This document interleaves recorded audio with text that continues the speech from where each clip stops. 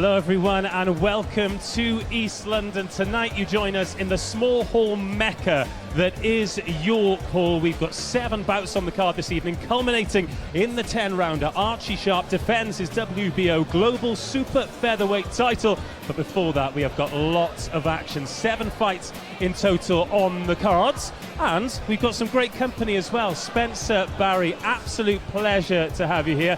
Spencer, you're all the way over there, so I'll start with you. We've had some big ticket fight nights since crowds have been allowed back. We've had stadium fights, but now we're back here at York Hall. It's a complete sellout. Truly feels like boxing's back. Of course it's back. And you know what? You can't beat York Hall atmosphere. You have certain places that are iconic to boxing, like you have the Blue Horizon out in America, in Philadelphia. This is the equivalent of it, but to see the fans being back, it's a great time. And you know what, Barry, I missed you, you know? Is the feeling mutual, Barry? I'm a lovable character, of course. Listen, with enthusiasm like that, how can you not love him? You know what I mean? But he's right though, this is the sort of a place where everything's wrong. It's too hot in here all the time for fights, but when you get a good fight in the York Hall, it's almost impossible to beat. And there's been some great fights and some great fighters over the years that have graced their presence here. Well, we've got some adventures this evening, that's for sure. We've got some fighters who are looking to push on to world title level. We've also got some fighters making their debut this evening. I look behind me, I see the Team Giles flags. He's going to be making his debut as a super middleweight. But the man you're particularly interested in, Shiloh DeFreitas, makes his debut this evening. He's got a heck of a story, and he's got an opportunity to make a name for himself tonight. He has an incredible story. His mother and father, Marcus and Mandy, they're actually very, very popular because they're on Gogglebox on Channel 4, right? But he's a very, very likable human being. All he's got to do is go produce what he has to do. He's won so many, he's multifaceted, he's won so many titles as an amateur. He was a Commonwealth Games gold medalist, junior champion. So he's got a lot to live up to. He's just got to go and do his stuff. Yeah, he won that title in the Bahamas. You talked about it being hot here in York Hall. I'm pretty sure it would have been warm over there, Barry. Let's talk about the top of the card then. We're going to see Tursunbay Kulakmet later, but Archie Sharp, he has been talking, he's been calling out some pretty big names, but he needs to get a victory here this evening. Sharp is like the champion at his weight, Shakur Stevenson, cocky, balding and arrogant. They're both the same sort of character, and rightly so, because they're both talented in their own right. But Archie Sharp hadn't put a foot wrong. He's got some good wins. Liam Woodstock was a great win, Phil, for him. You know, that catapulted him into our run. Declan Geraghty, that knockout finish that he had, that was just a phenomenal statement for him. He's there now, he's high up in our ratings, he wants our world title shot. This is the fight that he has to just be, as talented as he is, he can be a little bit untidy at times and give a fight an opportunity. He's so close to a world title shot, he's smart and clever tonight, and then he gets that, what he's asked for, Shakur Stevenson. Well, Shakur Stevenson, huge victory for him. Well, it was a couple of weeks ago now, wasn't it? You were talking before we went live about the quality of that performance. How brave is it of Archie to be calling out somebody who is at the top of his game and only going in one direction? No. It is brave, but that's what you're meant to do. You're a fighter. You have to have that confidence. You got to have that belief. You got that drive. Archie Sharp is very sharp, right? He's got skills to pay the bills. And he's demonstrated in a couple fights prior that he's got a heart to play the part. So that's what you're meant to do. You're meant to call out those guys, no matter how far-fetched it may seem, right? Live your dreams and aspirations, not your fears and desperations. Well, that is all to look forward to, but Pierce O'Leary opens the show this evening. Let's have a look at the tail of the tape. It is Pierce O'Leary versus Sia Ozgul. Ozgul, 21 fights into his career, a former Southern Area champion. This is a good test this evening, Barry, for Pierce O'Leary with that undefeated 7-0 record. It is, because Ozgul, we always remember Ozgul. We always talk about, you know, that really good fight he had against Victor Postol, but even though he lost, he did so well. And that sort of said what he was like. He's a hard man to beat, but he's on a losing streak. And I think it's hard to believe he's only 28, to be honest. And I think, you know, for Pierce O'Leary, who's a really evolving fighter right now, he's gone from being a puncher and an amateur to a boxer as a professional. So this is a good fight at the right time for him. This is O'Leary versus Ozgul to get this show on the road, and Ricky Wright is in the ring to get the fighters there. Ladies and gentlemen, please welcome your first boxer into the ring. From Turkey, Siha Ozgul! Staring at the world through my vision. Just looking back at the world from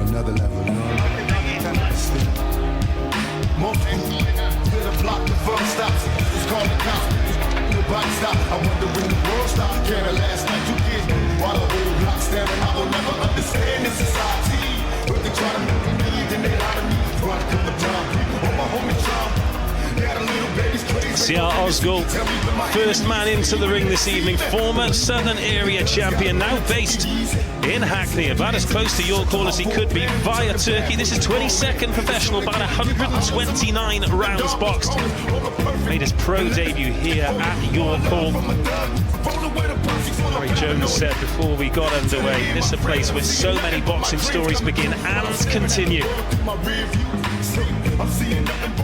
And now please welcome his opponent from Dublin, Ireland, Piers Big Bang O'Leary.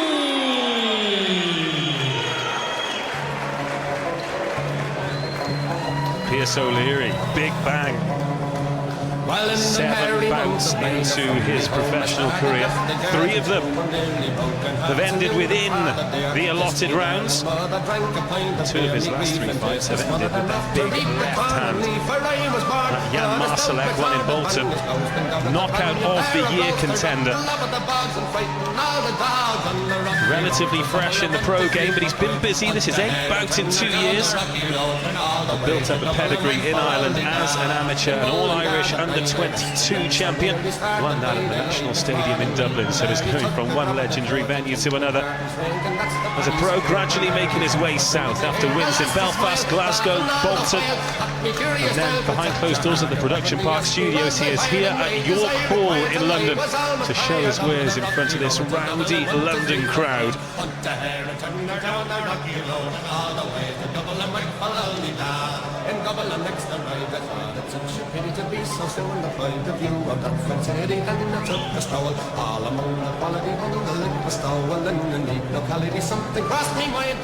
Live from York Hall, London. Watch globally on IFL TV and in the USA on ESPN+.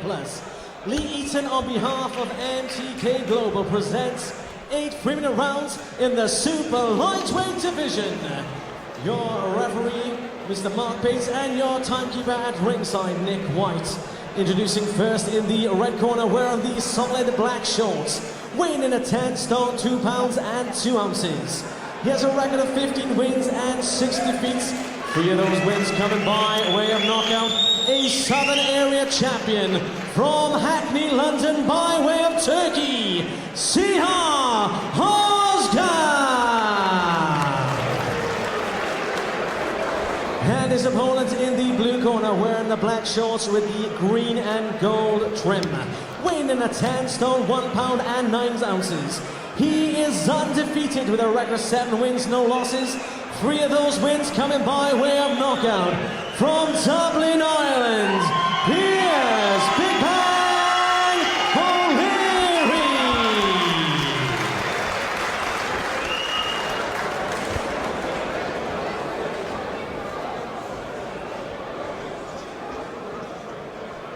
An 8-rounder to open the evening then. Piers O'Leary versus Siar Ozgul. It's an interesting one to get us started then, Barry Jones. Piers O'Leary undefeated, Siar Ozgul on the end of a few consecutive defeats. So on paper, Piers O'Leary the favourite, but Ozgul in front of a home crowd here in East London. He want to put on a show, do the business, and get himself back on the right path. Yeah, well, Ozgul's got to try and put here in the pressure, make him use that experience, and just try and make O'Leary panic a little bit early on and then settle him, but also not be careful and just walk onto a big shot from O'Leary, who, to be honest, as the fights have gone on in his career so early, he's improving every time. He really is. He's looking better and better. Alan Smith, I think, has done a great job with him. The right hand there from O'Leary. Well, you mentioned the right hand there, but it's the left hand that got everybody's attention. That knockout in this last fight, absolutely stunning shot up there in Bolton. That'll be something that Ozgul will be aware of. A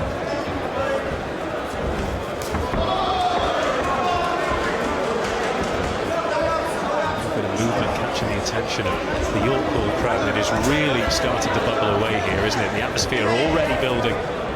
Got to be careful here. Osgood, the feints here of O'Leary, just making Osgood just hold his feet a little bit too long and not throw anything back, so he's in range every time. For O'Leary to let his hands go. Good left hook there though from Osgood there, just got caught with the body shot and landed the left hand over the top.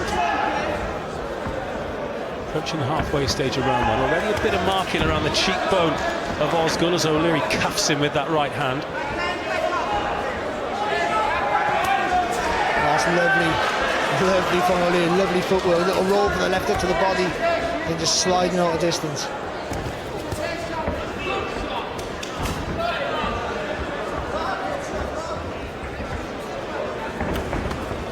Confident swagger about O'Leary, isn't it? I think he felt that body shot there. Osgood, just a little tap to the head there from O'Leary before he dipped down to the body.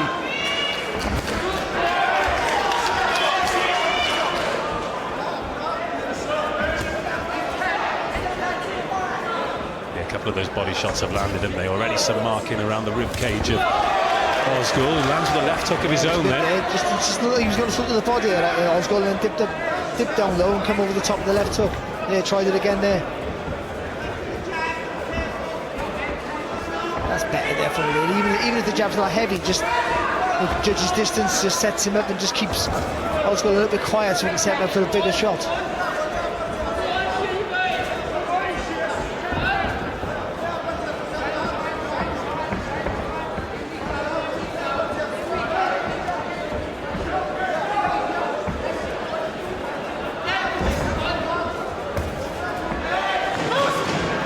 Few moments of an opening round. All that O'Leary will take confidence from as Osgood swings and misses with the left hook.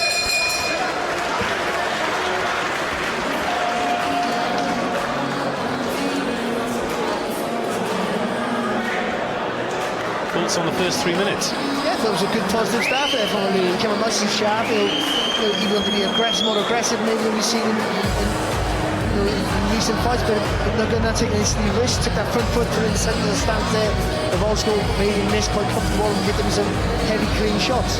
I think Osgood got a little bit relaxed at the end of the round and then come back to a little bit of his own, but still I thought a nice, good and clear round there for Pierce O'Leary.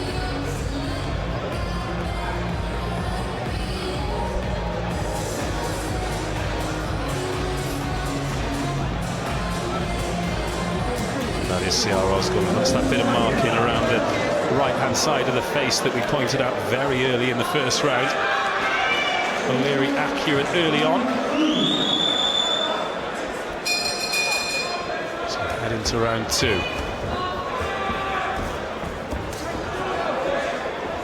Osgood sharp little left then before getting out of range, but need to see O'Leary trying to get that right uppercut in short, and Osgood not making it particularly difficult for him. Lovely shot there from O'Leary, just the shot you were talking about, and threw it. Lovely little right uppercut. The problem is Osgood has to put the pressure, he has to come forward, and the risk of that is that you do walk onto those uppercuts. But he can't do what he did in the first round, sitting on no man's land, just being picked off. Good bit of head movement previously there from O'Leary to get himself out of the corner. Goes to the body this time and then wins the jab exchange. Oh, good overhand right there from O'Leary. That one wobbled. Osgood. Didn't look like much on it. I just think he caught him on the back of the ear maybe, and just maybe scrambled the senses for a few seconds. He's recovered though, Osgood. It's a lovely measured approach here. Oh, it's a beautiful body shot from O'Leary. It's a really measured approach here from the young man. Osgood does not look comfortable out there at all now. His heels flat to the floor.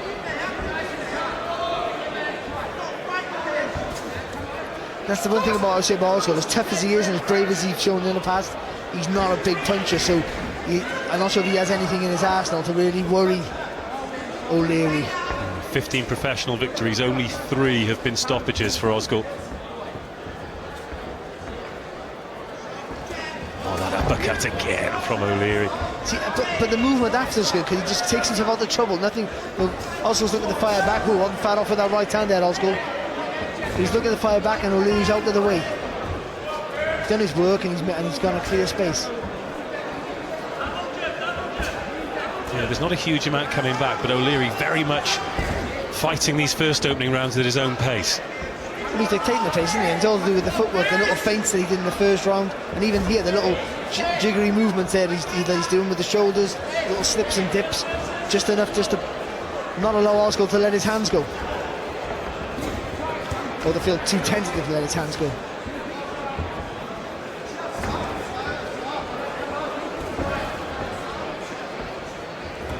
Yeah, every time Osgood throws something, something comes back in return.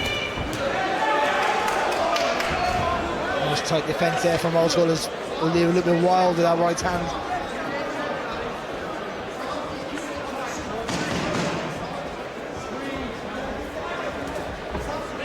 That's the jab. It'll either put him in his place and push him back, or it'll encourage him to throw from too far out. And that's what Pierce O'Leary needs to be doing more. 2 rounds in of the 8 schedule then here at York Hall. Take a look at some of the best bits of round 2. That was the shot that wobbled. Well, I'm not sure. Well, say wobble. I'm not sure if the gloves touch the floor. That's technically a knockdown, but I'm not sure if they can really see if they did actually touch the floor. It looked like he bent over. I think he might have just saved himself at the last minute. But either way, yeah, the right hand's causing the problems, I feel, for Osgood. And that looping right hand over the top there,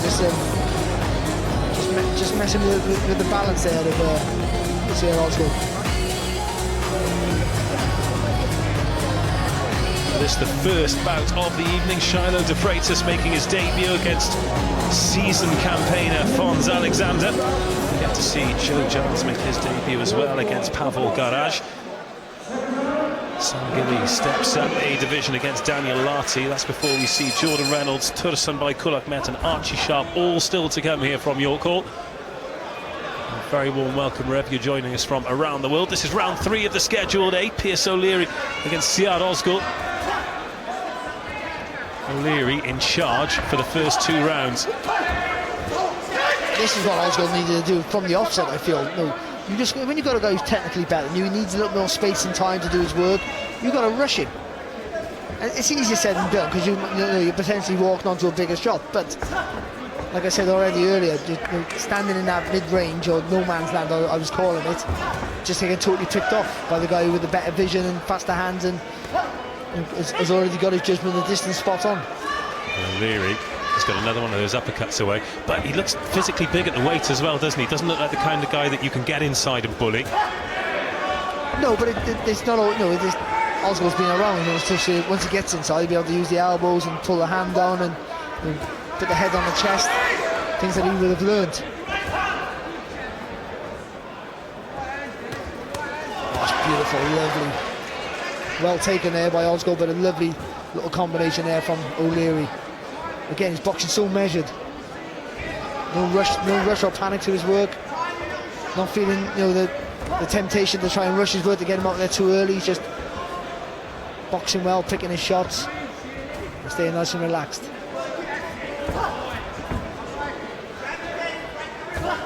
It's a solid jab there.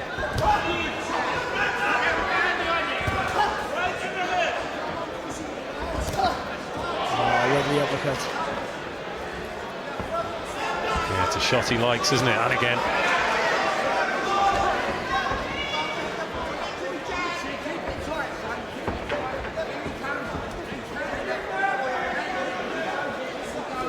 It's been difficult for Osgood to find moments, because all the good work that O'Leary has done going forward, he hasn't offered a huge amount of opportunity for Osgood to do that. Well, and what's happening is every time he throws Osgood, O'Leary's firing straight away, and usually with the better success. So you have to throw in flurries, which is, again, I keep saying easier said than done, and it is, but you have to change the tact. Again, you have to rush the work of the guy who's technically better than you. Osgood catches O'Leary with the right hand on the way out. Lovely, just a little step in there with the second jab there from O'Leary. Right hand to the body, and Osgood just seems to be slowing ever so slightly, but tries to get the right hand away, Osgood. And that's one thing he won't stop doing, is trying Osgood. We've seen that in the past. He'll keep plodding forward and trying to do his best to win the fight. 3 rounds down for Pierce O'Leary.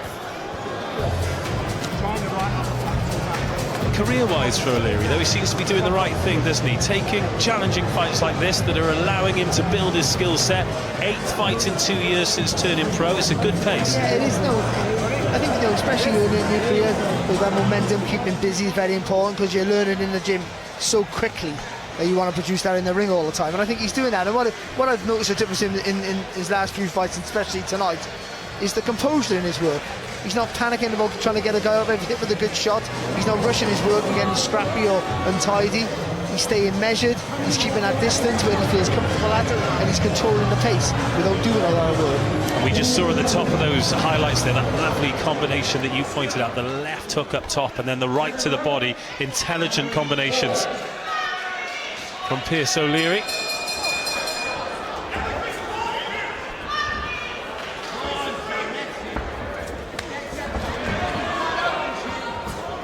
It's the same way again, the left up top and then the right to the body.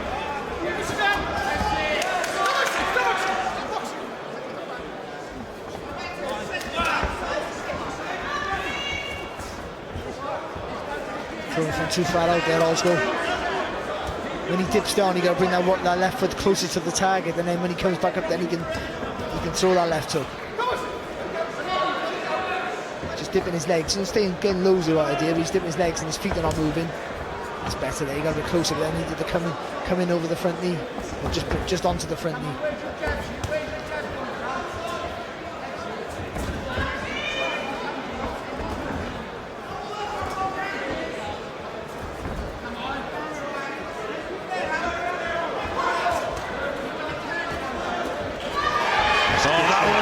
Osgood, and he touches down. I don't think he was. And he's shaking his head. I don't think he was hurt. I just think it was an uppercut that hit him off balance. It's a genuine knockdown. I don't think he's in too much distress. Still plenty of time in this round. It's a solid double jab there from O'Leary. Oh, great shot.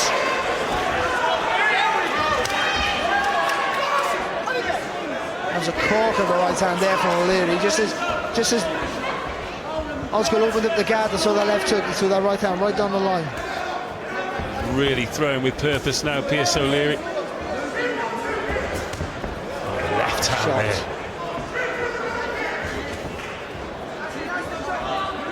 That hurt Osgood after, you can see there, he's just recovering up and disguising it well, but he's...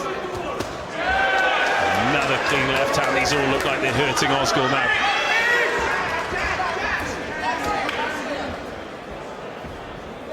And you've already talked about O'Leary's composure, but when you drop somebody with plenty of time left in a round, there is the temptation to jump on them. What are you asking me? Well, it is. You see it so many times. People rush their work, and that's when they get a little bit untidy. But again, he's always keeping that distance, the right distance that's comfortable for him. And having the confidence that if he keeps throwing the right punches, keeps looking at the right target, keeps that vision, that he will get the result he wants. That's brave here from Osgood. A good little fight back.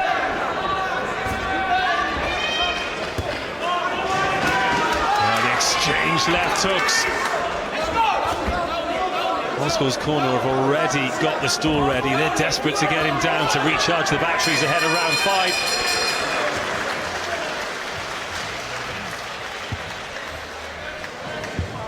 5. So Ciara Osgood down in the 4th. Pierce O'Leary confident and comfortable. As you pointed out, Barry Jones, not rushing his work, and as a result, some pretty clean work coming out. Yeah, I think he's boxing so well for the young man. He's in his 8th fight. It's a real good display here from him. And he's put Osgood in his place from early on. Let's be honest. There's a little short uppercut there as well from O'Leary. Well, it was the left hand that did the damage. That's the one that's ended 2 of his last 3 fights. Yeah, I don't think he was hurt though there. I just think it was a great shot that hit him. The uppercut hit his head back, hit him off balance, and he lost his foot in there, Osgood. But what came after that there was a real slow, precise, working over from O'Leary.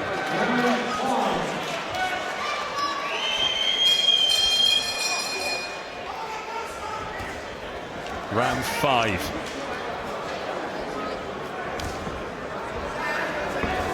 Osgood's going to get a positive result here. Something is going to have to change as O'Leary gets that right uppercut away again. Huge credit to Osgood. He has taken some shots here this evening. The thing with Osgood, you know you're never going to get anything but a guy who's going to come and try and have a go. But no, to be brutally honest, he's been second best in every department tonight. Still. Lovely from O'Leary, sorry, lovely from O'Leary there, a little jab, just a lean back, you almost wouldn't even see it. Just to make Osgood fall short with his jab and then came back with his own again.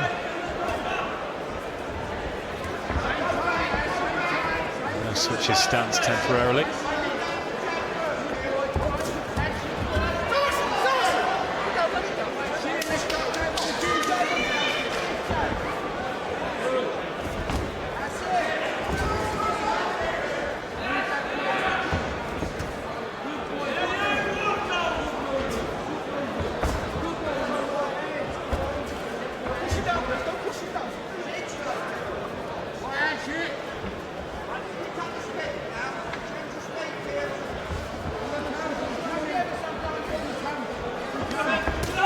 Big shot, Osgood.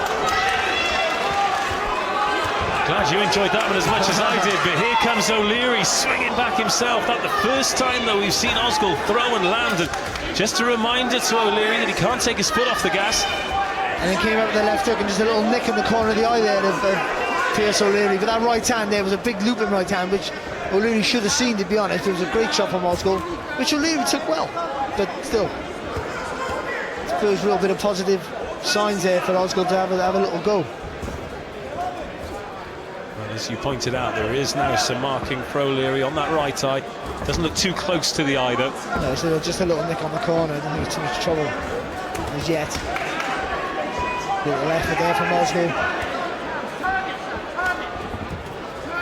The jab, but seems to dip in. He's got his head worryingly low for me, Osgood, at times. Trying to work that left hand now and try and open up that cut. That's a good jab there from O'Leary, just clip under the right hand. Good shot. Heavy hands from O'Leary. There's no cut for Osgood, but that side of his face is certainly more swollen than it was when he got in the ring.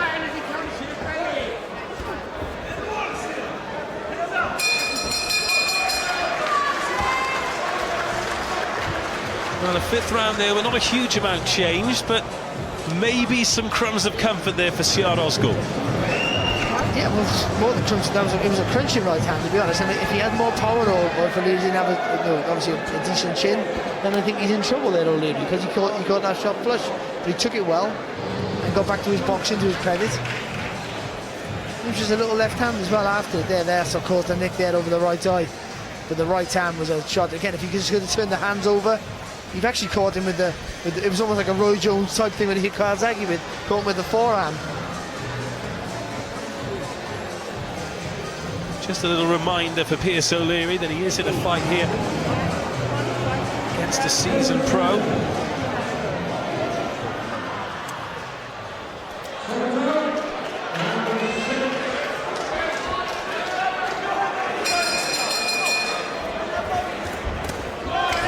Osgood comes straight out in round 6, tries to get that right hand away again. And I think that's what he has to do, and I think we were saying that pretty much from round 1, and it takes a lot of energy, but I just think you had to make it a bit of a dogfight. But then you don't want to walk onto left hooks like that. And the jab was sharp from O'Leary to follow it up. Well, good left hook there from Osgood.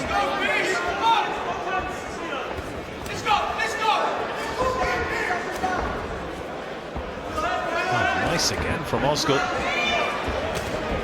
What do you think? O'Leary's just got his foot a little bit closer to the tag than he had in the previous round. I think that's allowing Osgood to land. Where before, he was just a little bit out of distance from Osgood to have any success.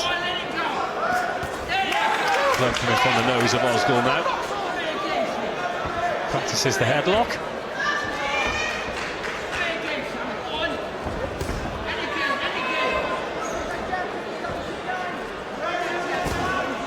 2 minutes around 6 to go here at York Hall. That's a lovely shot. Just a little turn of the body there from O'Leary and then throwing that right uppercut. Just like to see when he makes Osgood miss, rather than throw the single shot, just a two-punch combination. Oh, body shot there from O'Leary. Slapping off the ribcage of Osgood.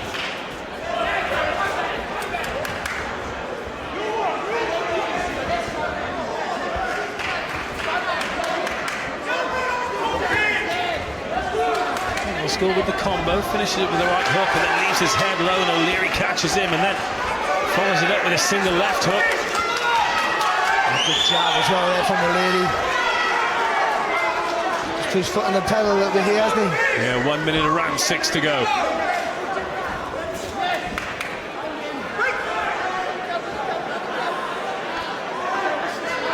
This has happened a couple of times this evening. Osgood looks absolutely exhausted and then just comes up with a really sharp move out of nowhere.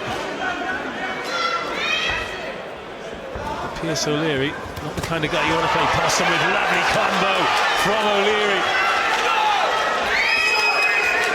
And what do we say, rather than the single shots, just put the punches together a little bit more, and that was beautiful.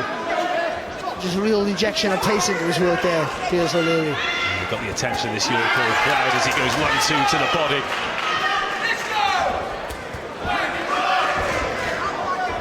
Oh, he dipped there, he come back with that right hand there, O'Leary.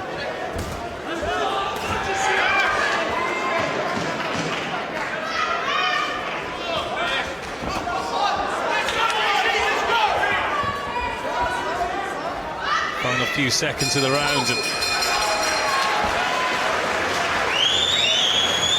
Osgood sits down. O'Leary too. And there just seemed to be a little bit extra spice in that round, Barry. Yeah, that was another hard round. It's been a hard fight, hasn't it, actually, for Osgood, and that was another really hard round. Took some heavy shots to the head there in that round.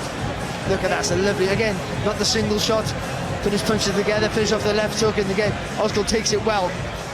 But backs him up, rocks him to the soles of his boots, and he has to regain his composure there for a little bit more of an onslaught there from O'Leary, who again picked his punches well, but when he throws his punches in combinations, in clusters, he looks a much better animal, much more dangerous animal. Osgood, of course, down in the 4th round, but he's done well to stay on his feet a few times in this bout, no more so than when he got hit with that left hand there.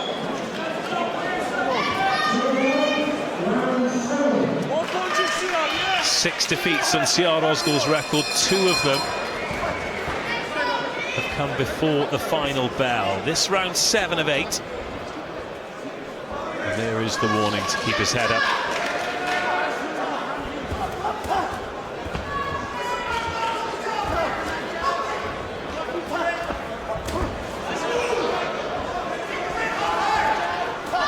That's the thing with Osgood, like he's not taking an absolute hammering, but he's been he's been getting hit with heavy shots in every round. You maybe think maybe we're pulling him out, but then he has a little burst of attack, doesn't he? He has a little bit of success. Although I'd imagine he'll probably need some aspirin tomorrow. Penultimate round of what's been so far a polished performance from Pierce O'Leary. That's lovely there. O'Leary just shifted the shoulders there, looking for the gap in the defence. Right hook to the body. Oh, and then the left as well. And Osgood somehow still on his feet, still calling O'Leary on. But the referee has seen enough as O'Leary started to turn the screw. Osgood has been punished for nearly 7 complete rounds. And the referee deciding to put him out of his misery. And Barry Jones, I don't think anybody can have too many complaints about that. Oh, that was a really impressive performance there from O'Leary. From start to finish, I thought it was a really good display. And it looked like maybe that Osgood was going to see the finish. But again, O'Leary never panicked, never rushed his work. There was never any doubt in his mind that maybe he was going to get that finish. He just stuck to his plan, picked his shots really well. The judgment of distance from the offset was really good from him. He got his range early, picked his shots, was making Osgood miss. Quite comfortable, especially in the early rounds. Osgood was having little spurts of success now and again, because we know how tough and how committed and brave he is.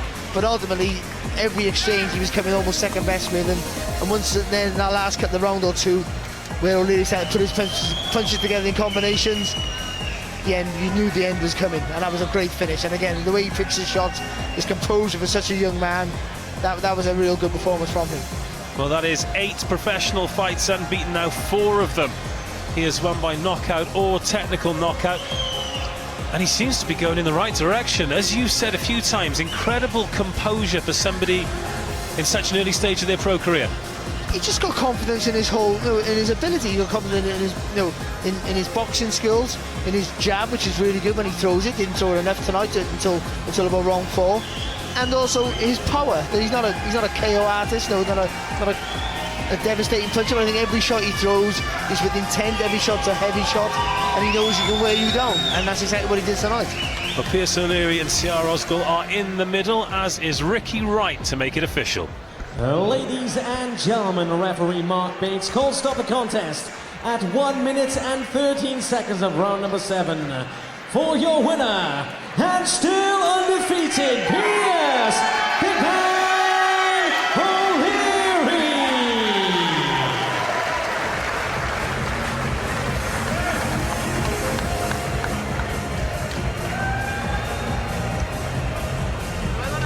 Highlights, Barry. Can you do highlights?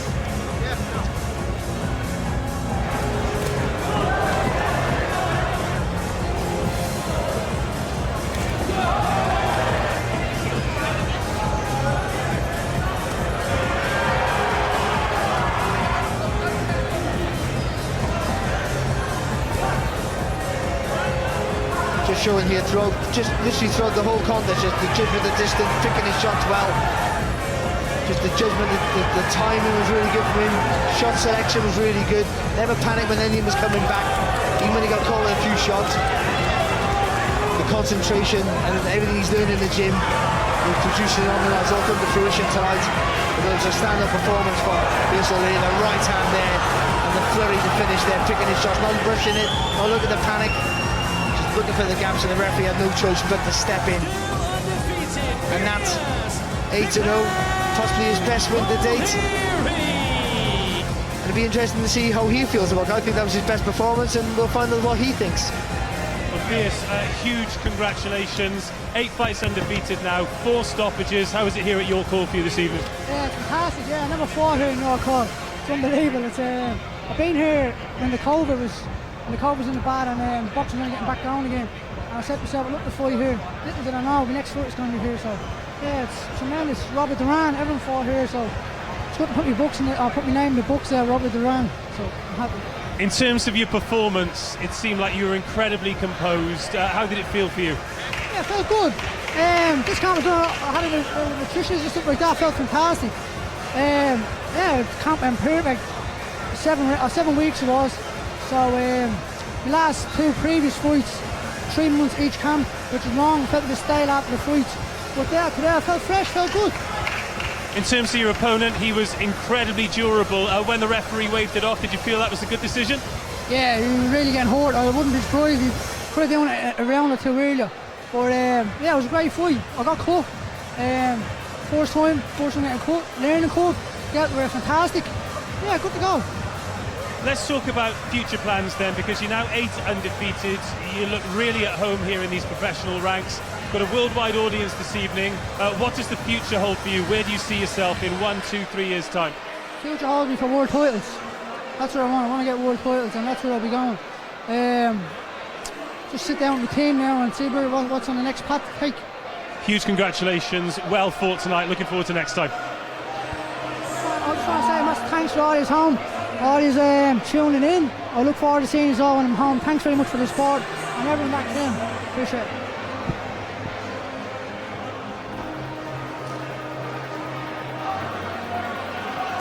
So next up, it is time for Shiloh de Freitas. He is making his debut here this evening. You've already talked about this place can launch careers, and he's got a massive opportunity here tonight, Spencer.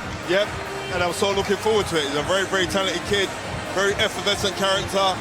He's just got his inner belief. He's now got to come out and he's got to portray that out when he goes into this ring today.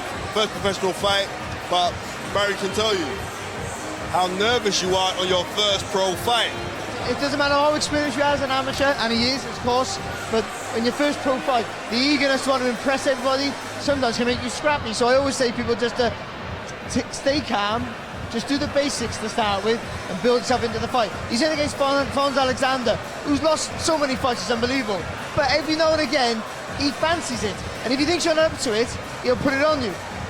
Well, this is the tale of the tape for the two men at very different stages in their career. Shiloh de Freitas, it is his debut. Fons Alexander, well over 100 bouts, but make no mistake, as Barry said, if he senses a weakness in you, he will exploit it. And a youngster in the ring for the first time, he cannot take this for granted. It is Shiloh de Freitas versus Fons Alexander, and here is Ricky Wright to get them in the ring. Ladies and gentlemen, please welcome firstly into the ring from Newark, Fons Alexander.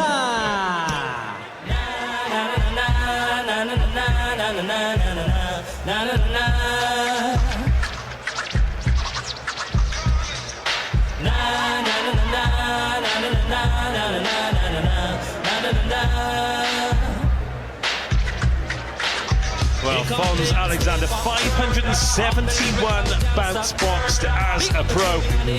Took 18 months off due to COVID, which is an incredible gap for a road warrior like him. But he's back here under the lights at York Hall. 7 bouts since firing the engine back up, and he's got another debutant this evening. And now please welcome his opponent from London by way of Jamaica, Sugar Shy de Freitas. Well, what a reception for a debutant, Sugar Shy. And what a place to make your debut as well, the legendary York Hall, the making of so many fighters. He's been trained as a very young man in Repton, just up the road, less than a mile from York Hall, in fact. As Spencer mentioned earlier, he's a youth Commonwealth Games champion. That was as an 18-year-old 56 kg fighter. And you learn a lot in tournament boxing, lots of skills, staying in weight. Of course, training in the heat of Bermuda as well. It's pretty warm here in York Hall, but we'll say it's a different type of heat. A lot less sunshine, but equally as much energy. On debut this evening, but already had a lot of attention due to those reality TV associations that we've heard about. They bring pressures of their own, but Sugar Shy is ready to go, fighting out of the TM Boxing Gym, and already with an incredibly welcoming fan base.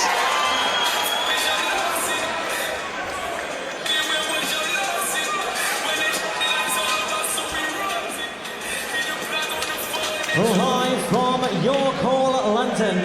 Watch globally on IFL TV and in the USA on ESPN+. Lee Eaton, on behalf of MTK, presents 6 preliminary rounds in the super lightweight division. Your referee in charge of the action, Chance Coakley, and your timekeeper, Nick White. Introducing first in the red corner, wearing the black and gold shorts, weighing in at 10 stone, 8 pounds and 4 ounces. Tonight he enters the ring for the 124th time. From Newark, Fons Alexander. And his opponents in the blue corner, wearing the black shorts with a white trim, weighing at 10 stone, 5 pounds and 8 ounces. Tonight he makes his professional debut from London by way of Jamaica, Sugar Shy de Freitas.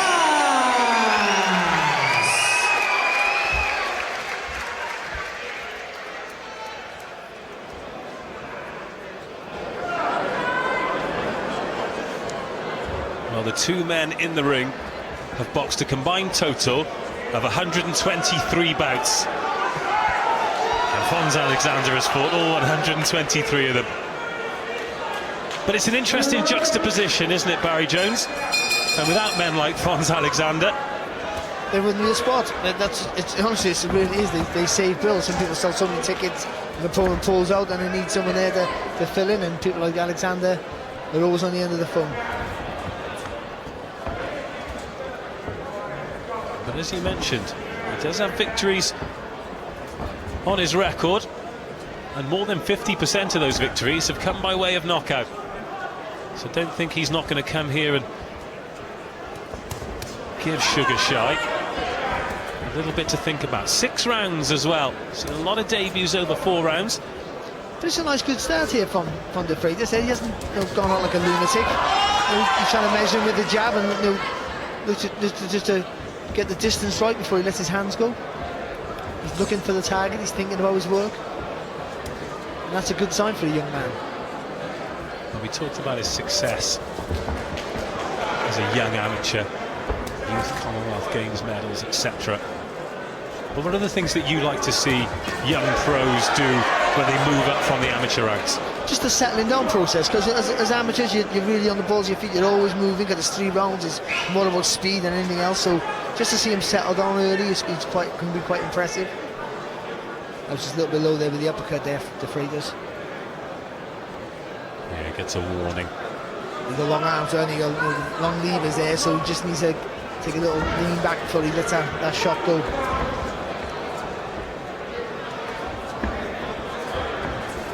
Looks like he likes to work behind the jab, Shiloh De Freitas.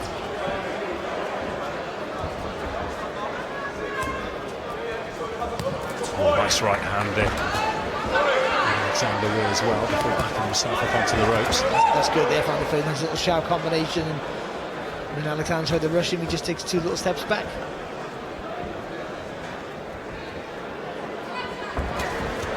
Body shot there from De Freitas as well, sends Alexander backwards, and the jab.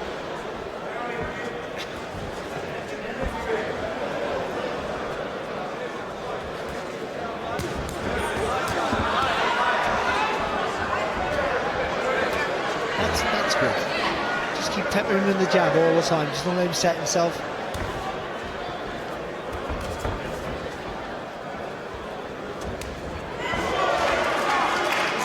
Some nice clean work behind that jab, De Freitas. At the moment, not a huge amount coming after it, but taking the opening round to settle himself.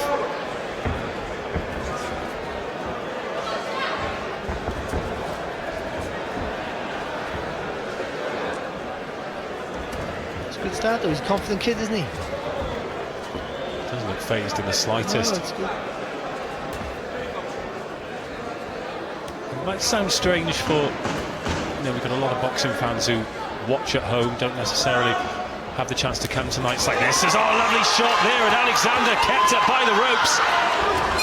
Nod of approval right on the bell, and Shiloh De Freitas ends on a high.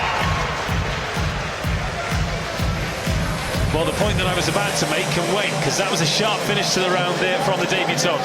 It's a good round all in general, to be fair. That's a lovely left hook there just from outside. Just again having the luxury of having fast hands and fast feet there, just to see the gap and be able to just dip down and explode out of that crouch stance into a lovely long left hook. And then Alexander having to use all that experience there just to stay low, bob and weave out the trouble. And then the bell went. The point I was going to make was about composure, because he sold a lot of tickets this evening. There's a lot of people who want to see him come and get his professional career off to the best possible start. And the obvious thing to do, and what we've seen with so many young boxers over the years, is they come out and they try and knock their opponent's head off straight away. We haven't seen any of those signs from Sugar Shy in those opening 3 minutes. No, he was very composed, and he worked, put everything behind the jab, and only threw when he seen gaps to land, so that was good. And he even did a little tippy tap at the top there to whip down at the body just to try and lift the elbows up, so he was always thinking as he's moving.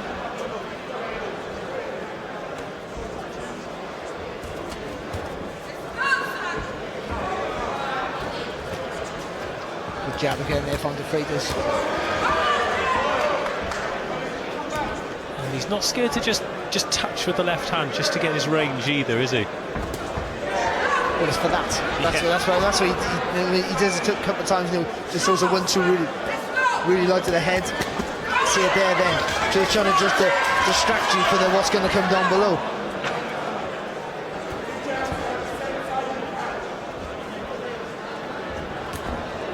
That's good right hand there from De Freitas.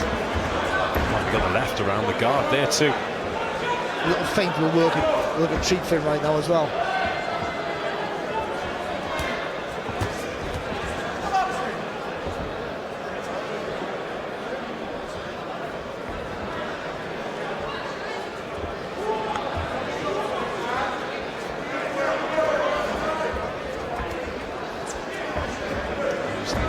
movement to make Alexander miss. And once that jab exchange, De Freitas. That's a great body shot there from De Freitas.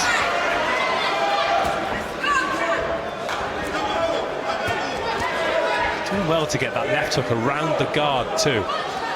Using the forearm as well there to De Freitas, better than I can say it actually. You know, just to keep Alexander from crowding the distance and holding on. He's using that forearm just to create space. Left hand there, right on the belt line of Fons. He's already been warned for one low blow. That's not a habit he wants to get into. De Freitas.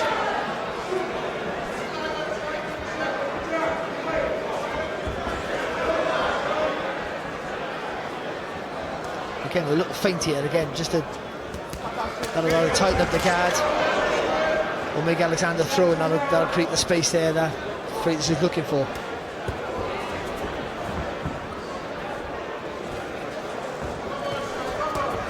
And what he is doing as well, without any effort, is making Alexander work. He's not giving Alexander any breathing space. The pressure's constantly on him with the feet.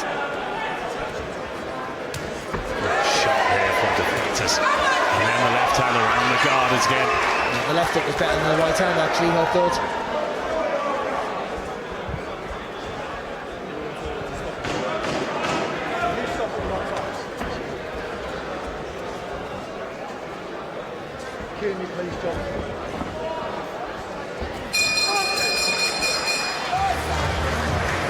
Two rounds into a potential 6 rounds.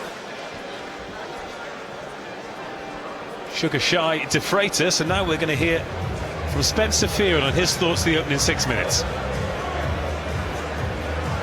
I think this has been very impressive so far from De Freitas. Shiloh's like, for his first pro fight, he's boxing like he's an old pro, but we cannot take nothing away from what Alexander's doing, because he's sneaky, he's an old pro, he knows how to survive. I'd like to see Shiloh now pick it up a little bit, and maybe this cause a stoppage, but don't get too wild, don't get too erratic, but don't try to be too polished either. But very good. He's won the first 2 rounds. He's just got to keep this up.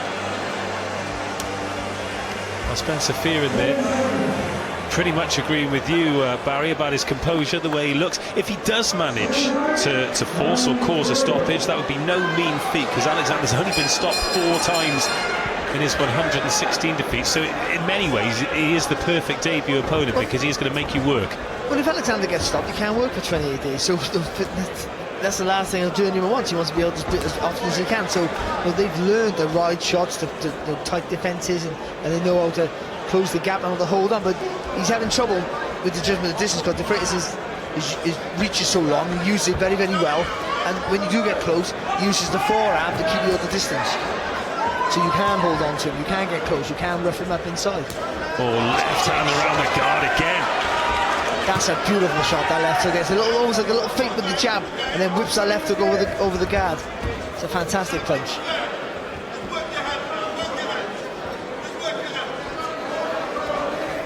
And he was using the hands on the way back there, almost like a playground bully, to keep Alexander where he wanted him.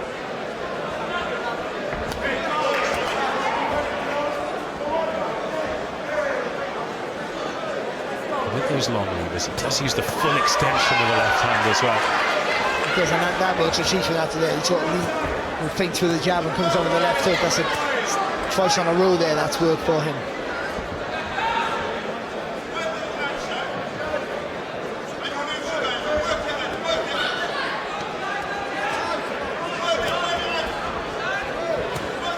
Left hand again. Chance to follow it up with that right uppercut. Again, just the advantage of having those quick feet there from De Freitas. The fact that he threw that left hook, he was moving back, but he seen the gap, but he can just quicken the feet up and jump in the distance. Just saw there, last minute, he saw that the right hand wasn't on, so just aborted instead of overcommitting and leaving himself open. Certainly a lot going on in the top 3 inches for Shai De Freitas. Lovely uppercut in that combination as well from De Freitas. Again, the punches, the shot selection's been fantastic from him for someone in their debut. But what's been impressive is the pressure with the feet that he's caused. For example, oh, look at this as well. spinning around the target there to the throwing shots.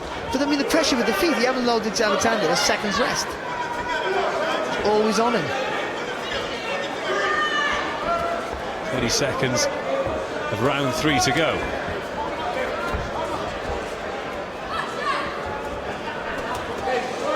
Nice ripping right hand there again from De Freitas.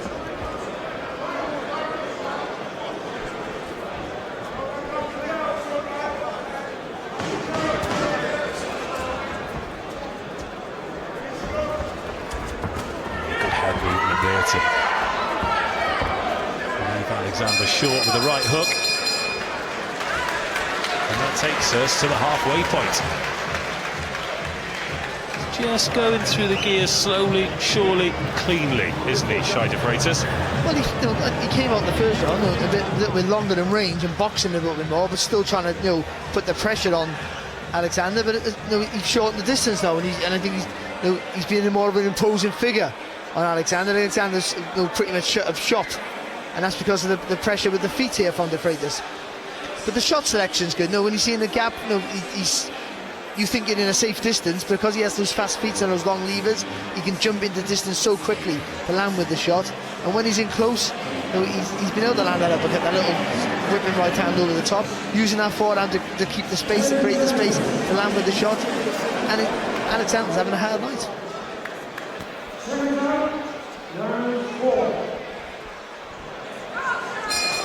Round 4, 6 scheduled. De Freitas on debut against Alexander in his 124th pro bout.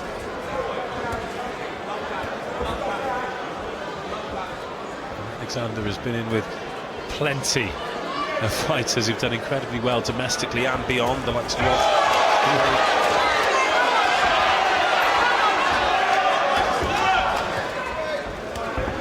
right hand on the way out from De Freitas.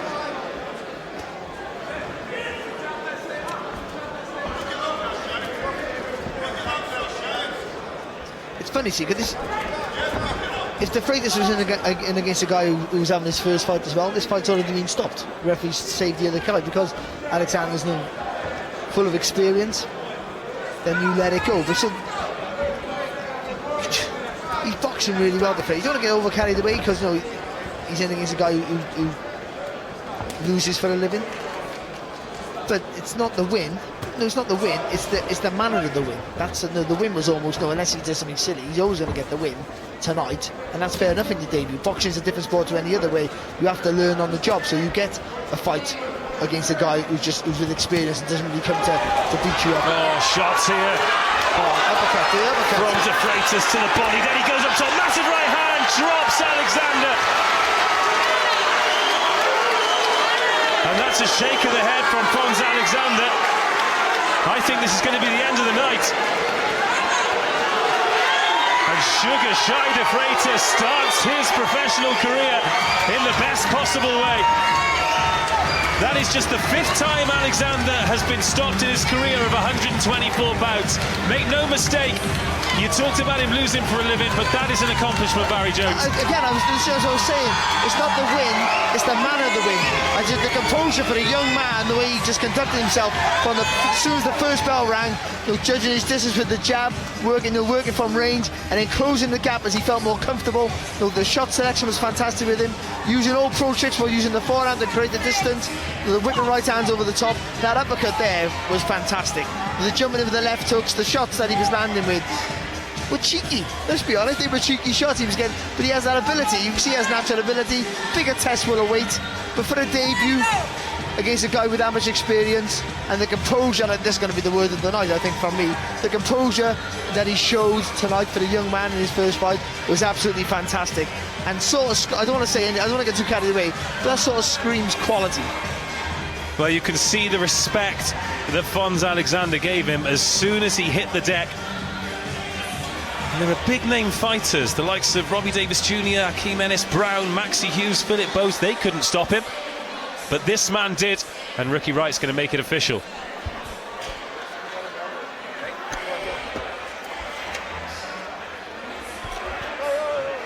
Ladies and gentlemen, referee Chaz Coakley calls up the contest at 1 minute and 37 seconds of round number 4. For your winner by countout, Sugar Shy De Freitas.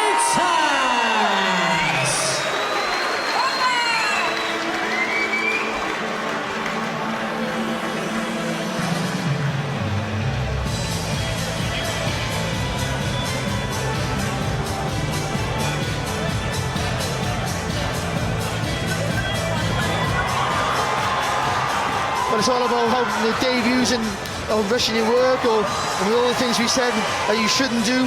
And this kid didn't do any of that. He was composed, focused, sharp as attack, picked his punches really well, just screamed quality with everything he did. Against a guy, again, who doesn't always come to win, but comes to give you a hard night. And it was anything but here from De Freitas. It was so easy for him. Found his range early, that jump into the left hook we see there. Always knew where he was, always knew where the target was. Always looking for the next big shot and using the footwork to put Alexander under pressure from the offset. Emptying that tank and that uppercut there. Even Alexander himself, when he was on his knee, nodding the appreciation, saying, I've just been in with a quality kid here who I had no answer to. And I just thought that was a real stand-up performance here from young De Freitas. And so you always get a bit of excitement to see a young man with star quality embark on their professional career, where they're going to end up. And if that's a taste of what's to come, then there's going to be some good nights ahead.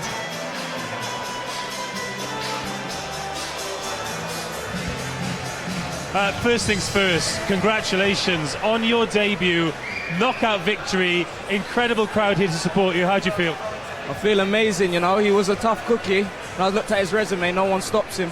You know, I see him all booking fights after me, so I had to prove a point today, you know. What about that reception you got on the way in? It was amazing. I invited a lot of family and friends, you know. It's a buzz. I was calling the fight with Barry Jones. He was impressed with what he saw this evening, impressed at the fact that it's your debut. You showed such composure. We saw a real repertoire of punches and movement. Is that what we can expect from you moving forward? You can expect a lot more. I was just kind of warming into the game and whatnot, but you're going to expect a lot more from me, you know. Well, can you tell us what we can expect then? Because it's a debut, the sky's the limit, you already have a great following. Where do you see yourself in 6 months, 12 months, 5 years? I'm taking every day as it comes, you know, step by step, fight by fight. I'm going to see what the future holds. What about the different pressures that come with fighting? A lot of guys, when they make their debut, nobody knows who they are. People know who you are already. What kind of different pressures has that added to the start of your pro career? Good pressure. I like pressure. I perform under pressure, so I'm just enjoying every day as it comes, you know. And tell us about the people that you're surrounding yourself with. Have you got any targets for people you'd like to fight in the not too distant? Boy, I want to put the division on notice that Sugar Shy is in town, so whoever, whenever, however, you know, taking every day as it comes, literally. Huge congratulations. Look forward to following the journey. Well played.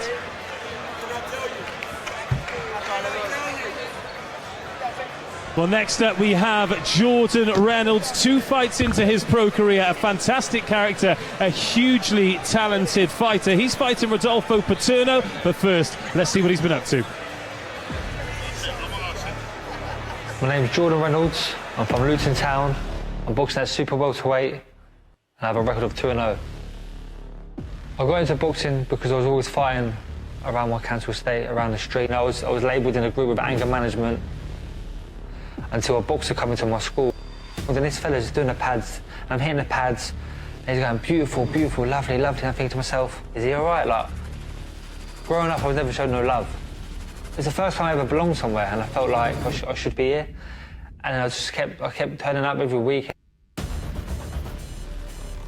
I had a remarkable amateur career, if I'm honest, from starting boxing at only 16, had 112 fights, 98 wins. Winning his senior ABA titles, I was England captain. I never lost for my country for England. Gradually moved up to Team GB, the Olympic team. I've served them for 4 years and just missed out with the qualifiers. I'm not the most talented, I started late, but I stick at it and I work hard and I eventually get there. So my next fight is at the famous York Hall, Bethnal Green. It's like my debut again, but this time it's with a crowd. Now we can get the real support behind me. I've done over 350 tickets already. It's only right that I come out and entertain. Another win here means everything. Each fight is a world title fight. When you come from working class and you're a Kansas State kid, boxing is a way out for us.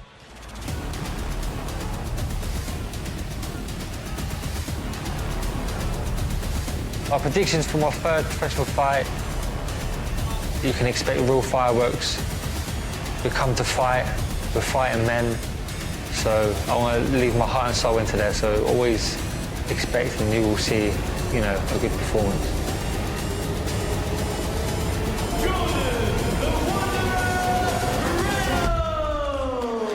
Yeah, applause. Well, Jordan Reynolds there, a very interesting character, but more importantly, Spencer, a very, very talented young fighter. He's a very talented guy. He punches at range. He's very good, like long arm punches. He digs really nice to the body. For a guy who's very tall, he's got a good body attack. This is the second fight that I'm calling of his now, so I'm growing accustomed to seeing him. He's working alongside with Al Smith, Eddie Lamb. They're very good. They're very, very meticulous. So all he's got to do is keep on improving, and he's got to improve tonight, and I want to witness his improvements. Well, this will be a bit of a home from him. He's a big West Ham United supporter, a Luton boy, but he loves East London. Let's have a look at the tail of the tape then. He is 2 fights undefeated. Rodolfo Paterno, his Italian opponent this evening. The first time he's come to York Hall. And make no mistake, he'll be coming to win as well. He doesn't want to make it an easy night for Jordan Reynolds. No, because I've watched him twice on YouTube. He's a very, very game, gutsy guy. Do not get fooled by his record, but this is also Reynolds' his third pro fight, so they're going to both come to win, and this is going to make it exciting. But I like the things that Jordan Reynolds does. He's got to prove, he's got to impress us, but more than anything, he's got to impress himself.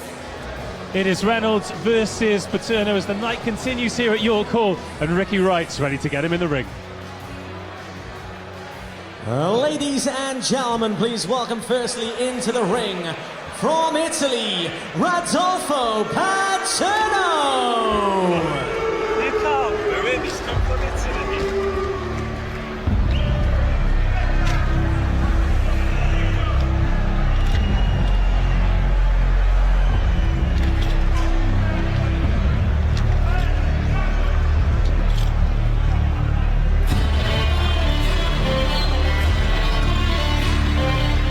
Rodolfo Paterno arriving from Sicily. The first time he's boxed outside of his home nation. He's been busy as well. The third time he's been out in 6 months. He lost on points to Alessio Mastronuzio in a 6-rounder in April, and then picked up a 3rd-round victory against Fabrizio Ferreri in July. So his first bouts all taking place, as I said, in his native Italy, looking like he's using his talents to make a name for himself across Europe, and what better place to do that than here at York Hall.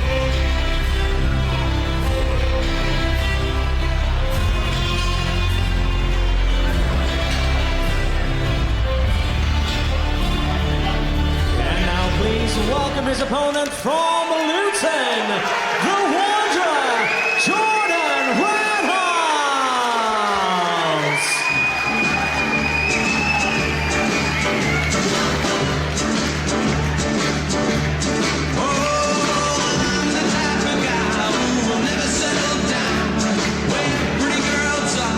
Just the 3rd pro bout for Jordan Reynolds, but make no mistake, he has had plenty of experience in the ring. Over 100 amateur bouts.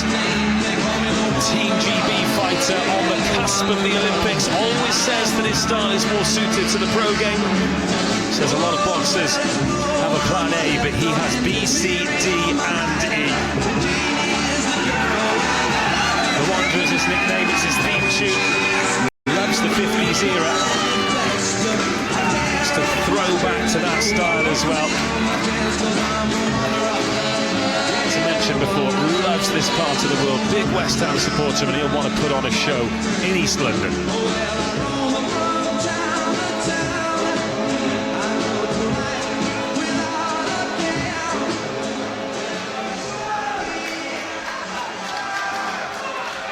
Live from York Hall, London.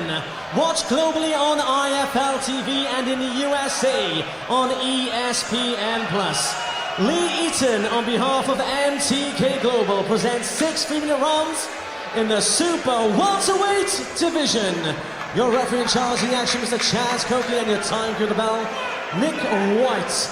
Introducing first in the red corner and the black shorts and the green trim.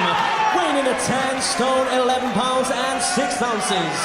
Here's a record 2 wins, 4 defeats and 2 draws. From Italy, Rodolfo Paterno. And his opponent in the blue corner, wearing the white and sky blue shorts, weighing in at 11 stone, 3 pounds. He is undefeated with a record 2 wins. From Luton, England, the Roger, Jordan Reynolds.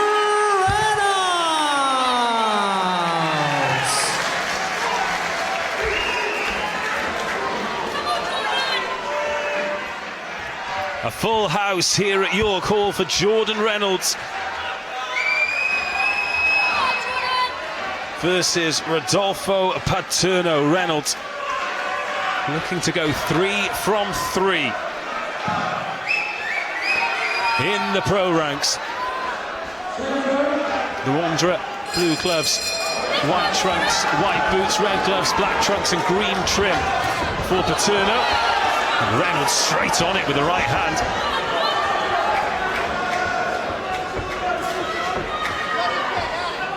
A little welcome to England there for Paterno.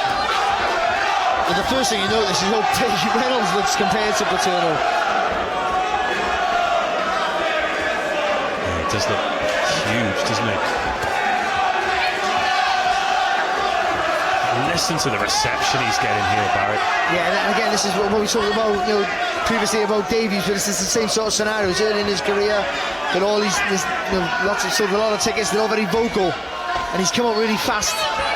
But he's still got to keep his composure. He's still got to keep in his mind, not to rush his work, not to get carried away, but to keep working on the fundamentals, work behind the jab. It's good work there. A little lean back there with the left hook as he after he's for the right hand there, Reynolds. Well, Paterno throwing the left hook more out of hope than anything else. Right hand in and out there from Reynolds. Just a little turn, little screw in that shot one there, and that right hand there from Reynolds. Good left hook there as he stepped back, and usually you have to get your foot on the outside to get that advantage of being able to land the jab with the southpaw, but when you're so much bigger as Reynolds is, you can sort of get away with it. Look how big he is around the back. He looks enormous, doesn't he? He does, yeah. So that's a good 2 right hands there from Reynolds. Oh, then back comes Paterno. Lands a shot of his own, but already marked around the face, Paterno. Yeah, there's nothing on the shot. It was a right shot, and if he had a bit more power or a bit more turn from the waist with the punch, it would have had a bit more of an effect. It's a lot of upper body movement, but not a lot of lower body movement from Paterno. Wasting a lot of energy, then gets caught with a heavy left hand. Doesn't want to spend too long in that corner. Good right hand there from Reynolds. I just think he's stepping a bit too close, Reynolds, with the front foot. You've got the longer reach there. He can turn from the core. He can keep a safe distance and still land a big shot. Got caught with the left hand there, and that's because, again, I think he's just his feet a little bit too close to the target. Paterno backing up onto the ropes, and that is over. 2.5 minutes of round 1. Paterno stunned onto the ropes. And an easy night's work for Jordan Reynolds.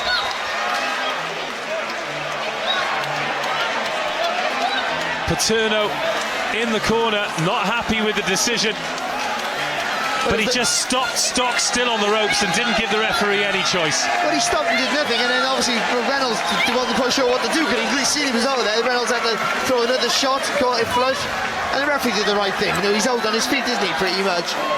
And also, it wasn't even as if he was in the fight. He was getting sort of beat up anyway, and then that just adds to the whole feeling. And then he takes a big shot and does nothing and looks out on his feet. The referee had to step in. He did the right thing. Well, particularly with no standing counts, that could have got quite ugly quite quickly for Rodolfo Paterno.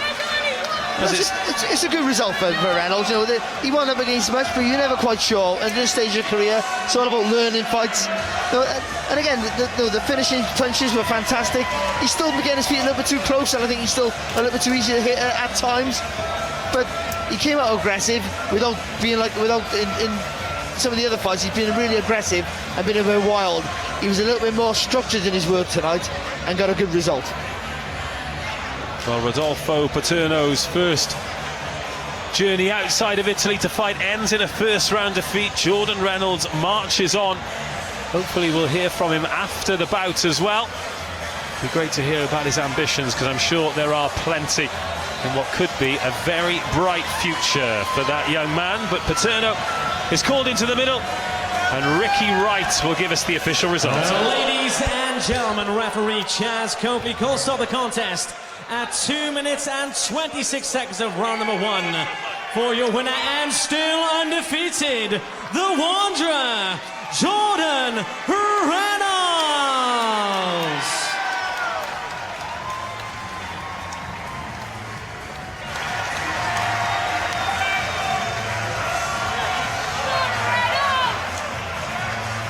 That's win number 3 there for Jordan Reynolds, who's on a bit of a roll here now. Nice and relaxed here tonight.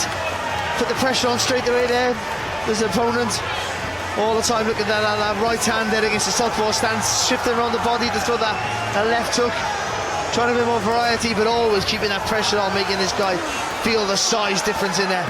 And he did. And that left hook there, as Paterno was trying to throw, was a great shot.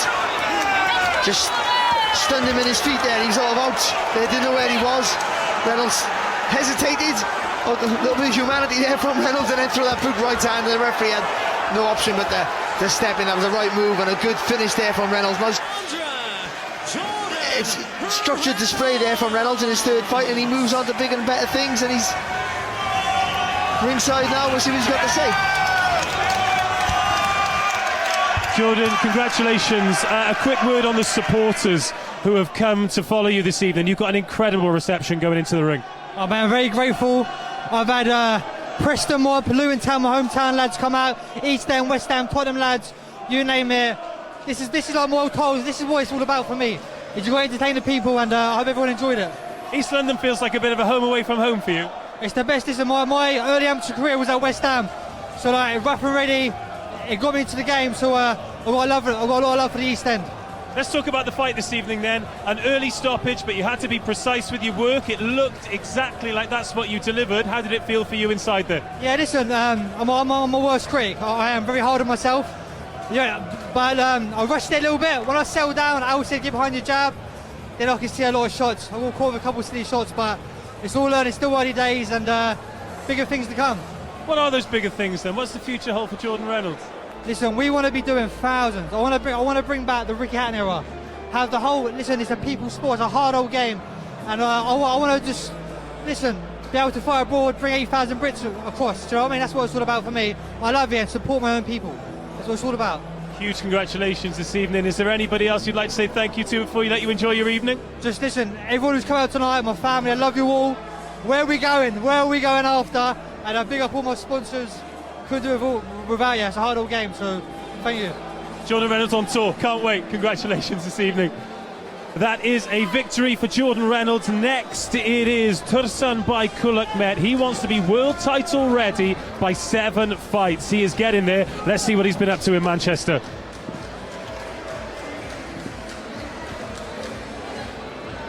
So next up, Tursunbay Kulakmet. But before that, let's have a chat about Jordan Reynolds. 1 round this evening, but he was very precise, he was very accurate, and he did what he had to do. And you know what also he's got? He's got very precise hearing, because we were saying what he had to do to impress us. He's all the way over there, he heard us, and he... Wow. Very impressive, because that's his first stoppage win. Well, you always knew that he had that in him, but what I was impressed with was his poise, how he waited, he stuck his jab out, he waited to throw the right hand against the southpaw, put his foot outside, threw it straight down the middle. Really precise performance. And you know what? If he keeps the focus, we don't know where he could go, but it's exciting that he's doing it on the MTK Global ESPN show, and we can get to see it. Well, let's talk about a man who's in a kind of similar position, really, because Reynolds had a great amateur pedigree, as has Tursunbay Kulakmet. Well over 100 amateur fights. They're talking about him being world title ready by 7 bouts. This will be his 5th this evening. He really does look the business. He does. He is the business. I've been out in Dubai, I've seen the guy fight. When he's been over here, over in Bolton when he's fought, he's got a very good team behind him. Like, Jamie Moore knows boxing. Nigel Travis knows boxing. So he's encompassed around that. So he's incubated, he already knows, he knows how to fight. He's a tough guy, incredible amateur experience. Now, he's just been, they're roughing out, they're sanding out the rough edges in him to make him more complete fighter. Very good southpaw, I like him a lot. And he's all business, all business. Well, he will be doing the business in the ring behind us shortly. As you mentioned, he is training up there in Manchester with Jamie Moore and Nigel Travis. He's been in camp with Carl Frampton. His grounding is second to none. Can he get to that world level in the time scale that they think he will? This is what he's been up to. This is Tursunbay Kulakmet. Hello, I'm Tursunbay Kulakmet, WBC international champion. They said that Tursun was looking to move to the UK and locate over here. I looked into him and I was more than happy to take that on because he's a fantastic fighter. Nigel, Jamie, no good. Nigel, Jamie, very, very, very good. I was talking to Tursun's manager from Kazakhstan actually, and he said, when you look at the UK fighters, maybe you'll get 1 fighter in 10 who's a good fighter. He said with Kazakh fighters, there's 7 out of 10. As amateur, I have 300 fights.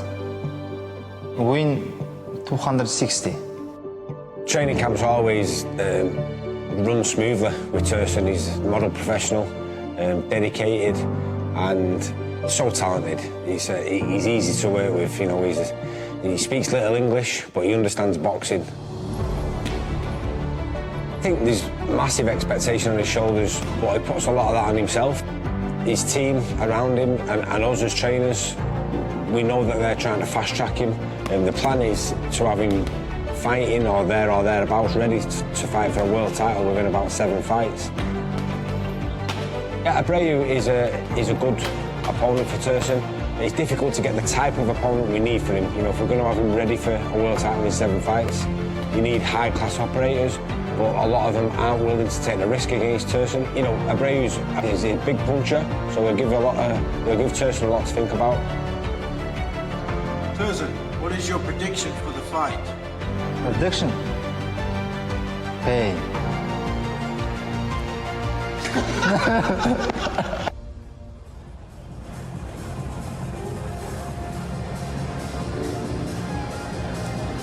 Well, a bit of laughter at the end there, Spencer, when they asked him his prediction for the fight, and he said pain. But Juan Carlos Abreu, 23 professional victories. He's used to pain, he's used to quality opponents, and this is not an easy night for Tursunbay Kulakmet this evening. No, it's not. You can see, like, in his last fight out, this is a really good measuring stick because I've got Bruce Innes as a very, very precocious talent and on the fringes of world titles now, right? Even though he's a weight below, so this is a very, very good measure stick because if you look on Kulakmet's, this is his 5th fight. So what a measuring stick, and then we're going to see, does he deserve to be in the way that we're calling that, yeah, this guy's meant to be fighting for world titles. I personally believe that he'll be ready for it very, very soon. Well, we're about to find out. This one's scheduled for 10 3-minute rounds. Let's get Ricky Wright to get him in the ring. Ladies and gentlemen, moving on. This next one is for the WBC International Championship. Please welcome your first fighter into the ring, the challenger from the Dominican Republic, Juan Carlos Abreu.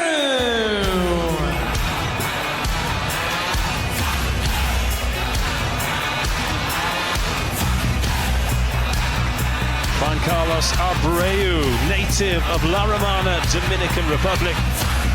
And 19 of his 31 bouts have taken place there as well. But has travelled away from home and won before in Colombia, Puerto Rico, Argentina, USA.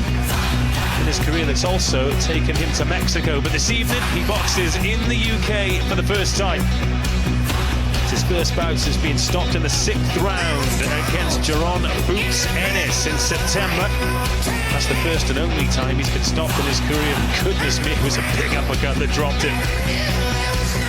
Prior to that, fairly colourful life. Boxing doesn't faze him. He's a very relaxed figure. Will pose more than a challenge this evening. Ladies and gentlemen, please welcome into the ring the champion from Kazakhstan, Zabrapushalovit, Tursunbek Ahmed.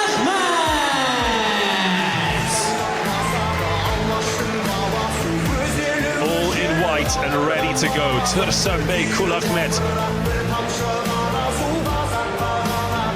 Followed into the ring by the Kazakh flag. Huge expectation around him. As Jamie Moore said, most of the expectation he puts on himself. The plan to have him fighting already for a world title within 7 bouts. And tonight is the 5th. We'll have another good idea of exactly where he is. Of course, when you're looking to be fast-tracked to world level, you need to be in with good opponents, and that is what Juan Carlos Abreu will be for him this evening.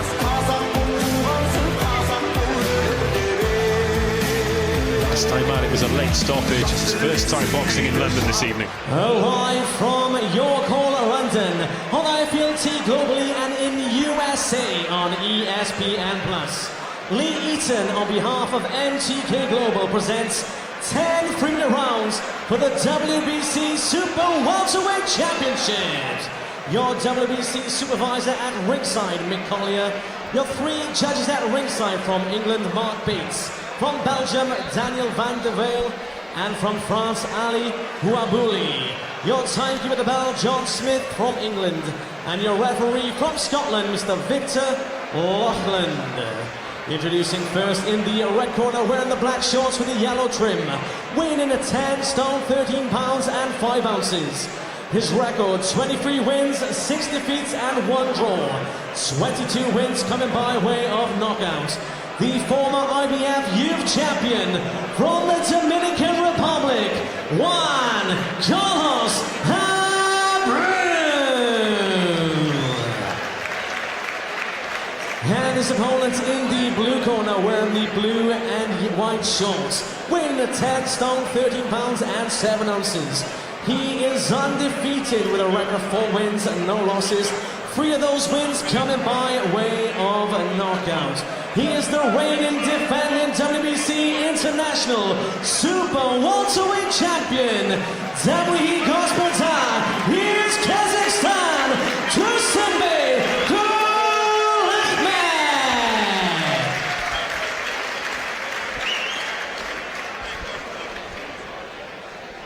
Okay, gents, you know the rules. Remember, obey my commands at all time. Defend yourselves at all time. Touch gloves, God bless. Let's do it. Touch them. Tursunbek Ahmed versus Juan Carlos Abreu. 10 rounds scheduled. Ahmed defending his WBC International Super Welterweight title. There was a green belt held above his head, but he wants the green belt. 4 fights so far. 3 have ended by way of knockout. 300 amateur bouts, 260 victories. But with all the quality at the top of the division, don't think it's going to be as easy as they're making out. No, he's not, but you know, he is tremendously good and gifted, and that just goes to show, you know, the strides he's made already after only three professional fights, and they're looking to move in fast, and this is the perfect opponent to prove that he is, you know, going in the right direction, I would feel. 23 professional wins for Abreu, 21 of those by knockout as well, so he can bang, that's for sure. Only been stopped the once, but that was in his most recent bout. And Ennis really put it on him, but he still picked himself up off the canvas 3 times before it was waved off. We were on commentary for Tursunbai's last bout, Barry. Just takes his time, doesn't he? Not in a rush for anything. No, I just want to say that the referee, I think the Loughlin's already noticed that they stand on each other's feet, especially Kulukmet has really stood on Abreu's feet all the time. His front foot all the time. See, Abreu there, who for street fighters, they'll lean into the side, they'll lifting up that left hand there, just daring you to commit into a combination when you're not comfortable. But someone like Kulukmet, I don't think he'll fall into that trap. He's a guy who just really takes his time. Yeah, they are quite literally toe-to-toe, aren't they? Just see it in the shot there. Kulukmet gets the left hand away. As soon as he stood on the toe, then took his right foot on the outside, then threw that left hand down the guard.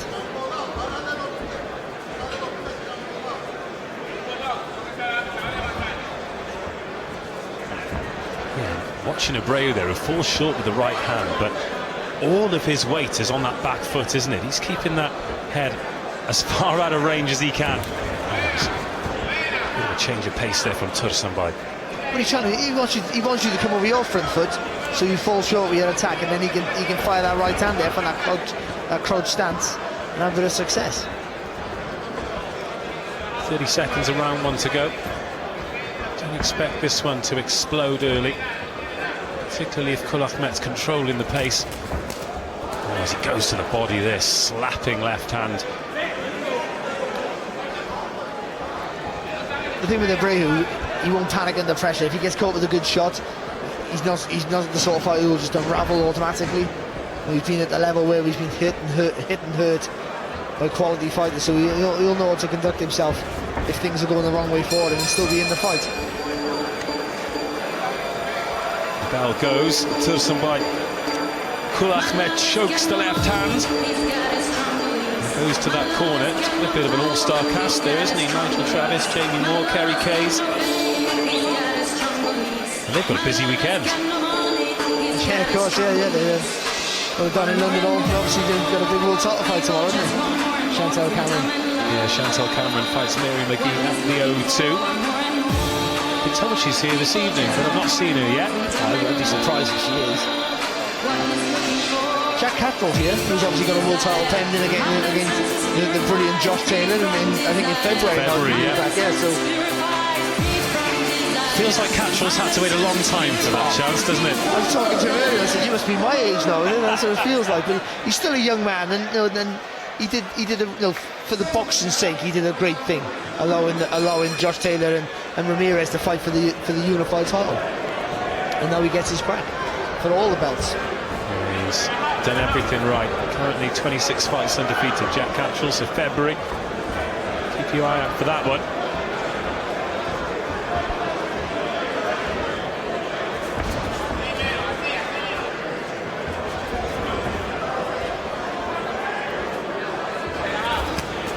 Kulukmet tries to get the left hand go and then just steps out, lands a left hook in the clinch, and another one as well. Kulukmet just giving Abreu a little taste, and Abreu comes back with the right hand of his own. But Abreu clipped him a couple of times with the right hand to the chin there.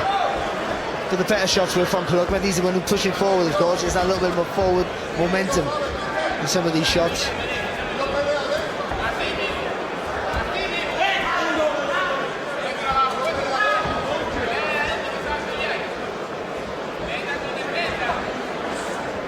Watching those lead feet, and it is just a competition to see who can get on the toe first. Oh, big shot from Kulukmet. Left hand drops Abreu. Again, that's not a shot that he's really seriously hurt with. That's a shot where he gets the foot on the outside, hits him square with that left hand, and then your balance is gone. Great technique though from Kulukmet, really was. And again, he can play the waiting game. He has such good vision and good technique that he can play this waiting game here. He knows when he throws the shot, it's correct and neat, and he usually always hits the target.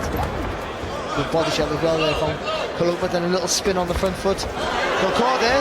Got caught with the right hand, Kulukmet. Oh, and then Abreu catches him, swings again, and Kulukmet has to swing his way out of trouble, and then just pushes Abreu away. Well, that's woken him up. I don't think he's fully found his feet, actually, Kulukmet. Abreu. He's coming around the corner with a glint in his eye. He senses something here. I think he just caught with the right hand as I was coming forward. As he was throwing, I think it was. This way, Abreu's got to jump in and out before he gets the weight under his feet again, but then he goes back to picking him off. Well, we talk about how Kulukmet is very patient and goes about his work. Do you think rushing him is the best way to get to him? Well, you have to, yeah. You take a risk of getting caught there. But of course, I say this all the time about guys who are technically better, who want just the times to set up the quality attacks. Then you have to get them unsettled.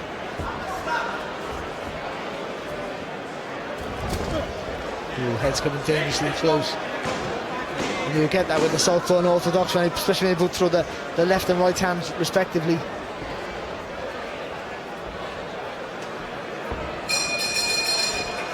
Well, round 2 completed, and both men with something to think about. Abreu's been down, but doesn't look too bothered. And Kulukmet caught. We're going to hear from Spencer Fearon and what he thought of the opening 2 rounds.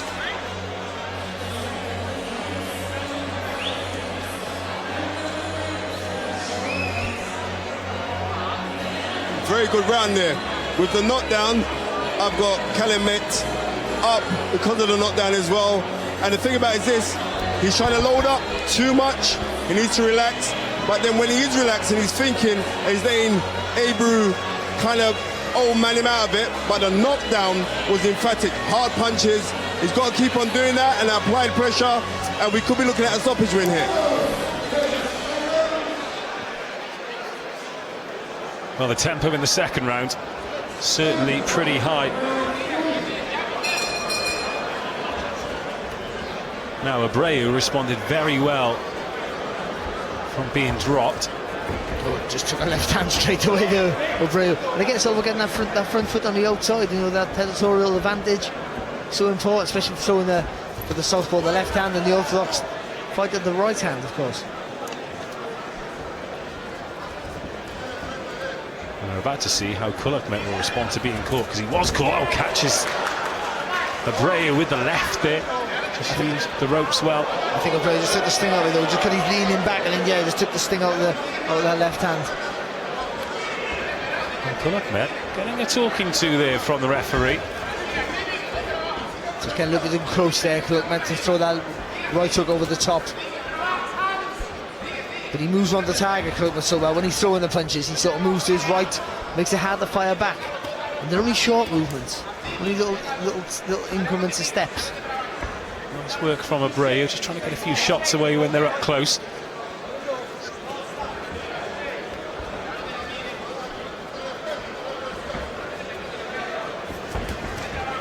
It's nice work again then, spinning on the front foot on Kulukmet.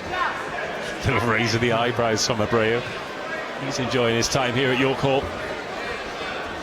Well, he's trying to get Kulukmet to lose his shape a little bit, isn't he? To overcommit or throw when he's not ready, lose his composure a little bit, and I don't think that's going to work, but can't fault him for trying.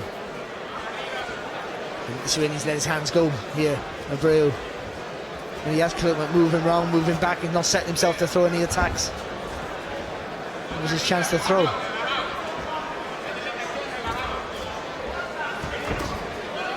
Good shot there from Kulukmet. It's right through with the left hand to the body. Minute around 3 to go. A little sneaky right hand there from Abreu.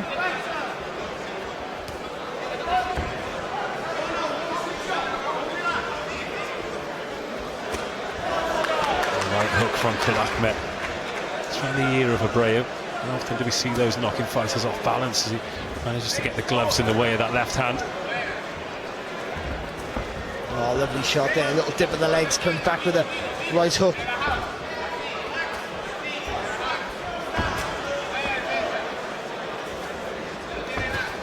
Very economical, isn't he, Kulukmet?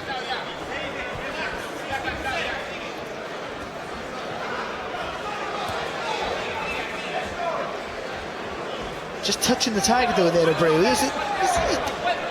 He's having success when he lets his hands go. I just think there's a little bit more energy in our work. Oh, look at from Kulukmet. And Abreu doing well to just grab the left hand and stop him going further. Big right hand right on the bell from Tursunbay Kulakmet. Not sure if the referee might go and have a word about that one, as he'd stepped in. Well, that becomes an issue there, because I think he's hit him as the referee was talking as well, mind. So what happens there? And that hurt him, that tipped the legs a little bit there, Abreu. Oh, that was the uppercut. Oh. Quality shot, isn't it? And look how he spins the leg straight away. He switches stance, spins around the target, and he's looking to attack again. Immediately. Some quality work. Oh, it's a great shot. And again, see, he spins the legs, gets in the centre of the ring, looking to push him back a little bit too close for the second phase of the attack there.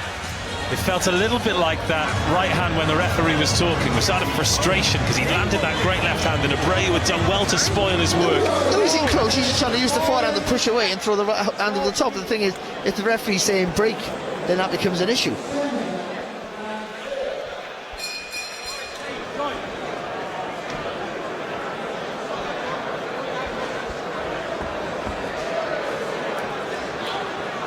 The thing is, it becomes an issue because if Abreu's hurt, even if he's recovered now, being hurt really empties his tank. And it's not like he's tickled him, is it? That was a big right hand from Tursunbay Kulakmet. That's good there from Abreu there, good straight left hand.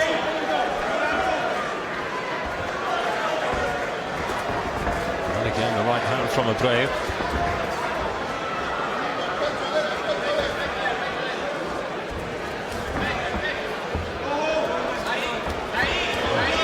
Beating Kulakmet to the punch there and then catching him with the left. Good start to round 4 here for Abreu. There's a little cut there, there might be a clash of heads. Little cut on the right eye there of Abreu. I think Kulakmet struggled a little bit there because there's no the rhythm of Abreu. There's no real rhythm to Abreu's work. That's the problem. Makes him a little bit harder to read.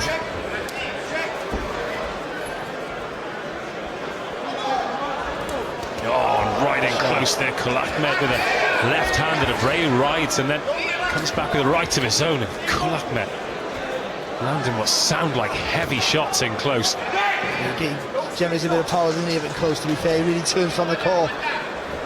Licking his own blood there, Abreu. He's got a taste for it and throws the uppercut to Abreu. Bleeding from that nick above the eye now, but it's not running into the eye, so it's not a concern yet.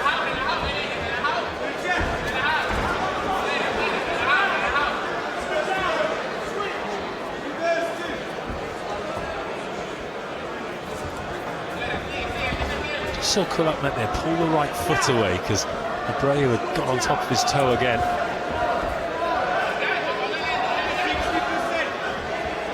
Oh, shot from Kulakmet, the sharp right hand. Great, and then he throws it straight away though. He makes that single shot into a combination automatically. Follows up with another 2 shots. But not having it all his own way.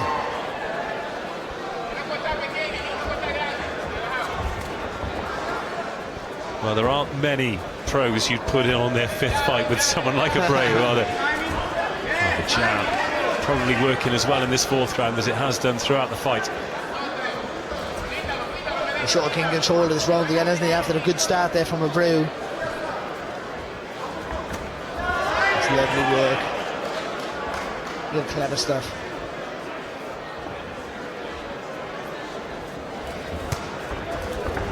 Oh, that's wobbled Abreu, and Kulakmet just chokes that, doesn't jump on him. No, well, I think he's learned from jumping on him, gets a bit scrappy, and he gets caught back. So you think he's learned to fight from this safer distance, and when he got the longer range, a little round that. Oh, interesting. Kulakmet's gone for the glove touch there, and Abreu has had none of it. Sent him to his corner. Oh, the left hand there from Kulakmet. Just another one in close. Just showing the strength he has in close. Abreu's really awkward. If you're in close, he can hold you and turn you, or maybe get inside and rip those uppercuts inside. But I think Kulakmet's just showing a little bit more strength than in close. That's the feet getting tangled there. It's a good shot and a good turn of the body there from Kulakmet. He gets that foot on the outside, spins on the target, but the foot was behind the foot of of Abreu, and that way it was where the hit off balance a little bit.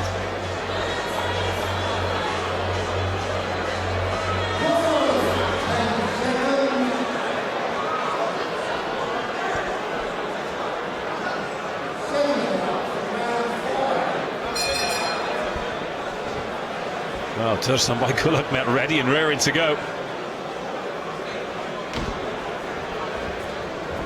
Abreu buying an extra few seconds as we head into round 5. 10 scheduled, and this has been a hard fight for both of these men. But it's good for Kulakmet, even though he's winning the fight, and I think he's having the more success, and he's landing with pretty much every time he lets his hands go.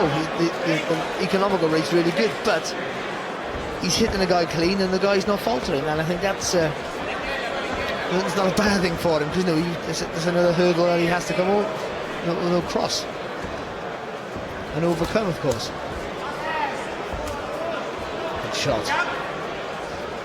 Even though his hands are up, Abreu there, that left hand almost always gets punches right through the guard there from Kulakmet. And even if it's not clean, it's just exhausting for your opponent, isn't it? It really is. 2 minutes around 5 to go. A lovely little long right hook there from Kulakmet. Yeah, just waited for the jab to come. Looks around the guard with the right hook this time. Lead right hook from the southpaw. Because he knows he can be countered here, but he's just trying to get too close to let his hands go. Just lacking the confidence that he should be throwing from there, Abreu. He's not fully confident to do it. Speaking of confidence, Kulakmet is really starting to look the part now. Lands with right hook, then right hook. And then the left uppercut through. Clean, tidy work here from Kulakmet. Good there from Kulakmet as well. Didn't get that front foot too close. Because if he would have, Abreu threw that uppercut, now would have landed right on the target. It's good structured work here for Kulakmet. Again, not overcommitting. He's having success. He's not getting too drunk on his success. He's not overcommitting to any shots. He's not getting his foot too close. And Abreu's just struggling there to let his hands go to hit the target clean.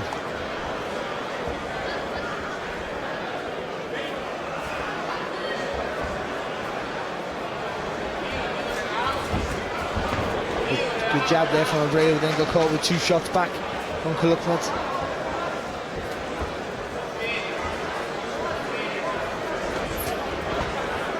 It's an interesting fight. It's not a barnstormer of any sort, but not a massively tough fight, but it's interesting, intriguing, and yeah, there's enough to keep you interested. Yeah, no one can make a mistake.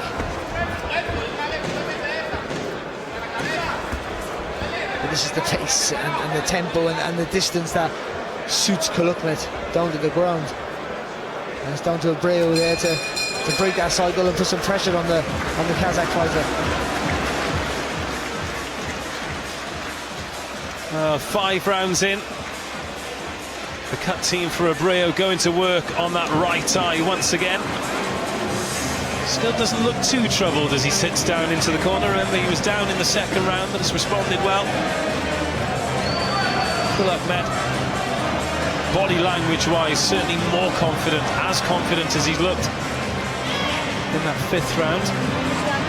But also it's good for his, when you're having it your own way, when you're dictating the pace and everything's going your own way, then you don't know what it's like to dig a little bit deep. So tonight, even though he's not having to dig into the trenches exactly, because things are not all his own way, that he always has to be aware all the time. It helps with how we can pace the fight, a competitive fight, and that will help him certainly if he is going to go forward into real championship level fights. He is keen as mustard to get on with it. Always the first in the middle of the ring.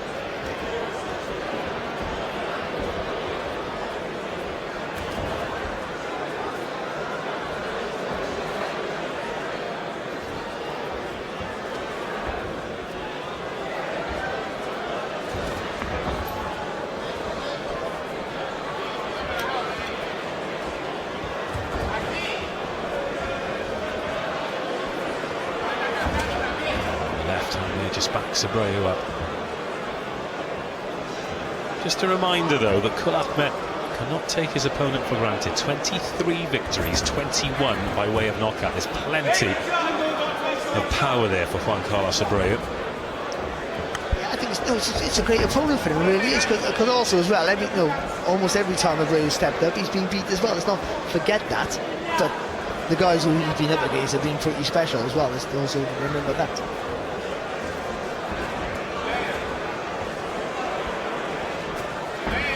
Shot there from Abreu, nice right hand.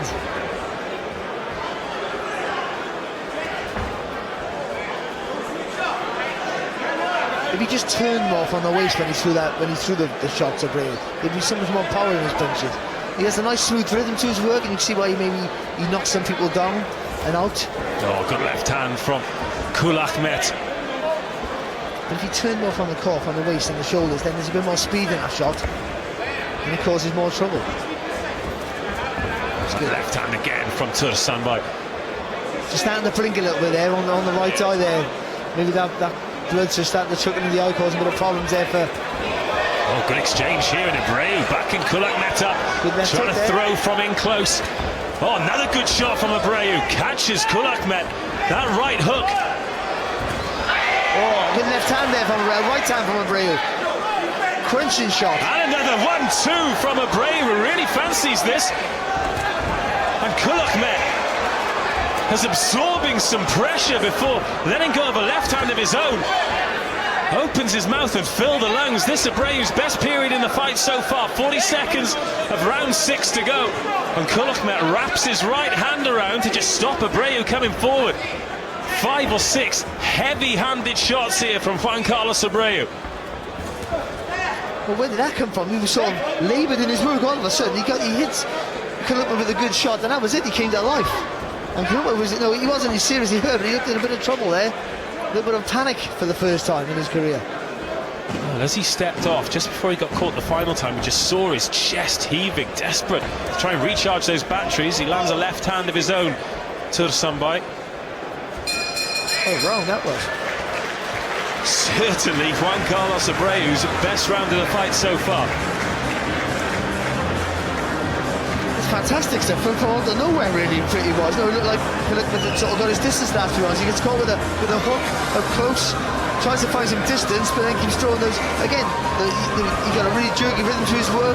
Those uppercuts through the middle were landing, and the were trying to set them for a bigger shot. Kept getting caught with hooks over the top. And there, that was a straight left, right hand there, a lovely shot. All starts there from close up where Kuluk's been having the success.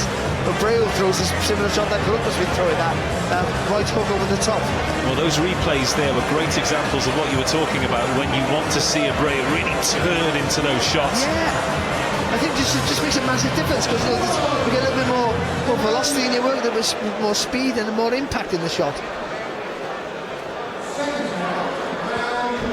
Well, the gauntlet has been laid down.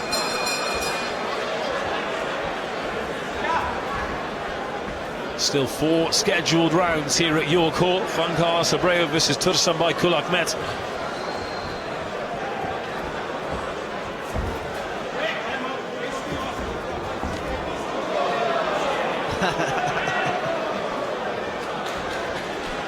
I think in those close quarters, Kul Ahmet will be paying a lot more attention than he was 3 minutes ago. He certainly will, but he doesn't need to get close. Doesn't need to get that close. If you're having success from the longer range, he's the one with the sharper reflexes, the better eye.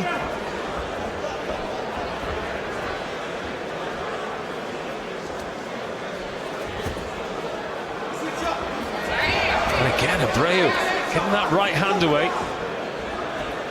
I think as soon as he feels Kuluk pull, trying to get his hand free, that's when he throws straight away. Oh, lovely shot from Abreu, and Kul Ahmet down for the first time in his professional career. And Juan Carlos Abreu, it's been coming and it's landed. I think he got up too early. Still 1:45 of this round to go, and Abreu smells blood.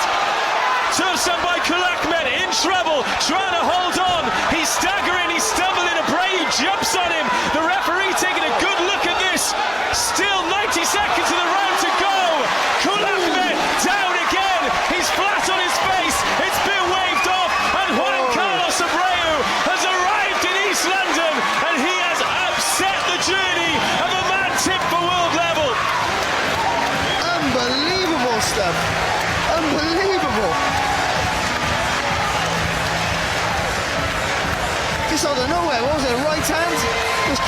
flash, he was gone. And then he got up too early, didn't he? Go up way too early. They should have, there's lack of experience there, not just trying to find your feet. Gets up too early, and Abreu, he was like a hungry dog then, he was all over it, he really was. Well, make no mistake, you can tell by the reaction that is the biggest win of Juan Carlos Abreu's career. And I literally said a few rounds ago, every time he stepped up, he's being beat. But he stepped up tonight, even though the guys had lack of experience as a pro, he stepped up tonight in quality again and produced the win of his career. You're right, what a phenomenal win that was. Not only that, got up off the canvas after he was dropped in round 2. And that's the difference, isn't it? The composure he showed when he was dropped compared to the composure that Kulakmet showed. Well, it's more than just that as well. The fact that he was being outboxed at time, he was being hurt every time he got hit. He was not seriously hurt, but he was being hurt. And if Kulakmet kept it long, we felt that it was his fight to lose, and it was his fight to lose. But again, as we said that, it wasn't like a barnstormer of a fight, but it had that intrigue. If anyone makes a little mistake, they're going to pay for it. And I'm not sure if Kulakmet made a mistake there, but Abreu threw the shot, he committed with it. He hadn't been committing with the shots all night, really. He committed with the shot, and he got the finish. And what a standout win that is for him, really is. Well, Abreu heading over to the Kulakmet corner to check he's okay, but the doctors are in there, so the celebrations continue. Juan Carlos Abreu gets his 24th win, his 22nd knockout. We said earlier in the fight, he's not the kind of opponent he'd usually put a 4-fight professional in with, and that's why. Well, we all got the luxury of hindsight now, saying it was a fight too soon. It wasn't a fight too soon. Kulakmet looked great, and he looked great tonight, and he was boxing great, and he was on his way to winning. But boxing's that sort of sport. You go in 9.5 rounds, it doesn't matter if you get caught with a shot or put you to sleep. And it wasn't quite that, but it was a shot that hurt him. He got up too soon, and then Abreu had the bit between his teeth and just wouldn't allow him to recover. But the round before that, Kulakmet took a lot of punishment. Yeah, he did, but I still think he was composed enough to look like he had control. I think he knew he could hurt Abreu as well, and he wanted to get the finish, and that's it. And also Abreu committed. He hadn't so many punches he threw tonight. Well, good shots, but he hadn't really turned from the core. He hadn't really overextended. He was being safe. But that moment there, he went for it, and he threw the shot. I wouldn't say the shot of his career, but it was a fantastic shot. Once he hurt him, he knew how to finish the job. Juan Carlos Abreu has defeated Tursunbay Kulakmet. He is ready in the ring. Great to see Kulakmet back on his feet again. That probably slows his journey down, but make no mistake, it is by no means the end. He is still incredibly talented. He's just going to have to be a little bit more patient. Let's go to the middle with Ricky Wright to make it official. Ladies and gentlemen, referee Victor Laughlin calls stop the contest at 1 minute and 34 seconds of round number 7. For your winner by knockout and new WBC International Super Welterweight Champion, Juan Carlos Abreu.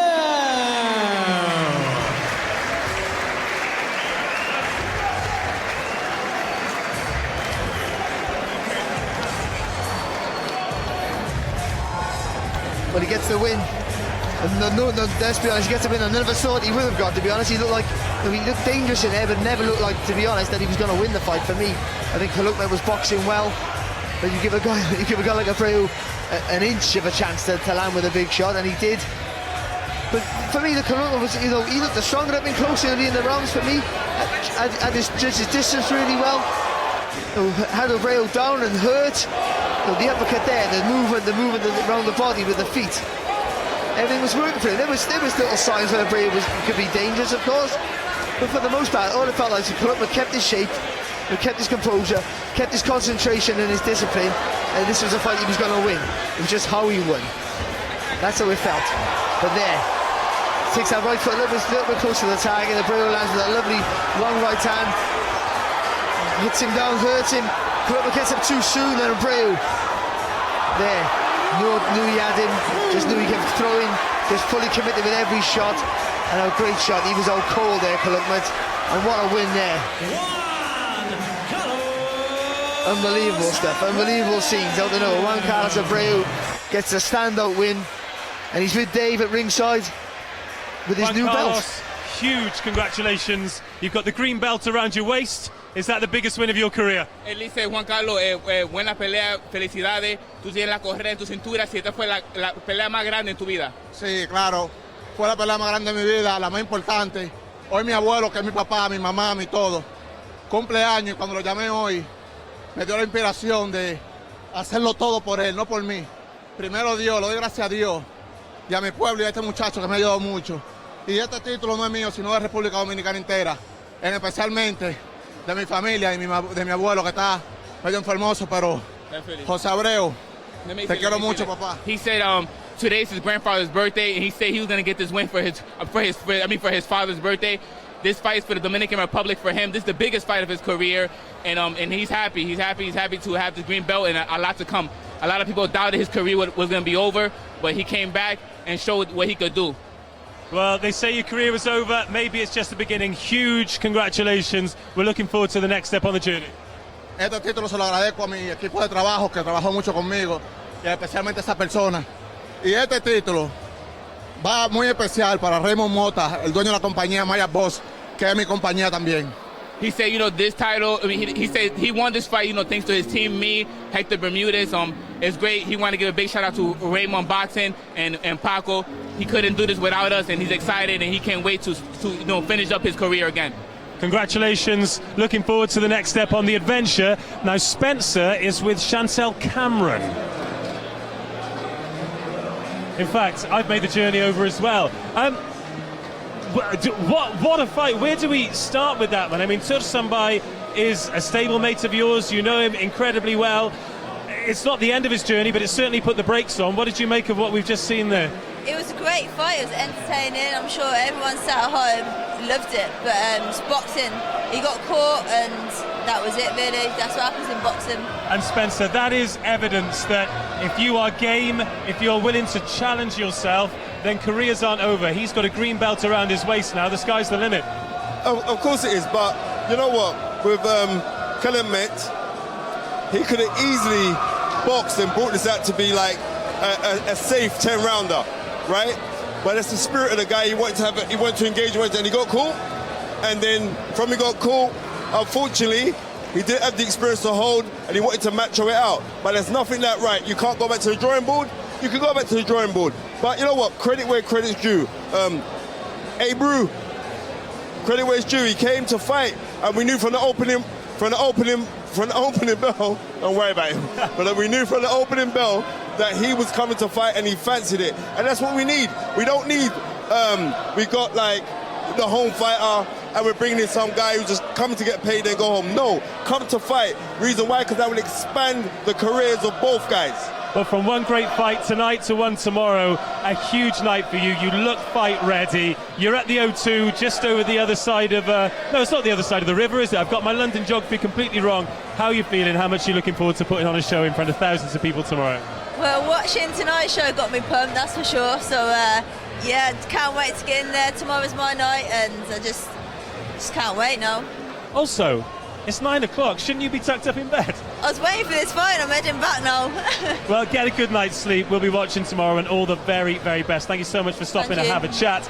Let's have a look for the tail of the tape for the next bout as we wish Chantel all the very, very best. It is Sam Gilly as he steps up a weight class against Daniel Lartey.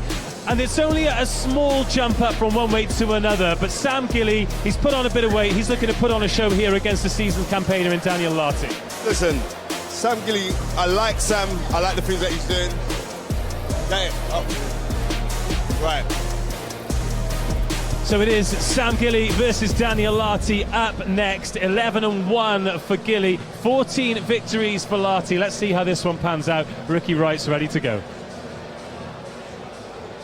Ladies and gentlemen, please welcome firstly into the ring from Accra, Ghana, Daniel Lartey.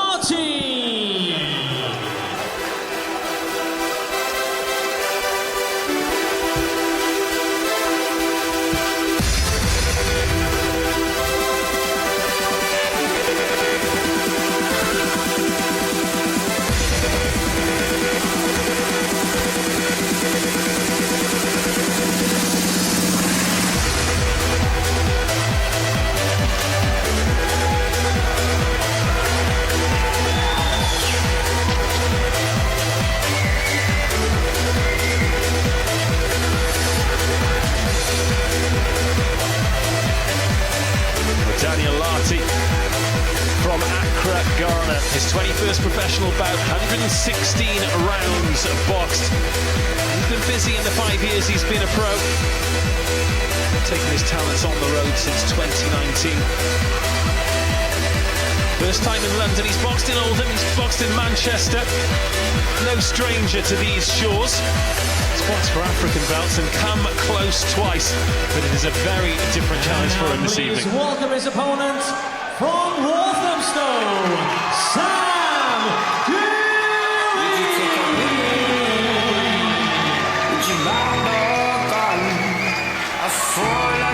The Magic Man, Sam Gilly. Just about as local as you can be, an East London boy from Walthamstow, Leytonstone. Comes here to the Tower Hamlets Hackney border this evening. Stepping up a weight class, he's set his sights on capturing the English title at Super Welter. If he gets a win here this evening, he'll target the winner of Drew Brown and Evaldas Korsakos. They fight for the vacant belt at the end of November in Birmingham. His first fight back after losing by unanimous decision against Danny Ball on March the 26th. Comes the other side of East London for the WBC International Silver Welterweight title.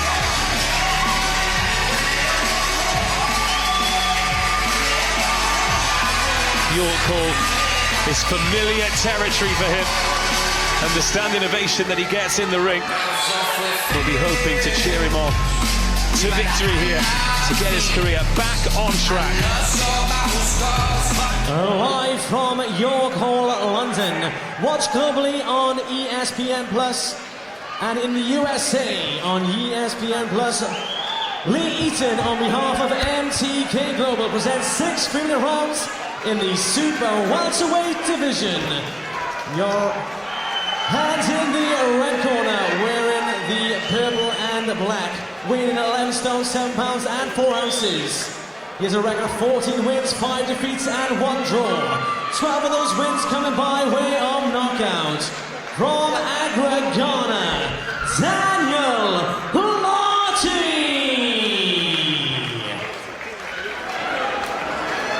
His opponent in the blue corner, wearing the white shorts with the purple trim, weighing 11 stone, 3 pounds and 8 ounces.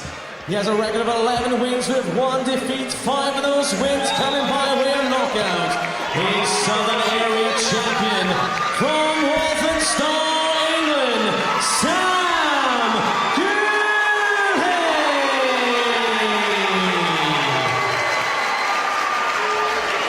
Your referee challenge in action, Mr. Mark Bates, your time given bell, John Smith.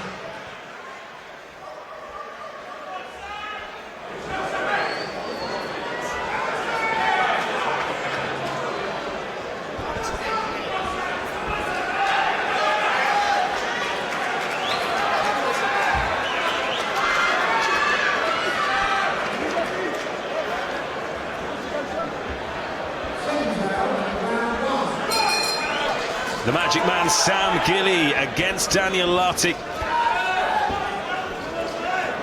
6 rounds scheduled. Sam Gilly, 5 knockouts in his 11 professional victories. Larty, heavy-handed, 12 knockouts in his 14. He's been stopped 3 times as well, though. Oh, good start by Gilly. He keeps just the fundamentals well, Gilly, especially that long right hand. That's the shot for him. Moving up to Super Welter. He's pretty comfortable at the weight as well. But he's big, isn't he? We talked about that off there, weren't we? How big the fighters are now in height and even in stature, in the width and everything about them. They used to be from back when I was fighting a billion years ago. From Larty there, catches Gilly with the left hook.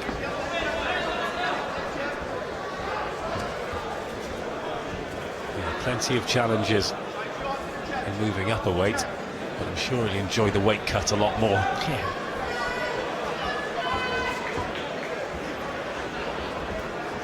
Well, the mindset for almost boxing since time began was always be the biggest you can at the weight. You know, so you always try and get down to the smallest weight possible. But it sometimes drains your energy, makes you a little bit lethargic when you're struggling to make the weight, and you can't be as sharp as you'd like. So we'll see if they move up in weight. But I think Gilly's looked good. I know he lost against Danny Bowe. He's a good fighter, but it's, he hasn't done much wrong in his career. Nice body shot and uppercut landed then on the ropes.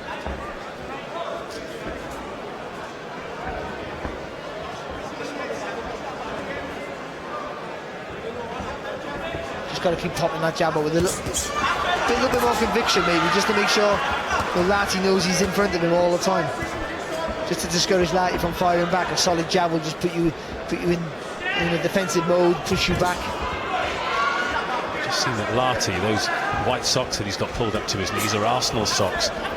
Pretty local to here. Wonder if he's taken advantage of his trip and gone to the club shop.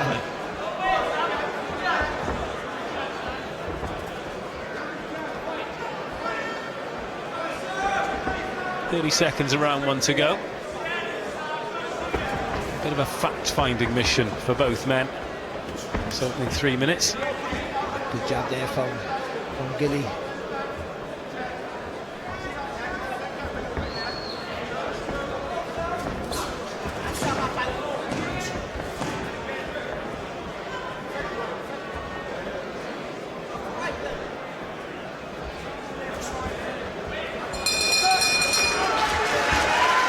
The bell goes at the end of round one. So Gilly's looked tidy, not a huge amount of incident though. No, he didn't do much. He had a good look at Larty, and that's not a bad idea when you don't know much about your opponent. You have to have and even if you have a little snippets on YouTube, you still want to see what it feels like when you're actually in there with him. And he would have got the measure of what Larty's about. Larty didn't do much himself, to be honest, but I think from the offset, Gilly will realise that the jab, the solid jab, the double jab, is what's going to set up all his attacks. There's still plenty of action to come here this evening, but while we've got your attention, let's talk about some fight nights coming up that you can join us for. November the 5th, we head to Ulster Hall.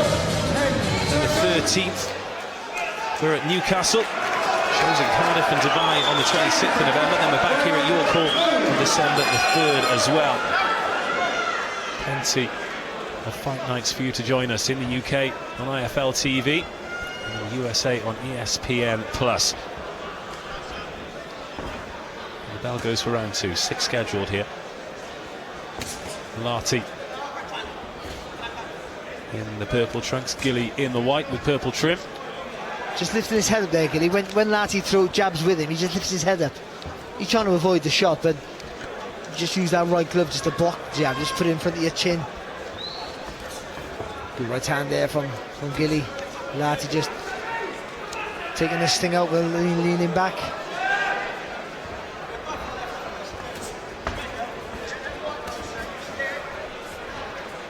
So he needs to step with the double jab here now, Gilly. Just to push Larty back, and then that'll just create space there for a longer right hand.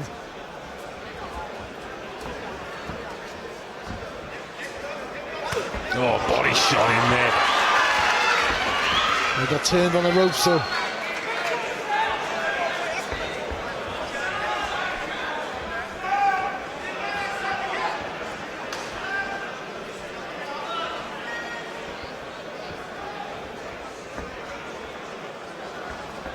see, Gilly's looking to touch the target, so he got. I just he can throw the left hook or throw the long right hand. But I still think if he steps behind that left hand, makes it solid, that creates the space for the more powerful, longer right hand.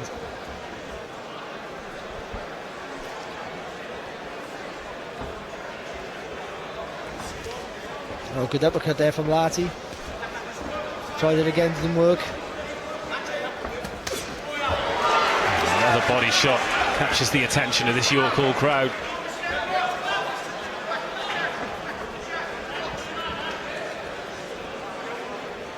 Looking for that left hook to the body again there, Gilly, but he needs to disguise it a little bit more. That's good.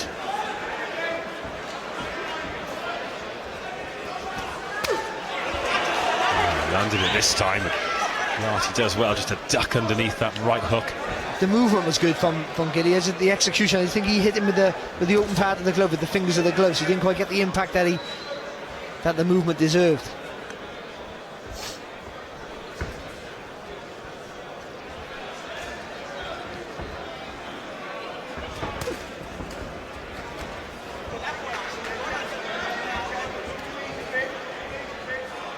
See, could he's touching with the jab here, Gilly?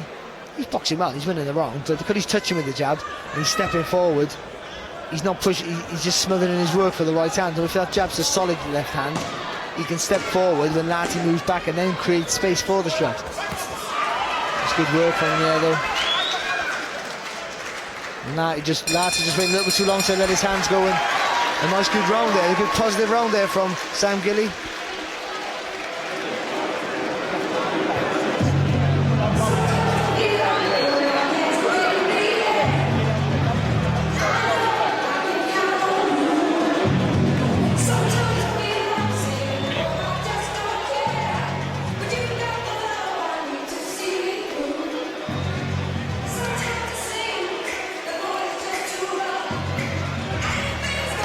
Lovely there from Gilly there, just touching upstairs, trying to fill his elbows up to get the body shots into play, and that's a good little sharp hand combination. He's just slowly turning the screw there in that second round, a little bit more force in the third, build on that success he had in that last round, and he'll be going in the right direction.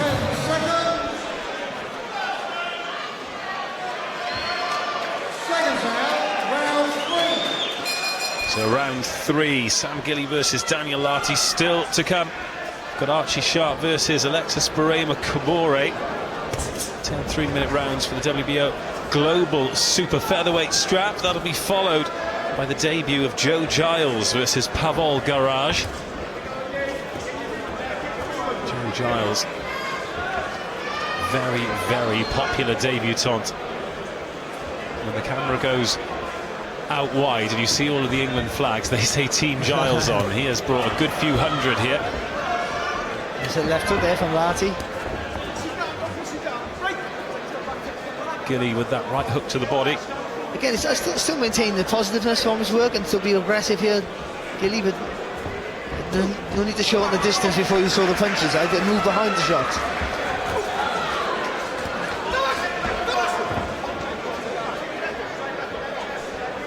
Warning from the referee there for Larty to keep his head up. That's all. Gilly crunches in with that right hand to the body.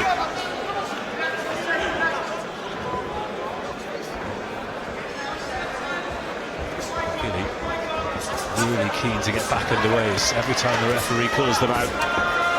Good left hook there from Gilly as Larty leaned back. To be honest, if he keeps at this range, because Larty doesn't throw a punch when they're at this range. It's only when they're getting really close and he'll throw a couple of hooks. Not showing a lot of ambition, Larty, so for Gilly to keep it nice and clean and neat, this needs to be that long or three-quarter range and everything behind the jab. Another nice body shot there from Gilly. He's hammering that left side of Larty's torso.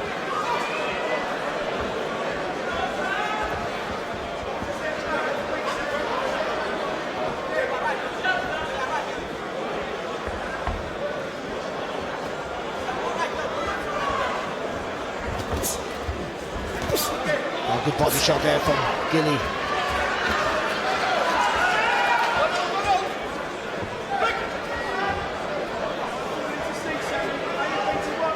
Five seconds around 3 to go.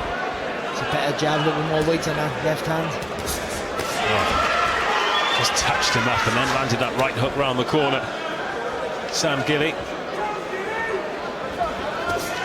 That's good.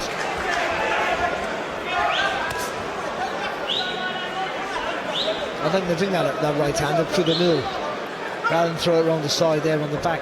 Just bring it right up through the middle. And Larty's allowing him to throw. That's the thing. So Gilly really can pick his shots.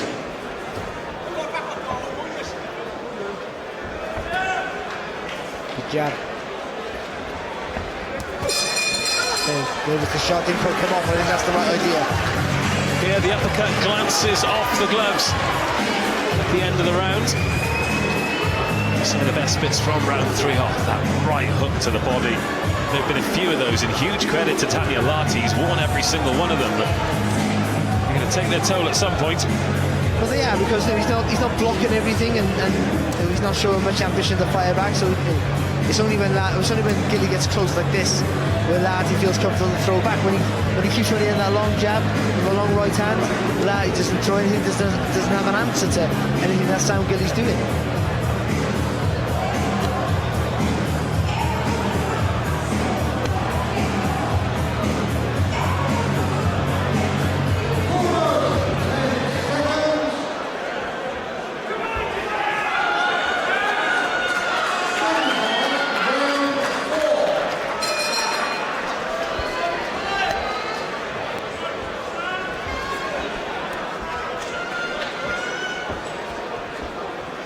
Round 4 again, Gilly burst to the centre of the ring.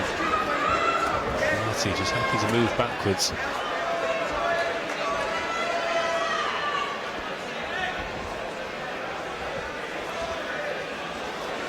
Just drag that front foot and get worryingly close to the corner. That's the jab, that's the little step with the left hand there from Gilly.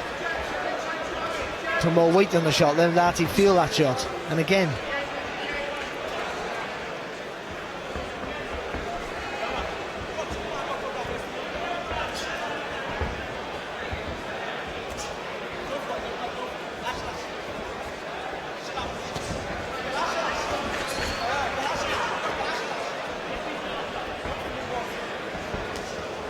Jab again. Larty drops the gloves. that's a nice little feint there, and it's just really through the jab there from Gilly. When he jabs to the body or feints to the body, I'd like to see him come over, dip down, and then come over the right hand over the top.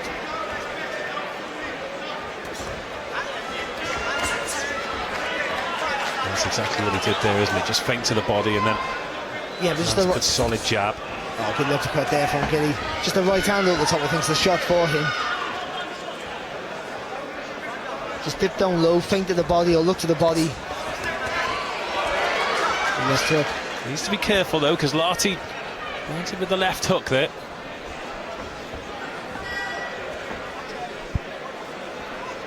Wasn't a lot on it, but just a reminder to Gilly not to get complacent.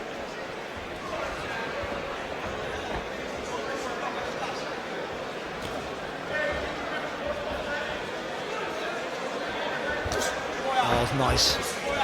Good uppercut there from Gilly, just caught Larty dipping down. Oh, nice shot there from Larty. Twice he's had joy with that left hand. We think that would give Larty a bit of impetus now to let his hands go a little bit more, yeah? You know, there's 2 good left hooks he thrown on the spin. It seems to lack the ambition to want to let to throw those hands. It's a solid jab, it's the one you want. Every time there for Gilly.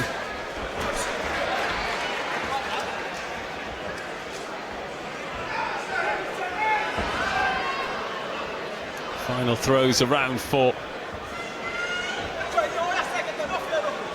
He got in range, got low there, Gilly. Didn't throw the right hand though. He got in low, got inside the body as well. Just need that right hand over the top. Good movement from Larty there to avoid the right hand.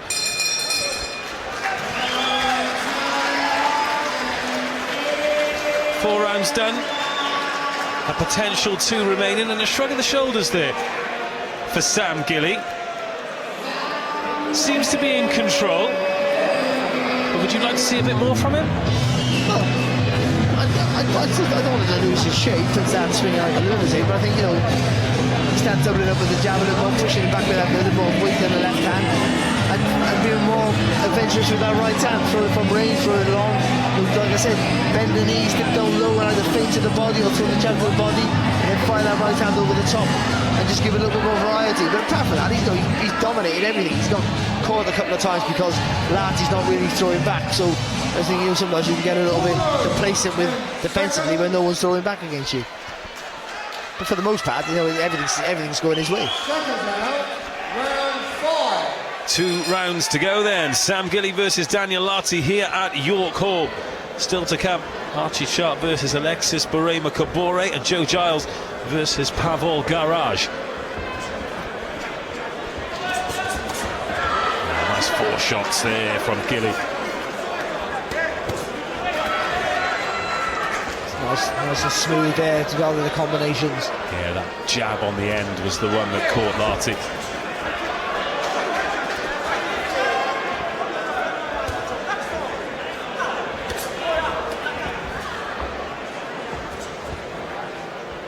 a natural toolkit, Gilly, isn't he?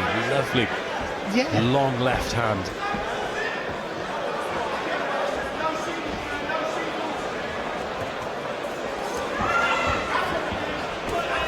Visibly frustrated that he fell short with the left hand as it threatens to flare up in close.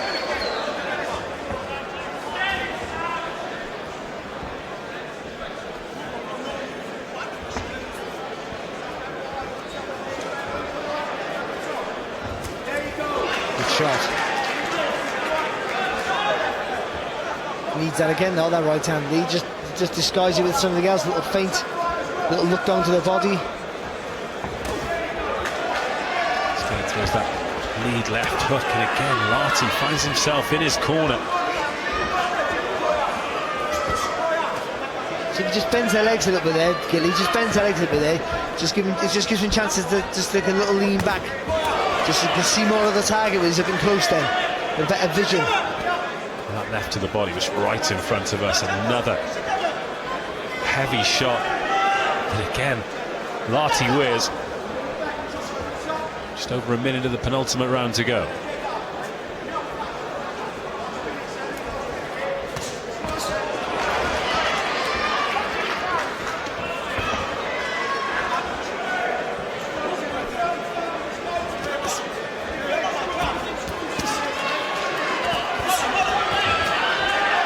Larty comes back with a couple of shots after another right hand to the body, and then up top from Gilly.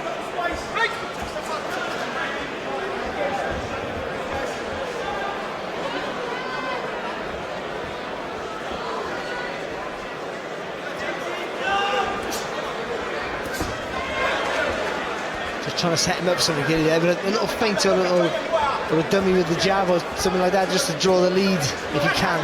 Solid jab there from Gilly.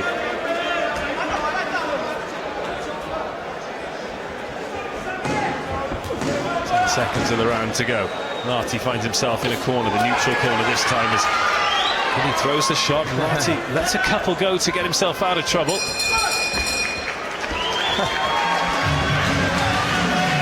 Talked about trying to set something up there, but how difficult is it to do that when your opponent isn't throwing anything for you to feed off? Well, it is difficult, but then I think what you do then is you throw the feint because you know he's going to cover it up, and then you just change the angle of your body so you move around the target a little bit more, rather than you throw a feint so you want a reaction. Sometimes it's a delayed throw, you take a step back and then you've got a clear target to the chin or the body. But other times when they're just looking to be defensive, then you do that feint so they cover up, and then you get a different angle, and then when they come out of their little hole, then you pop them. But also you spin around the body, you get different, they can't cover the whole body, so you can spin around the body, get different angle, you see different gaps. I never did any of that, by the way.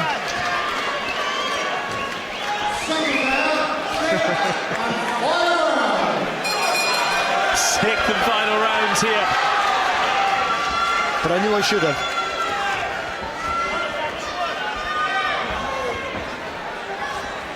It's a good fight to come back to, I think, for Gilly.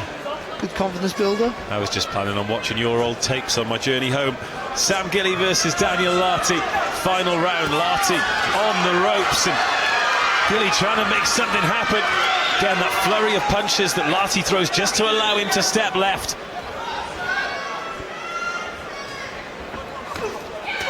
Gilly tries to really tee up that heavy right hand, but it's the left. Knocked a gum shield on that right hand. A couple of cuffing shots from Larty, though. Just a periodical reminder to Gilly. There is an opponent there. And Larty wants to get the gum shield in before he is faced with a very hefty dental bill. There was no washing of the gum shield. What, 1987 again? He just wiped it with the towel, spat on the gum shield at the corner, wiped it with the towel, put it back in the other kid's mouth. Ah, they're both PCR tested, it's fine.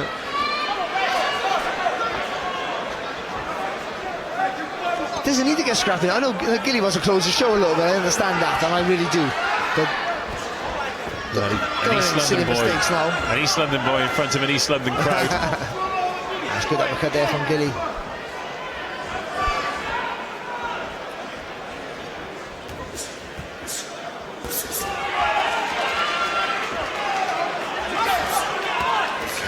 to do that good work with Larty, who literally waits till his back is on the ropes before throwing anything.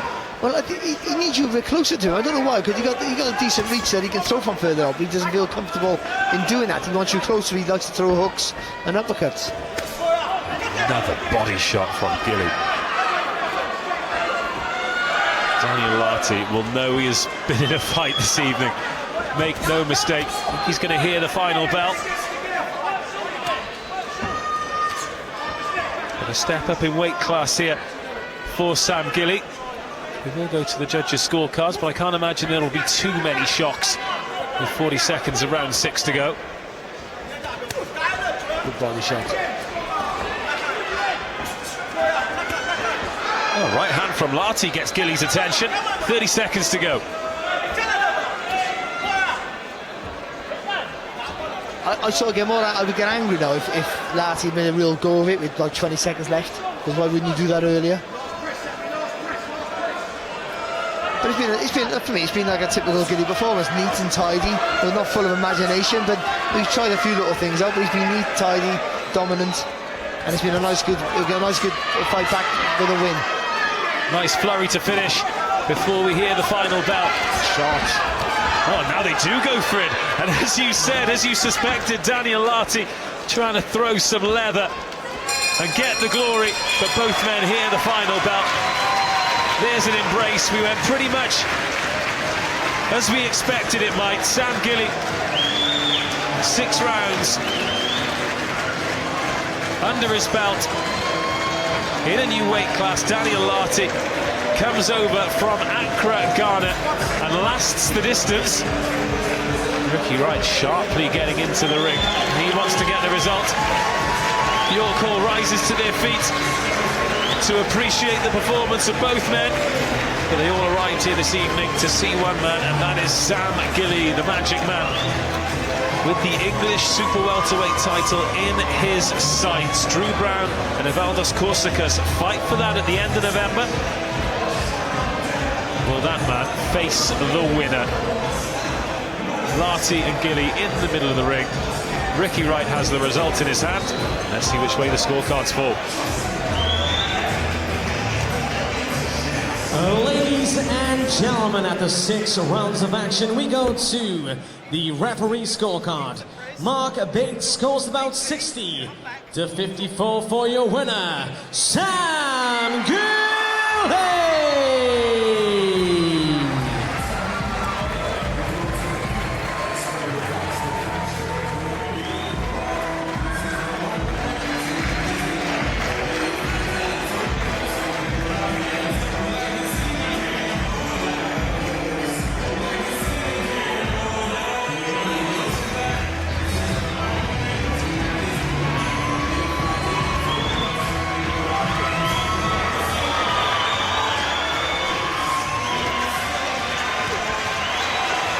It's good to get Gilly back with a win now in a new weight class. Bit of strong, looks strong, positive, and again I think it was a typical Gilly performance, nice and neat. They worked me on the jab. Variation, good fast hands there from Gilly. Always putting this fella and the Larty under pressure, not allowing him any space to do anything. Good, neat and controlled. There's a couple of times that he might have got Larty out there, but Larty, when he's under a bit of pressure, fired back. But it was always in, except for the last 30 seconds where Larty maybe had a little bit of a pop. There was never any danger here for Gilly. Always in control, always bossing everything. A right hand. Didn't get into play as much as I thought he would have, but it was still a good weapon for him. The left into the body, fantastic. And a nice easy win. He's back in the winning column. And he's ringside with Dave. Sam, 6 rounds under your belt, in a new weight class. How do you feel, and how did it feel stepping up the weight? Yeah, I mean, I was full of energy, felt fine the whole way through. It just, a few things I should have done differently. Step back, a little bit too eager, again, every single time it seems to be that. But it was very negative, so I'm trying to please everyone. It would have been a bit easier if someone was throwing back, but we got the win, and that's important, and we're in a new division, so. We talk about pleasing everyone. Let's have a word about the crowd and the reception that you got coming in the ring today. Oh, I mean, like, this is probably the best I've had at York Hall. Amazing. I mean, everyone that's bought tickets, thank you so much. It's just an honour to be able to come out here again in front of fans and be able to perform again. From a coaching perspective, thoughts on the performance? Yeah, listen, I was happy with it at the end of the day. It was a very negative opponent. At the end of the day, we rushed things at times.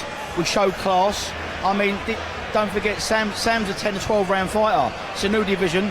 Sam's already in the top 10 in the super welters. He's going to be ready for the top 10 after this. It was a 6-rounder at the weight, loads of energy. Do you know what I mean? End of the day, could have got the kid out of there at the time, but end of the day, he was very awkward, very negative on the run. Do you know what I mean? Nullifying everything, holding arms. Someone's bending at the waist like that. It's very hot, like the target's so small. But while I've got him here, can I just say, my corner man Ross is getting married on Wednesday. So congratulations. Oh, thanks, mate.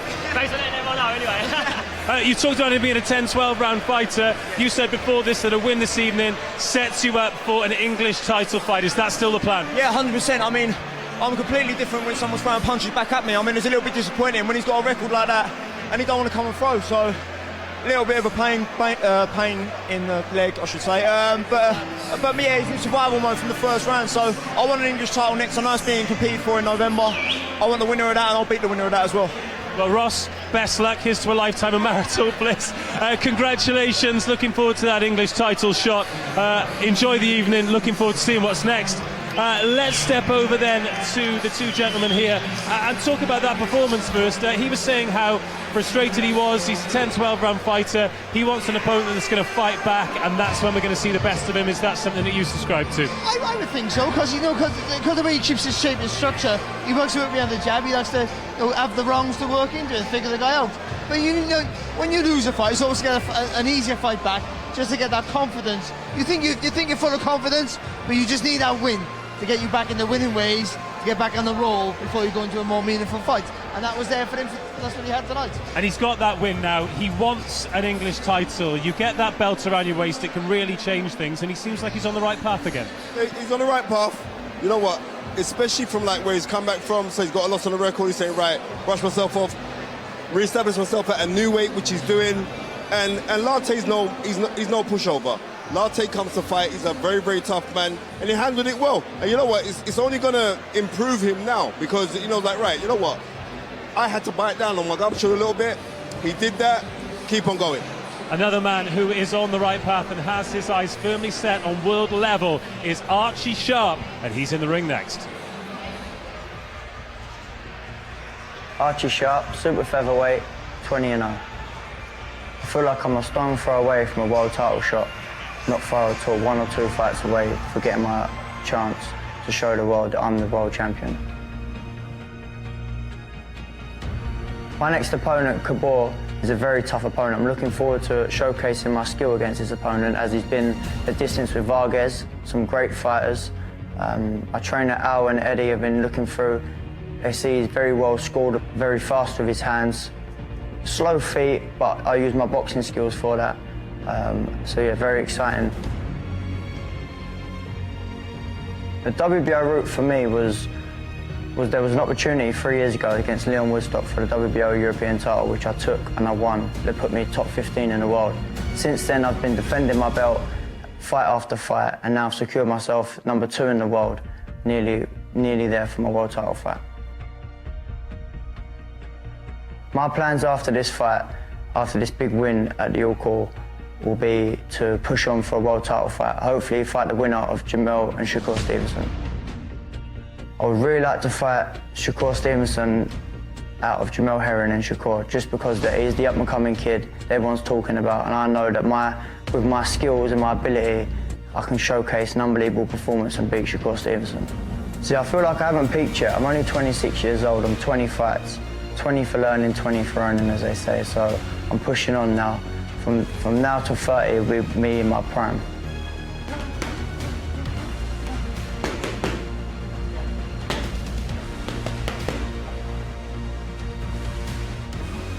A win for me just keeps me going, secures my number 2 in the WBO world ranking, and pushing on for my world title fight. This fight is right on high stakes because every fight is a banana skin now. Ranked number 2 in the world, this fella is going to come over from Africa, he's going to give it his best. This could change his life. So I've got to be on my A game and put on a masterclass performance. It's been nearly 2 years since I boxed in front of a full capacity crowd. So I'm very excited that the fans are back. So getting behind me, supporting me, and I'm looking forward to putting on an amazing show for them all.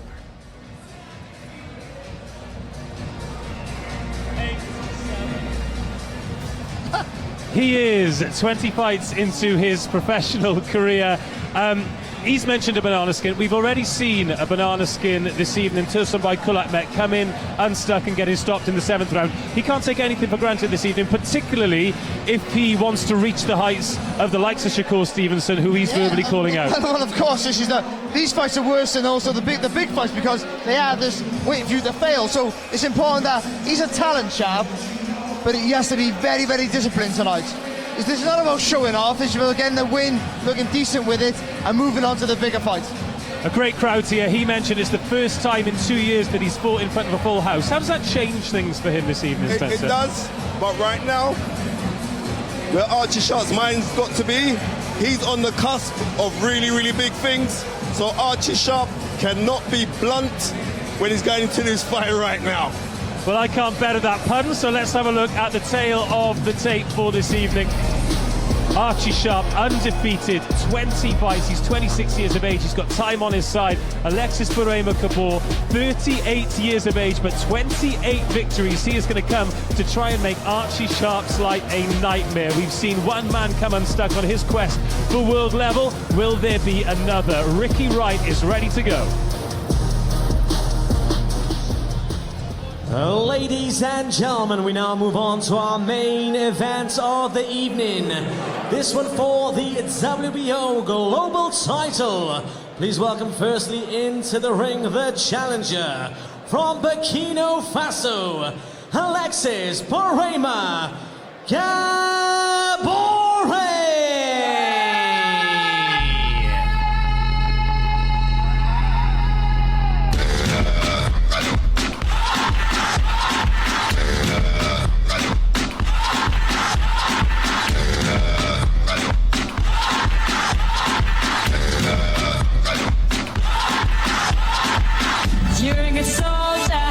Choosing your battle, pick yourself up and dust yourself off and back in the saddle.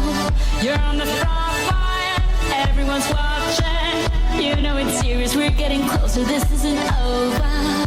The pressure's on, you feel it, but you got it all, believe it. When you fall, get up, oh, and if you fall, get up, it's time enough. And now, ladies and gentlemen, please welcome the champion from right here in London, England, Archie the Sharpshooter Sharp.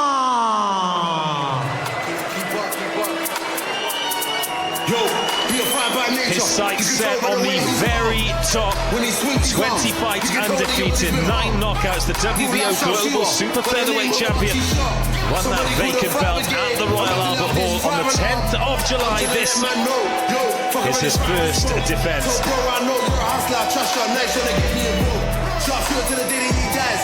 Very outspoken on his own skills and ability. Says he can showcase an unbelievable performance and genuinely believes that he can beat Shakur Stevenson. 20 for learning, 20 for earning, and this is bout number 21 for Archie Sharp. From Beckley to overseas, you'll fight till this fight is over. Look at these records, check the history. I'm the best of the best. Ranked number 2 by the WBO. Needs to win tonight. Needs to put a statement out there. I'm trying to let man know, yo, fuck around and fire and smoke. Last 3 fights have gone the distance. What can he do here tonight in York Hall? Live from York Hall, London, on IFL TV globally and in the USA on ESPN+. Lee Eaton, on behalf of MTK, presents 10 3-minute rounds for the WBO Global Super Featherweight Championship. Your WBO supervisor, Mr. John Handlin. Your judges at ringside from Scotland, Victor Loughlin. From Hungary, Ben Kovacs and Zoltan Enyedi. Your timekeeper bell from England, Mr. Nick White. And your referee from Watford, England, Mr. Bob Williams. This is your main event of the evening. London, make some noise!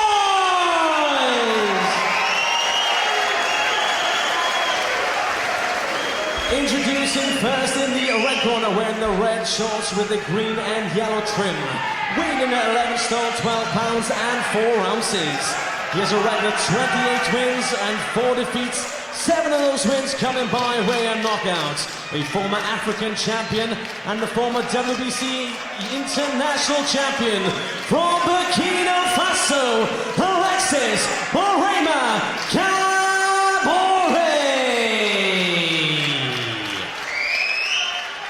And his opponent in the blue corner wearing the grey and pink shorts, weighing at 12 stone, 1 pound and 6 ounces. He is undefeated with a record 20 wins and no losses. 9 of those wins coming by way of knockout. A former WBO European champion and the reigning, defending WBO Global Super Featherweight champion from London, England, Archie the Sharpshooter Sharp.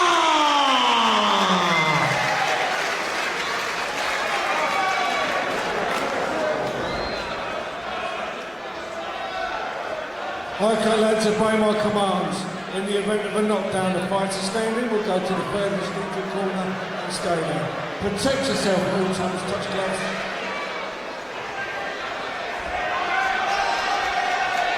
Archie Sharp versus Alexis Borema Kabore for the WBO Global Super Featherweight Championship. Kabore himself, a former WBC International Super Bantamweight champion. This is the main event of the evening. Round 1 of 10. Welcome wherever you're watching around the world, in the UK on IFL TV and around the world on ESPN+.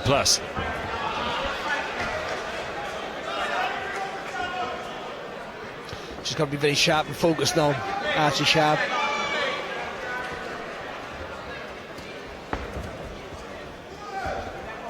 Clips Kabore with that left hand early on.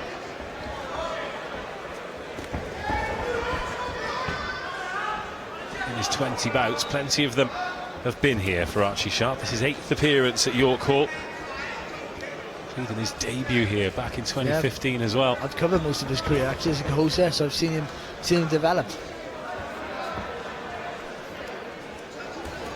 And he's done it, to be fair, he's done it from the bottom of the bills where he's been on really early, you know, the only people who've been there, the tickets he's sold sort of thing, and he's worked his way up to the levels. A good left hook there from Sharp. Yeah, 9 knockout victories. His last 3 have gone the distance though. One of them here against Afori in August 2020. In fact, they've all come in London because he beat Ramlavs at the Copper Box and then Andrade at the Albert Hall. Lots of great venues here in London. That was fantastic, isn't it?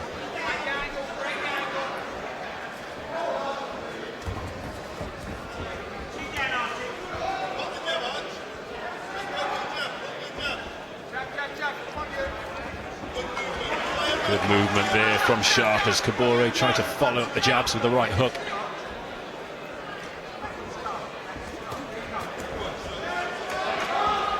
Good hand speed there from Sharp. I don't think actually anything landed there, but it was just showing that injection of pace that he has. He can turn on at any time. That's good there. A little feint there before he threw that little screw shot of a jab.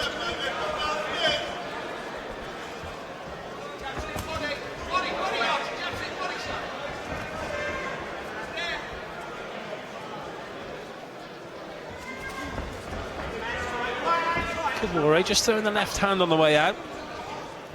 Too telegraphed though, Kabore. That's the problem with him. You know, he's smooth with his shots, but you can read it. There's a little tell. He drops the left hand before he throws it, and just a little bit too slow with the right hand. Good jab there from Sharp. That's the punch for him. For me, that's the punch. He keeps the guy off balance all the time. Keeps him from walking towards, too close to you.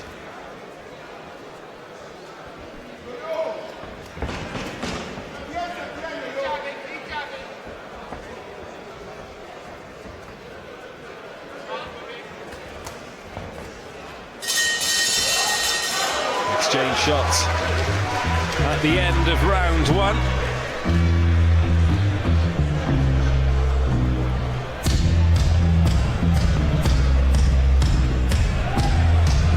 again, not a huge amount to report there, but Archie Sharp just feeling his way in, looking pretty comfortable. Yeah, he was. Again, you have a look at someone you're not 100% sure about, and he did. He got fine. He won the round quite comfortable. His jab was nice and sharp. And we'll see. I just don't want him to take any silly risks. He's not in against a puncher, but other things can happen, of course, in a fight. But like we keep saying and mentioning the same old stuff. He's on the verge of possibly a world title shot. So you don't want to get a cut and that delayed, and then when someone takes your spot, and then you're in this day and age, you're not back 6 months, you're back 18 months.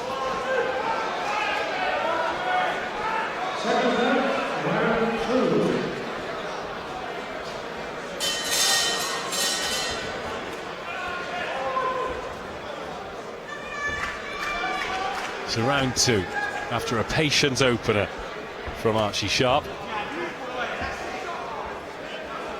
Full house here at York Hall. Nice jab there from Sharp. Yeah, he stabs with the front foot, Archie Sharp. He doesn't get too close, but he's just a little stab with the front foot, and that just gives him the opportunity to get a little bit more weight and more speed in the left hand. Kabore ducks under the left hook. Glancing uppercut there from Sharp as well. The setup was quite good as well. He punched on either side of the head, sort of like a hypnotic sort of movement.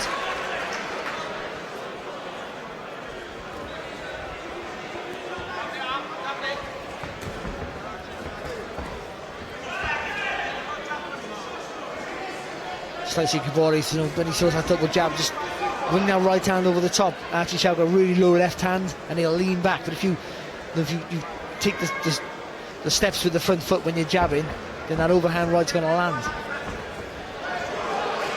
Good movement from Sharp there as Kabore tries to get the right left.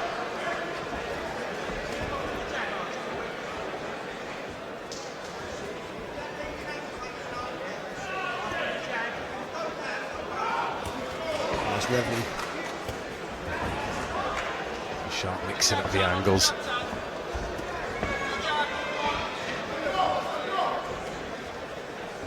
Southpaw here now for the last couple of seconds there, Archie Sharp. And that's where Kabore's got to jump on him. When someone switches stance, I always feel that they can attack just as effectively, but not defend as good. So I tend to think you sort of jump all over him. Good body shot. It's a wicked little shot, wasn't it? Sharp there, just using that right hand to try and blur the vision of Kabore before following it up with the left. The crowd here trying to spur Sharp on, but he won't be rushed in his work. No, this is the tempo that he's going to like at the minute.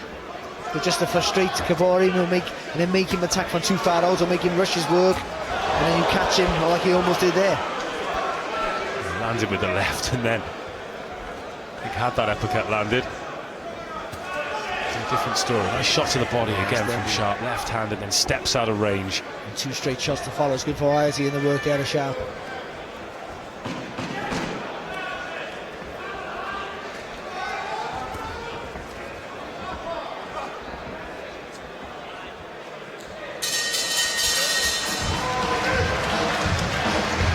Rounds in, a little more action that time. It's certainly not a breakneck pace from Archie Sharp.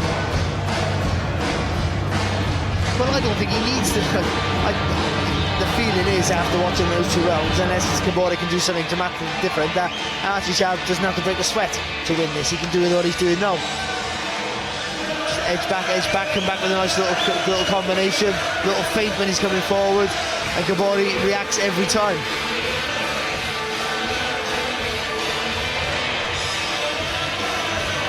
But it's similar to the story we saw in the previous bout, where there's not a huge amount coming back from your opponent. It's sometimes difficult to get some of those real crowd-pleasing shots away, but that won't concern Archie Sharp too much, because mission number 1 is win the fight. First and foremost, especially a fight of this stature, where he has everything to lose and nothing to gain, except that he gets paid. Let's not forget that.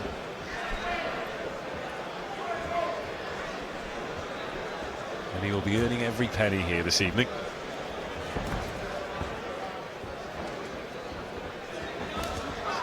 Kabore has travelled, but he's never won outside of his home country.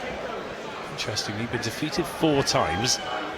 He's only been stopped once, and that was on his debut. Nice shot there. Well, it wasn't long ago that he was boxing, I think he was super bantamweight, wasn't he? So he looks massive. Yeah. Oh, another nice shot there from Sharp. Lands the right hand, then the left, and steps out. What was clever there, he was almost telling Kabore what he was going to throw. He was leaning over to the side as if he was going to throw the right uppercut, but he had still got away with it.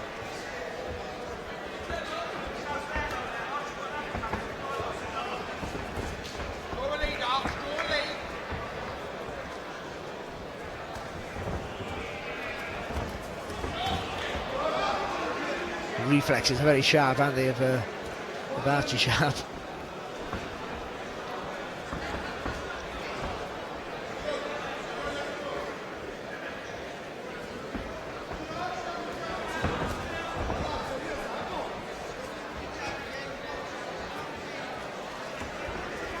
Halfway through round 3, and Sharp just trying to change body angles, just trying to find new ways to create space. He's switching from orthodox to southpaw and back again. 3 good jabs there from Sharp. But his whole thing is to just frustrate Kabore. That's what just frustrate him, and then he takes risks, or he panics, or he runs out of steam when he's hitting him, when he's throwing and missing. And when he makes a mistake, Sharp, he's quick enough with his reflexes. He stood on his foot there, like intentionally stood on his foot, by the way, and got away with it.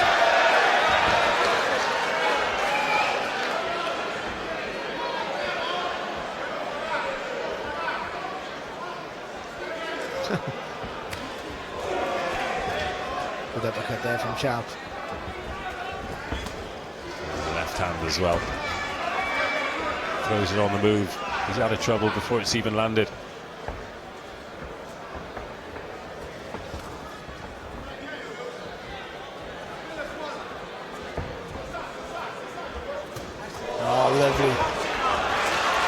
Lovely work there from Sharp.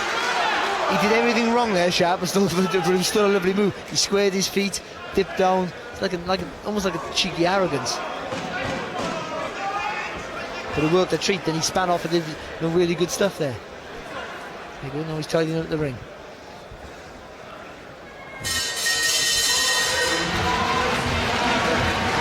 Four rounds in for Archie Sharp here as we see the full house at York Hall. And the appreciation that they're giving our headliner this evening. Still 6 rounds scheduled. Let's hear what Spencer Fearon thinks of what we've seen so far. I've got this fight right now, 30-27. All 3 rounds in favour of Archie Sharp.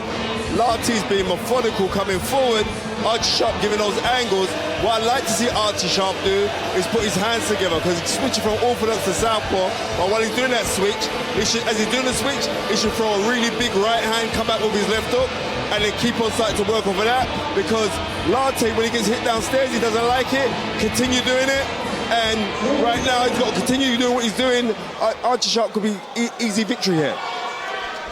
Second round, round 4. Spencer Fearon there saying he wants to see Archie Sharp just put a big right hand on the end of some of these moves, but it's been risk-free stuff for Archie Sharp so far. And 4 rounds in, he's probably done enough to win all of them. Wasn't far off with that left uppercut there, Sharp.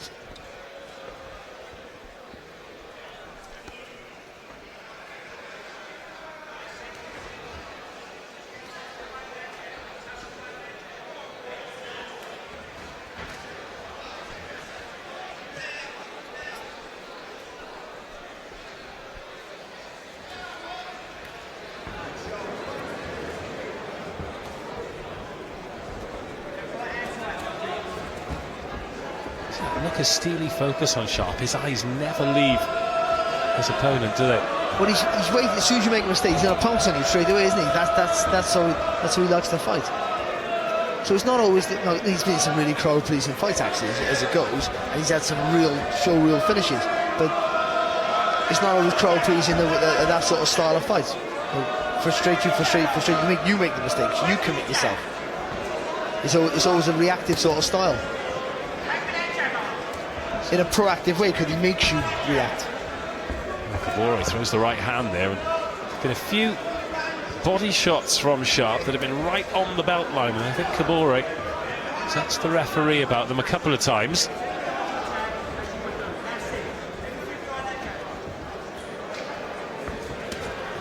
Nice left hand there from Sharp. He's had a knockout finish like that before, hasn't he, with that sort of punch, so that's what he's looking for.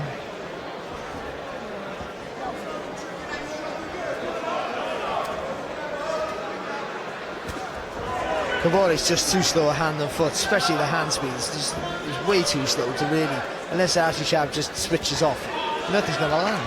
Well, Sharp standing southpaw and just toying with him before running back round to the middle of the ring.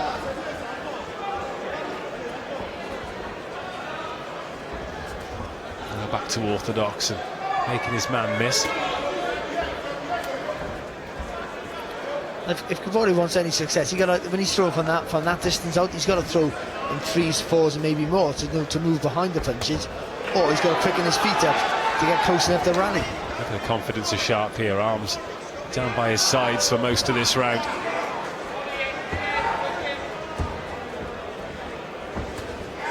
Lovely. That one got the nod of approval from Kabore. Again, he switched to southpaw now for the last sort of 30 seconds. Good work, good left hand. Yeah, heavy shot. Kabore tries to come back with the right hand of his own.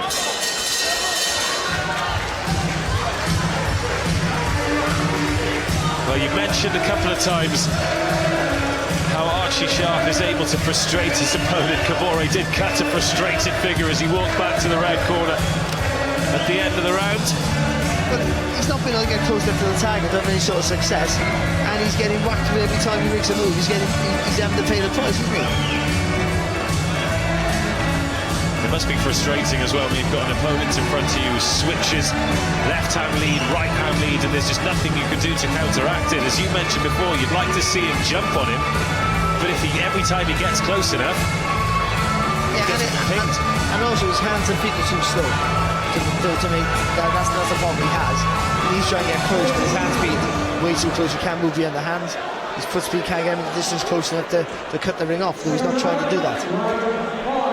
His cornerman has nearly exited the ring without putting his mouth guard back on there. Kabore had to remind him.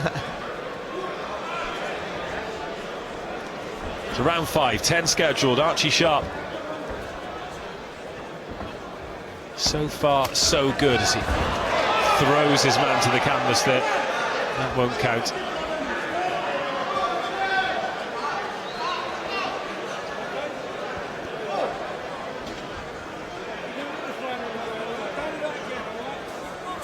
He's told not to do that again.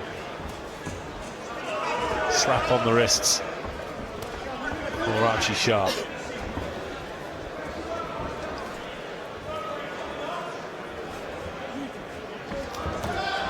Kabore getting him and a right moment. I think he's saying he's hitting him low all the time.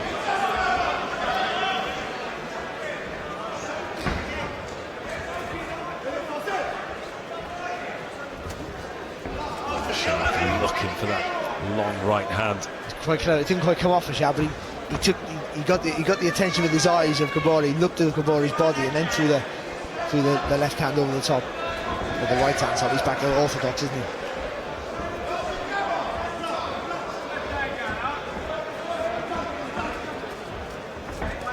3-4 jabs there from Archie Sharp, and then he switches back to southpaw. That was a lovely shot.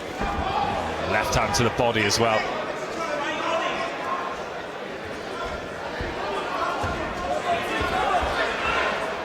Tucks under that shot from Kabore. He didn't. I wouldn't tell him off too much about that, because all he did was just grab the elbow and moved it to the side.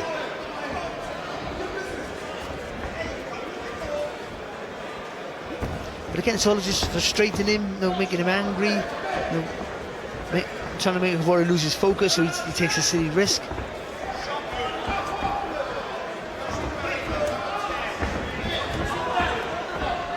Just too easy, isn't it, for Sharp? Way too easy. Kabore still in there, in body and spirit, but not a lot else. Shot there with the left hand. As you said, super easy, just looks incredibly relaxed, huge smile on his face. But then after that, he lands with a shot, and then straight away he gets underneath the elbow, spins in, and stood behind him. All just to play with your mind, frustrate you, anger you, get out your rhythm. Just pushes Kabore away with the shoulder before low. onto the right hand as well. There were a couple of low ones there, and it's not the first time. There was one clear low one, and I think, luckily for Sharp, referee just didn't see it.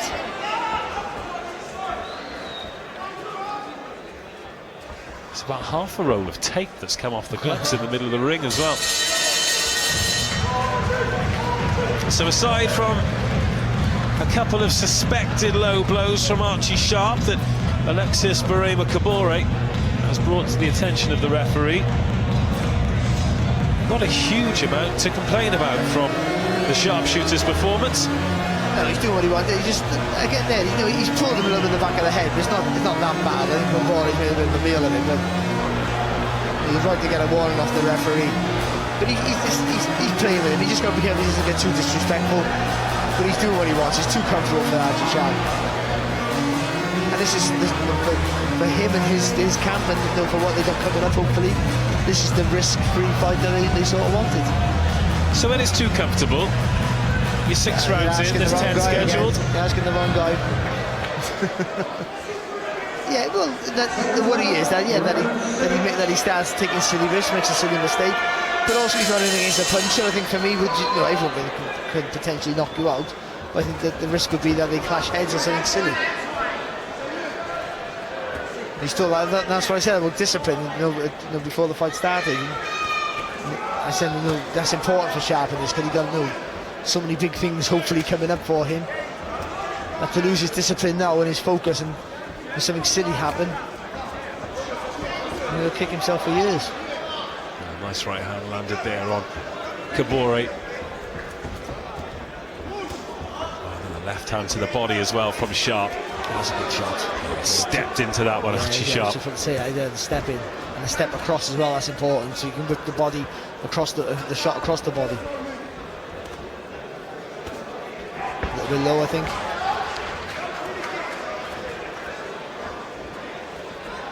That's the thing, though. He's standing close now with Kabore, isn't he? Standing inside, and Kabore still can't get any success.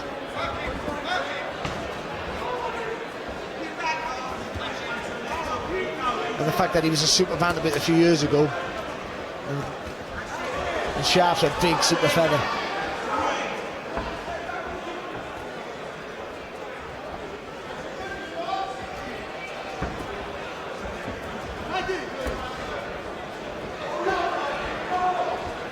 It's a really nonchalant switch from orthodox to southpaw as well, isn't it? Yeah, it's effortless, isn't it? So it's almost you forget that he switched at times.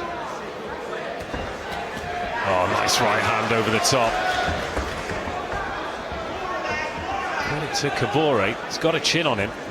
But I would say, though, switching in range against the higher quality opposition, you might not get away with it, though. That's the worry. But for now, it works a treat for him. And in fights like this, he can do so many things, and get away with so many cheeky moves, which he already has.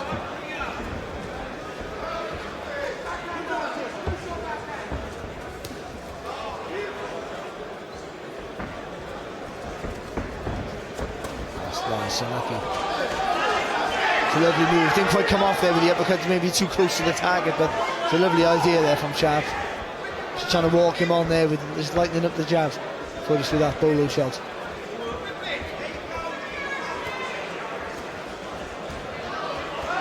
This is too easy for him. 6, 7, 8, 9, 10, 11, 12. Touchy jabs without response before the left hand comes through.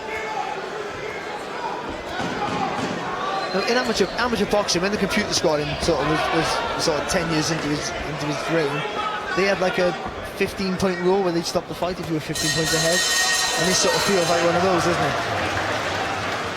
But Kabore still in there. but he's in there, he's not getting hurt. So to pull him out, he's not hurt at all, so to pull him out would be a weird thing. But he hasn't won a second, a hundredth of a second in a row. He hasn't had any success at all. It almost seems pointless, isn't it? 7 rounds in, 10 scheduled. Alexis Kabore has been second best to pretty much every exchange. That was lovely work from Sharp there. Oh, he's got some lovely, clever moves, he really has. And we've said all the time, because he looks like he takes so many risks, because he's a real clever fighter, he's a very reactive, thinks on his feet, that how will that fare when he steps up in levels? Now, the levels he stepped up at so far, it's worked for him. If anything, he's flourished even better. But he's getting to a different level altogether now, and again, that same question will apply. Well, he'll certainly face sterner tests than he has done this evening. But I said, and I'm not comparing him to Tyson Fury, before people go mad. But he said the same about Tyson Fury, though, because he takes silly risks and gives people opportunities. And what would that fare when he moved up to world level? And it just proved that he was just too good. I suppose you've got to look at the Otto Wallin fight, haven't you? Himself in a bit of trouble there. But now many people are mentioning him in all kinds of conversations. And let's bring our focus back to this one. Kabore versus Sharp in round 7.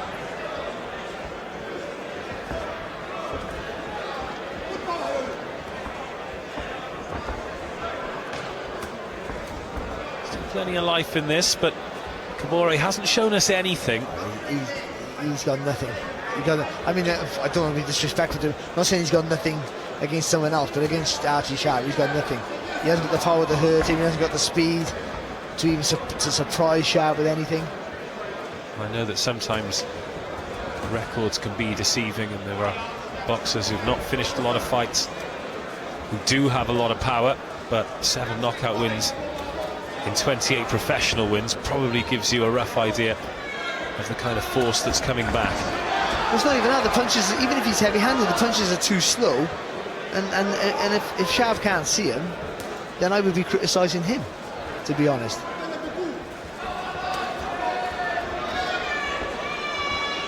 The best he can hope for, Kabore, is to just throw in Sharp throws and hope he catches him, while he's open. But there's a big risk to that, of course. Another left hook to the body there from Sharp that was on the borderline of being low. It's not the kind of reputation that he wants to pick up.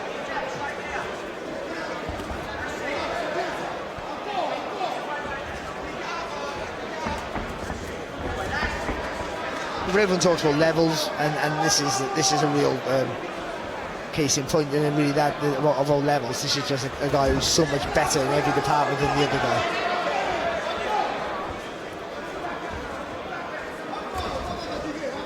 But you have to credit Kabore for something at least. He keeps stepping forward, keeps putting himself in range.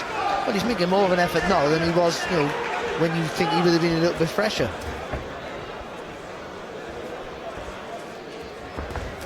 But we've had an example of those slow punches that you talked about. In the time it took him to throw the right hand, Archie Sharp has stepped out of the way, gone around him and found his way back to the middle of the ring. Yeah.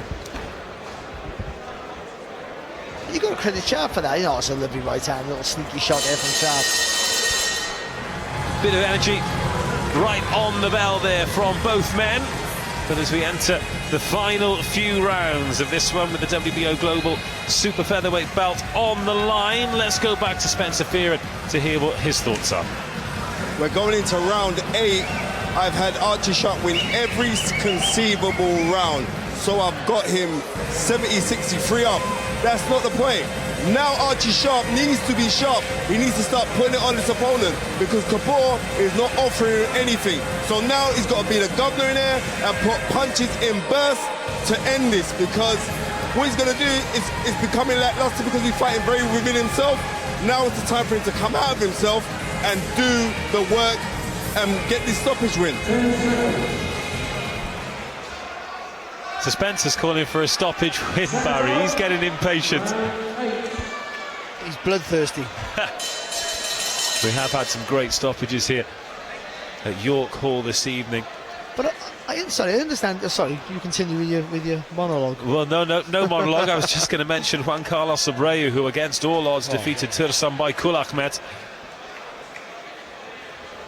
That is certainly the result of the night that the boxing world will stand up and pay attention to. But Archie Sharp going about his business here because he wants the boxing world to pay attention to him as well. Yeah, and I totally understand where Spencer's coming from, because he's totally dominated the guy. It's been more than comfortable for him, and we would be criticising somebody if they weren't going out looking for the stoppage now, because you feel that he hasn't really hurt Kabore once, to be fair, but then he hasn't boxed that way to try and put it on him. So you maybe think that if he can exert more pressure now he knows the guy can't do anything to bother him, then maybe it is time to step on him, put a bit more pressure with that front foot, push him back. But also, like we've been saying all night, there's massive. You've got massive things ahead. Do you want to take any silly risks? There's a cut there from somebody. There's blood all over Archie Sharp's face, just with his back to us at the minute.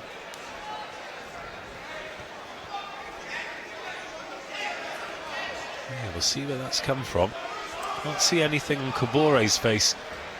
He just gets picked off again there. 1, 2, 3, 4. It's a good shot there from Sharp. Nice uppercut. Is it on? Am I seeing things? It's a little bit of something from somewhere. A Sharp lands a heavy left hand on Kabore, who goes for the body himself and misses the torso. That's a nice uppercut as well there from Sharp. Yeah, right in the rib cage. There's blood around the ear of Archie Sharp. I don't think it's coming from the ear, but can't see where it's coming from.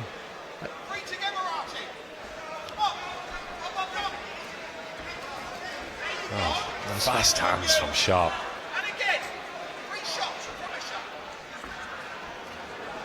In round 8 as well. Although in round 8 the tank will be fuller than it would have been if we'd have come under a bit more scrutiny. Yeah, well, when you take in the face and he's boxed well within himself, he hasn't got a second gear. He'll have plenty in the tank to put his foot on the pedal if he needs to.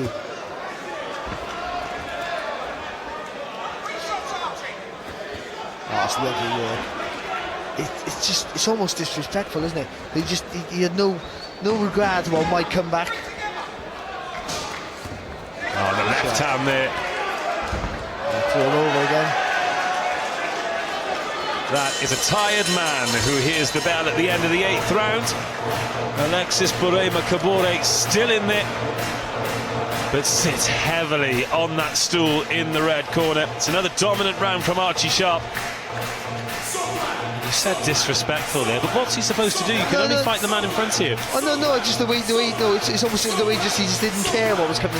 Whatever's coming back, I'm going to see it. It's not going to bother me. And he stood square and upright and still landed with the uppercut and the hook. That's a lovely shot there with the left hand. Yeah, it's a little throw over there. Just wants to show his physical strength. It's a good shot. He took it well there, Kabore. To be fair, he takes the shot quite well.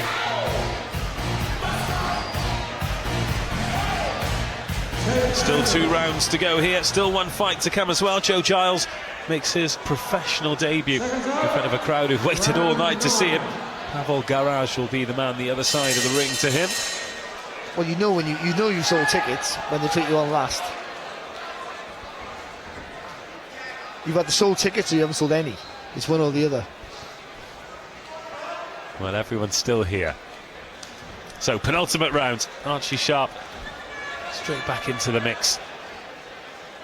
Fast hands, accurate shots. I think he's boxed well, Sharp. It hasn't been the most enthralling contest, of course, because it's been totally one-sided. And you feel that he could do what he wants, so then you tend to think, do more. But no, I think it's been nice and controlled, and it's been comfortable for him, and he's been quite clever and cute at times.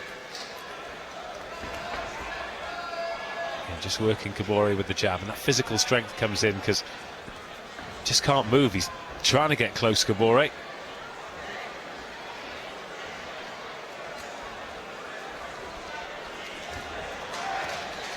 Almost at left hook there from Kabore. Nothing in it, no power in it, but at least he gets a landing punch on top. And again there with the right hand. But we're back seeing what you were talking about, where Archie Sharp is like, right, I know what's coming, I'm happy to wear a couple. Yeah. Oh, left hand from Sharp.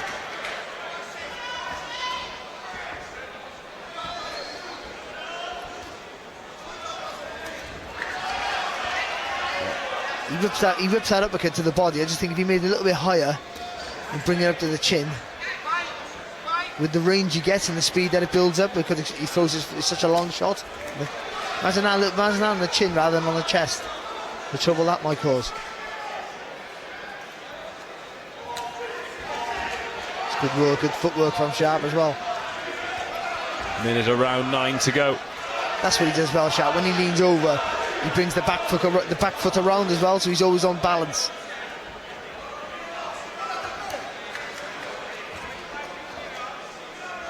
Just watching Kabore trying to defend these body shots now, bringing both hands down to cover his torso. I wonder if there's space up top for the right shot for Archie Sharp.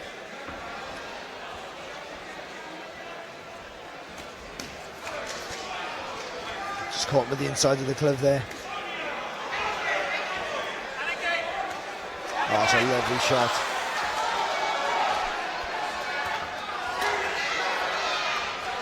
Looping left in response from Kabore. Sharp calls him on. Up to this point, I might I'll put a curse here on Kabore, but nothing's troubled Kabore, is it? He's taking some good hard shots here off Sharp, but nothing's bothered him. Another left hand. 9 rounds down, still 1 to come here. It is Sharp versus Kabore. Let's hear from Spencer Fearon as we go into the last 3 minutes. Every conceivable round has been won by Archie Sharp. We're getting to round 10. It's going to be a complete shutout. I'd like to see Archie Sharp close the show. Kabore's not offering anything. And the thing about it is this is not even tucking up. I know for a fact Alan Smith is telling him to go downstairs to the body and then bring it back up to the head. I hope that he listens to the instructions and causes a stoppage win to make us have something to speak about in this penultimate round. That's what I'm looking for. Let's see what's going to happen. Well, we can see there that there is that little cut that you spotted just above the left eye of Kabore. Not huge damage, but damage nonetheless.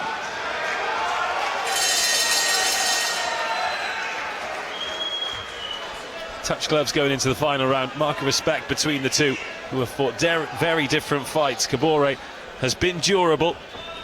Sharp has been classy. What has this final 3 minutes got in store for us? A little bit of dancing.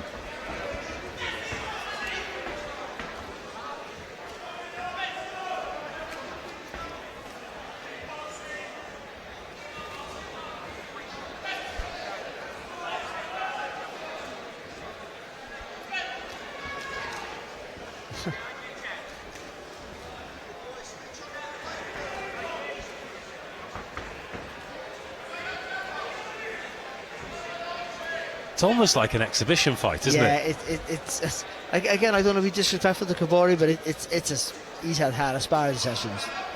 By a million miles, he's had hard sparring sessions. Archie Sharp. He's too big, too fast, too young, too good, and all those things. Quite comfortable. Oh, Sharp caught Kabore on the way in. No, he's pulled him down. Yeah. Again. That's 3 of those. That's good work from Sharp there, though. And again. Yeah, clean right hand there. And Kabore starting to wobble. Sharp starts to step on him. A shrug of the shoulders from Kabore. I don't think he is wobbling. I just think he's balanced because he doesn't know where Sharp is. Sharp's landing it at will. Fantastic stuff from Sharp. Because Sharp's moving around the target when he throws, Kabore can't find him. Some more dizzy from spinning round than dizzy from being caught. But he's trying to turn with him and he hasn't got the same sort of balance, same structure. So he looks like he's wobbly on his feet, but I don't think he is. 1:10 remaining. A comfortable night's work for the sharpshooter.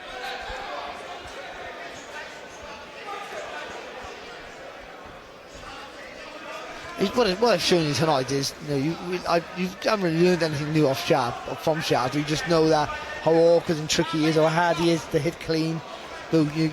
Guys with more speed and commitment might get more success, but he's a clever fighter. He's constantly thinking, and that's what he's done tonight. He hasn't switched off mentally once. Good shot. Steps in for the left, right. Switches to southpaw, 30 seconds to go. And Kabore just desperate to slow things down, to hear the final bell, which, to be fair, he deserves to hear, because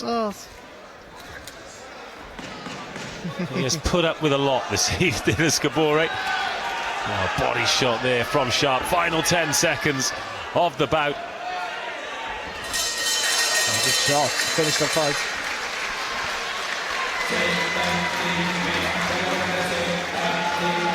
Well, no doubt that Archie Sharp will face sterner tests. He's 21 fights into his professional career. We go to the judges' scorecards, but it's no more than a formality, I'm sure. Alexis Barema, Kabore slumped over in his corner.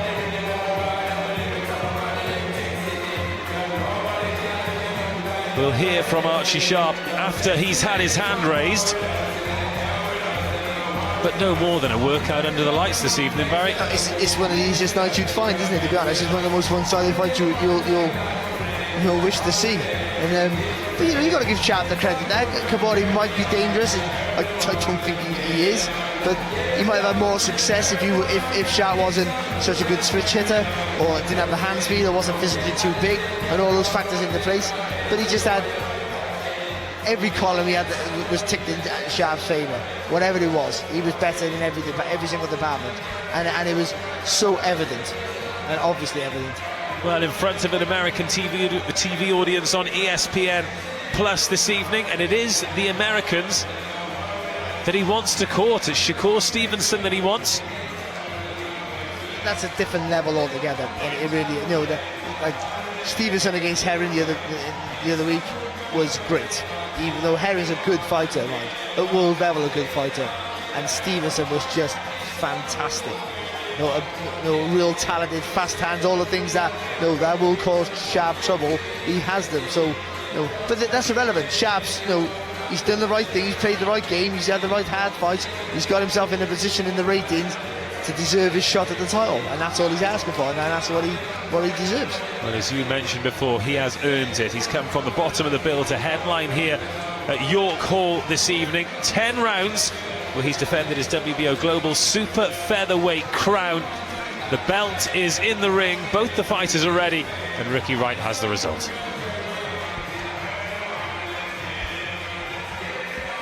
Ladies and gentlemen, at the 10 rounds of boxing, we go to the judges' scorecards.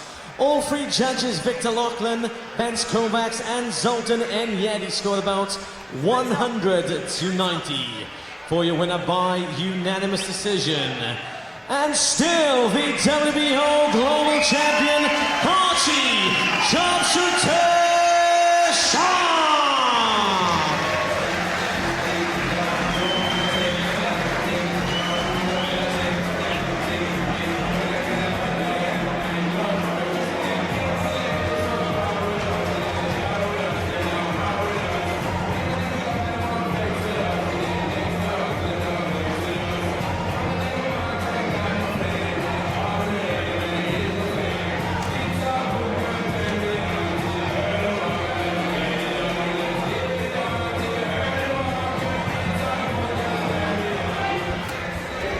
The win was never really in question. We felt that it was the manner of the win that we didn't know about, because Kabore came as a little bit of an unknown quantity, even though he boxed at some decent level. But he just proved to be too small, as I said already, too small, too slow, too old, just not good enough for Sharp in any quarter. And I think Sharp started off smartly in the first half of the fight, didn't take any risks. Boxing from range, kept it comfortable, used that hand speed, the foot speed, the switching, just confusing and frustrating Kabore all throughout the fight. Later on, as the rounds went on, he started to hold his feet a little bit more here. Archie Sharp trying to get a bit more purchase in the punches, stay a little bit closer, but still staying safe. The important thing about this fight was no mistakes, no silly mishaps. It's all building for the bigger fights ahead. And he was truly dominant in every round, for every second of every minute. And there was only one winner. And what's next? Is it the big one? Well, Dave's ringside with Archie, and we'll find out now, hopefully. Well, Archie, congratulations. 10 rounds, control, composure, and another win in the bank. How do you feel? Yeah, I feel really good, thank you. It was nice to get the 10 rounds in. A massive shout out to the fans. It's packed in here. A major atmosphere, so it's been really good. I appreciate it. Thank you for my team. It's been a great performance. From a coach's perspective, 10 rounds from him against an opponent that maybe didn't come forward but was certainly very durable. What are your thoughts? Yeah, I think he boxed really well. He's trying to change his style slightly. He's only been with a couple of fights. Maybe a little bit more disciplined in between rounds, but he did everything we asked. He was fit, he kept his boxing, no injuries, and I'm happy. He's just improving every time, so yeah. We saw the full toolkit this evening. You're going to have more difficult fights than this as you progress. Is that kind of style and that kind of control something that we're going to get used to from you? Yeah, definitely. Like I say, I lost my way a little bit, but now I'm back.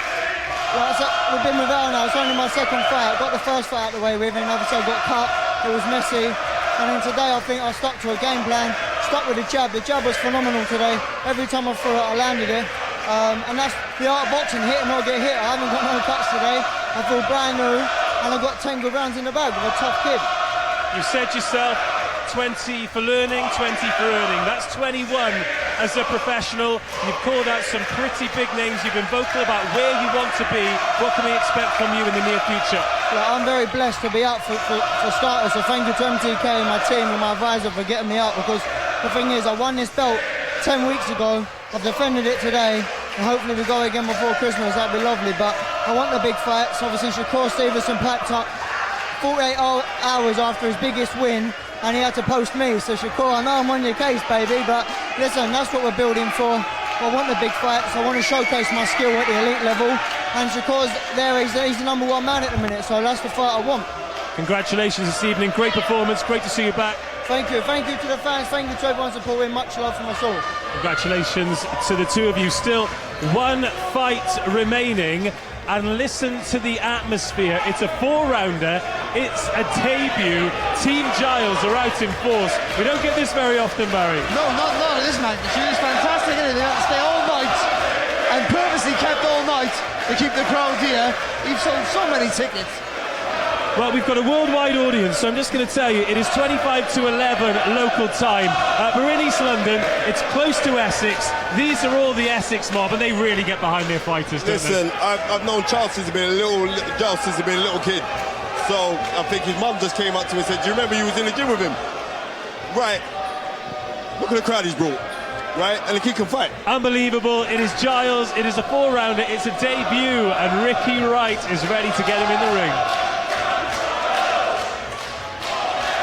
Ladies and gentlemen, please welcome firstly into the ring from Slovakia, Pavel Garage.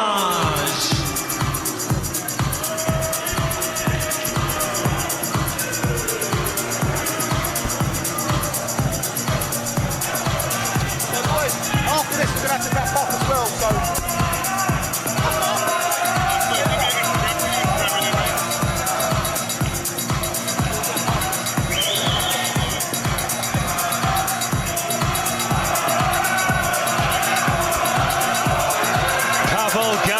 Gets the wrath of Team Giles. Tough fighter from Slovakia. 3 knockout victories in his 7 professional wins. Only been stopped once in his 22 defeats. It's going to be tough for him here tonight, though. Welcome his opponent from Essex, Joe Giles. Professional debut for Essex's Joe Giles. The Nazis sound around. So if you've coming off the street and listen to the reception that he gets when he steps out from that tunnel. You better start to move your feet to the rockinest, rock steady beat of madness. One step beyond. Well, he walks out to madness, and that is what's happening here at York Hall. It is a madness. This young man trains under Riley Wilson at Newlands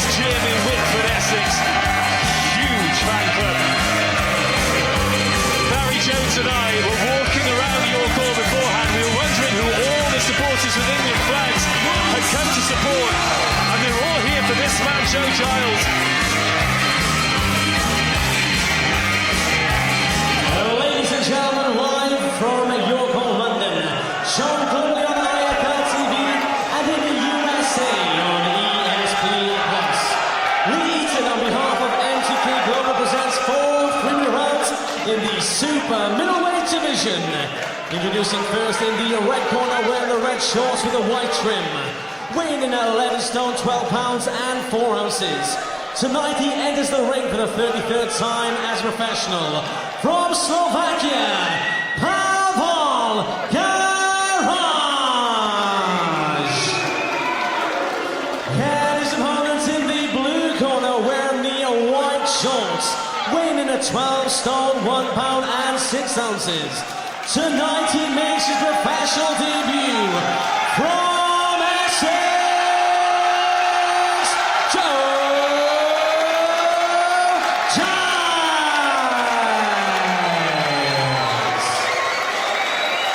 The referee in charge action is the Mark Bates, time to get the bell, Nick White.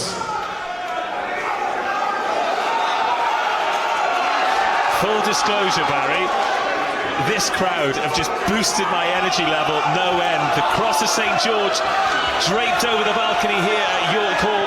This young man, he's on debut, only signed with MTK in January.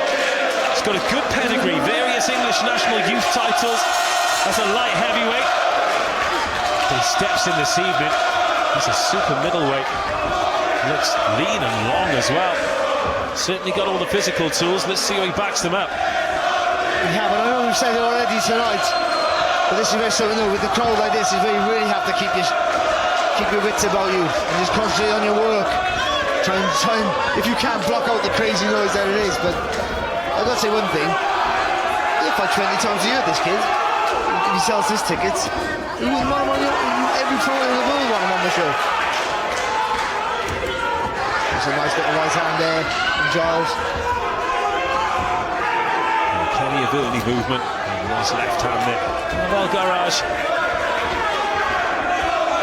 Not the easiest of opponents to begin with. Say plenty of defeats on the record of the Slovakian, but only once has he been stopped. 4 rounds here for Giles to get through. Happy with that jab. We talked about people looking big at the weight. He looks like an absolute giant there, Joe Giles, as he lands the left to the body, then steps out of trouble.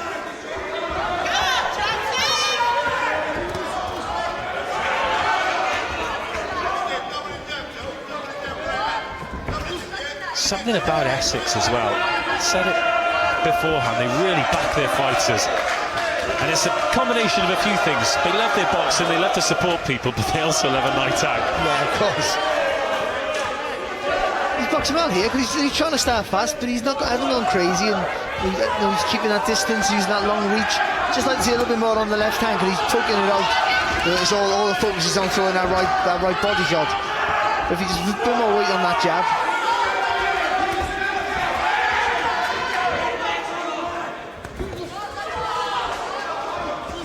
Good, that's a good jab. Also, he's effectively headlining the show now. He's still live. He gets to fight on ESPN Plus for his debut. But he was the swing fight. Both of these men have had to be ready for this all evening. Yeah, it's not just one of those parts of the games that people don't really see.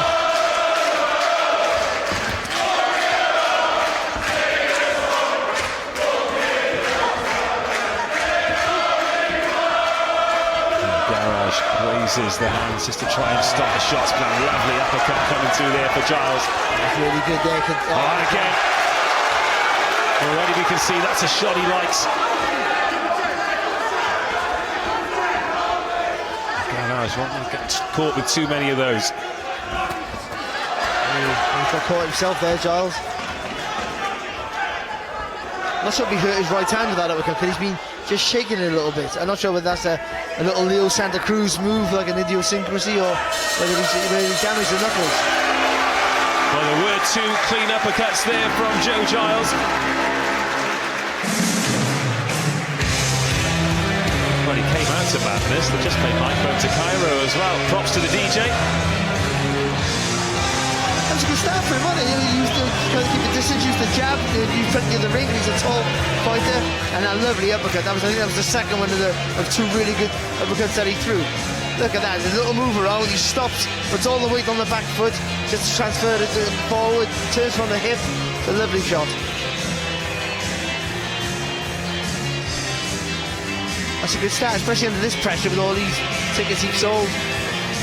And you talk about pressure, it's not just figurative, it's literal. When the crowd get up here, the temperature actually rises. It's a hot, sweaty venue, heavy atmosphere, under the TV lights as well.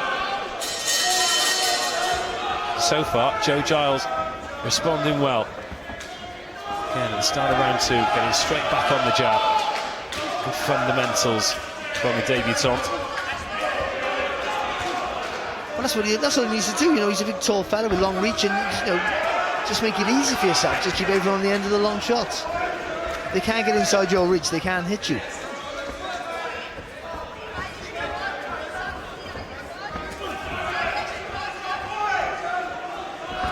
He's shaking that right hand, isn't he? I think it's just a little habit. Neil Santa Cruz is well famous for it. Good shot. He's getting the right hand in behind the jab now, Joe Giles.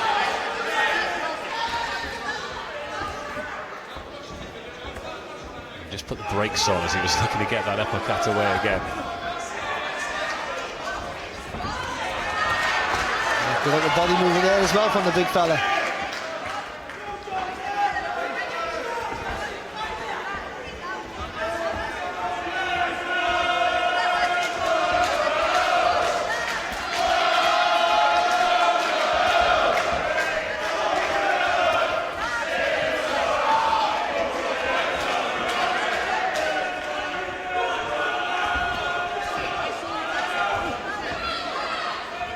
Garage just proving a little harder to break down in this second round. The halfway point 4 scheduled here at York Hall.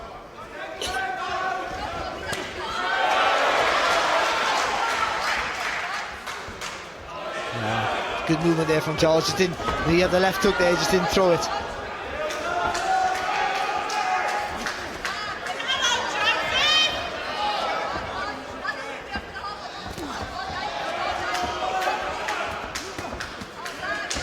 The right hand to the body. Garage just catches Giles on the way out there with the right hand.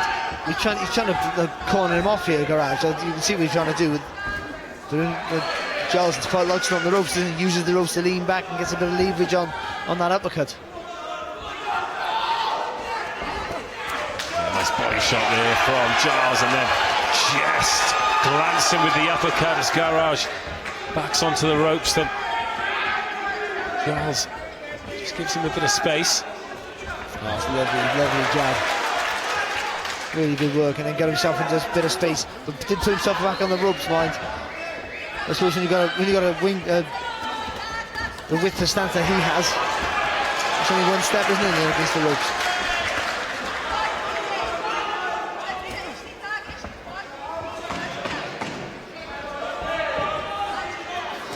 Oh, good left hook.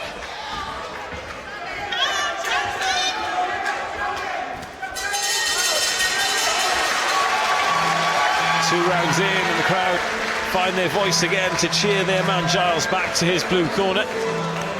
Well, he won it by a street, but Garage made him look a little bit harder in that round. That was, again, the idea that he wanted, of course, trying to make the young kid work as hard as he possibly can. But he had no success himself, Garage, and still thought Giles boxed quite well. And again, he keeps nice and long as the punches as long as he possibly can for most of the time. And that means he can get those body shots in from a safe space. So he's not getting too close, not allowing anyone to hold on to him.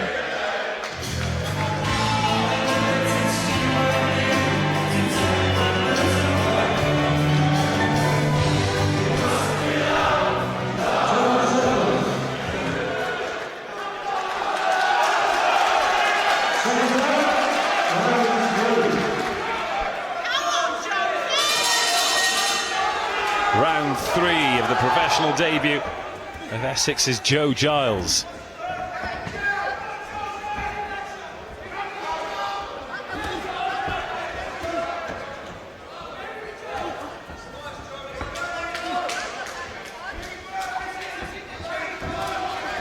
That's good work.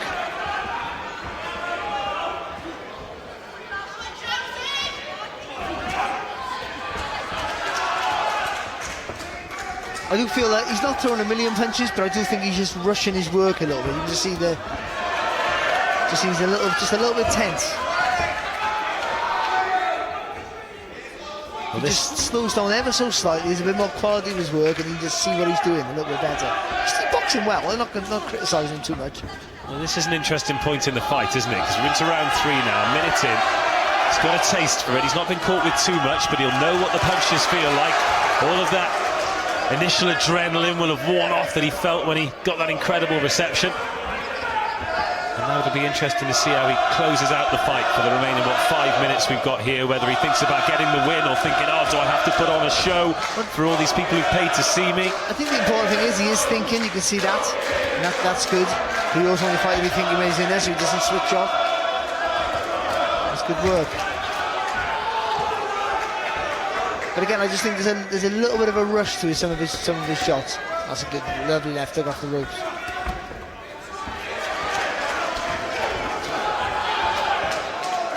Giles looking for the body, but Garage getting those elbows and biceps in the way.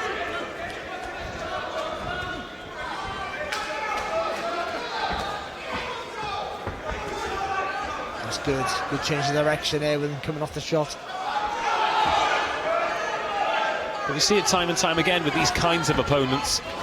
They are difficult to break down. Oh, good body shot there from Garage. Yeah. Good right hand to the body there. And now Garage sensing something, and Giles just moving a bit gingerly.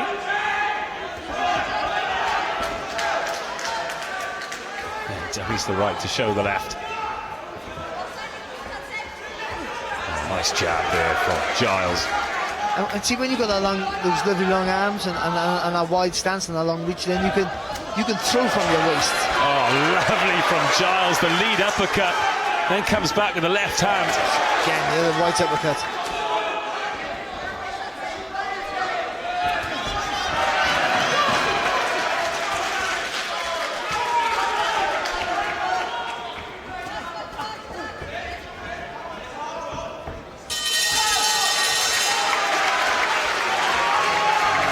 There's something there, isn't there? He's boxing well. He looks good. I say, when I say about this little rush to his work, you just see him, you just see the way he's breathing. Just like there's a little panic, even though he's winning the fight quite comfortable. I just think he's rushing a little bit of some of his work, and he got more time than he thinks. But a lot has to do with age.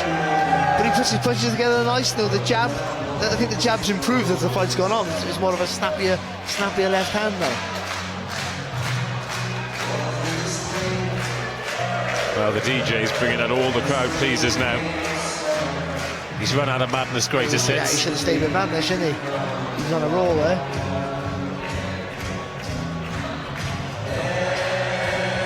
Final round of this bout, final round of the night here in this MTK Fight Night live from York Hall. Just a reminder that next week we're in Ulster Hall where Lewis Crocker defends his WBO European title. Then the week after that, we're in Newcastle on November the 13th. 2 shows on the 26th. Dubai and Cardiff, and then we're back here at York Hall on December the 23rd. We hope you'll join us for all of those. I would suggest to the promoters that they get Joe Giles on the bill, like on every show, maybe, and tend to bring his friends. I wouldn't be surprised if he's back here on December the 3rd, that's for sure. It's almost... he brings such a good crowd, it's almost irrelevant that he can fight, that he can box, he's a good boxer, but it's almost like, who cares, look at the crowd. Yeah. They're having a great time. He's certainly shown enough to get an invite back, regardless of the crowd that he brings with him. Oh, some nice cute little uppercut again there from Giles.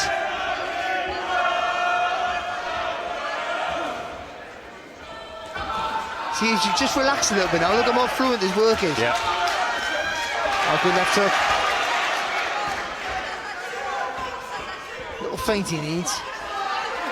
Little feint, lean back onto the back foot and then come back with a nice long right hand.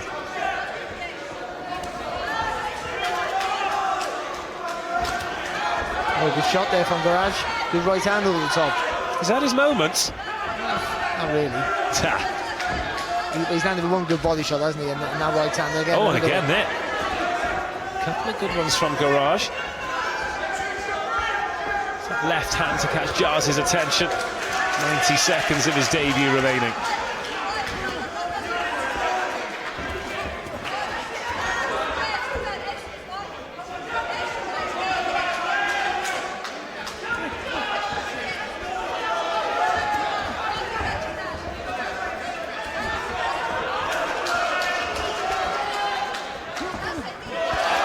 Nice right hand there from Giles. He puts himself in the corner way too much for my liking, Giles. But every time he's in the corner, he always lands with a lovely shot. So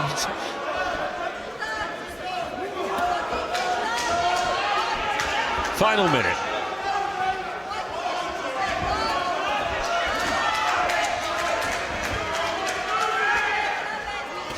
Oh, nice left hand there. Again with that uppercut.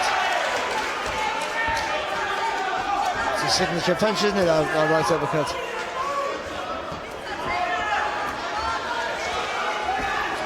It's interesting, isn't it, for somebody who's so tall, so long, that it's that shot in close that he's really caught our attention with this evening.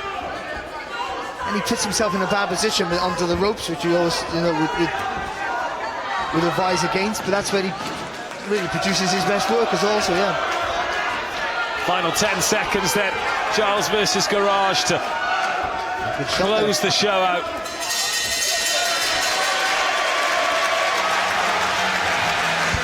And we'll go to the judges' scorecards. We've had a couple of debuts this evening. And these are special moments for these fighters, aren't they, Barry Jones? Oh, they really are. No, and they both shone as well. The Freitas was fantastic. He really was. Showed some star quality. And Giles tonight, the crowd he brings alone means he's a marketable fighter. He's a commodity already, but however good he can fight. But he also can fight as well. He's a lovely boxer. He's got some lovely slick moves, and he'll grow into it. I think once he settles down a little bit, realises he's got a little bit more time than he thinks he has, then he'll be even better again. But that was a good debut, really good debut, and under the pressure of all this crowd, he did really well. Well, let's go to Ricky Wright to make it official, and then we'll hear from the man who we think is going to be the winner. Ladies and gentlemen, at the 4 rounds of boxing, we go to the referee scorecards. Mark Bates scores about 40-36 for your winner by decision. The journey starts now. Joe Giles!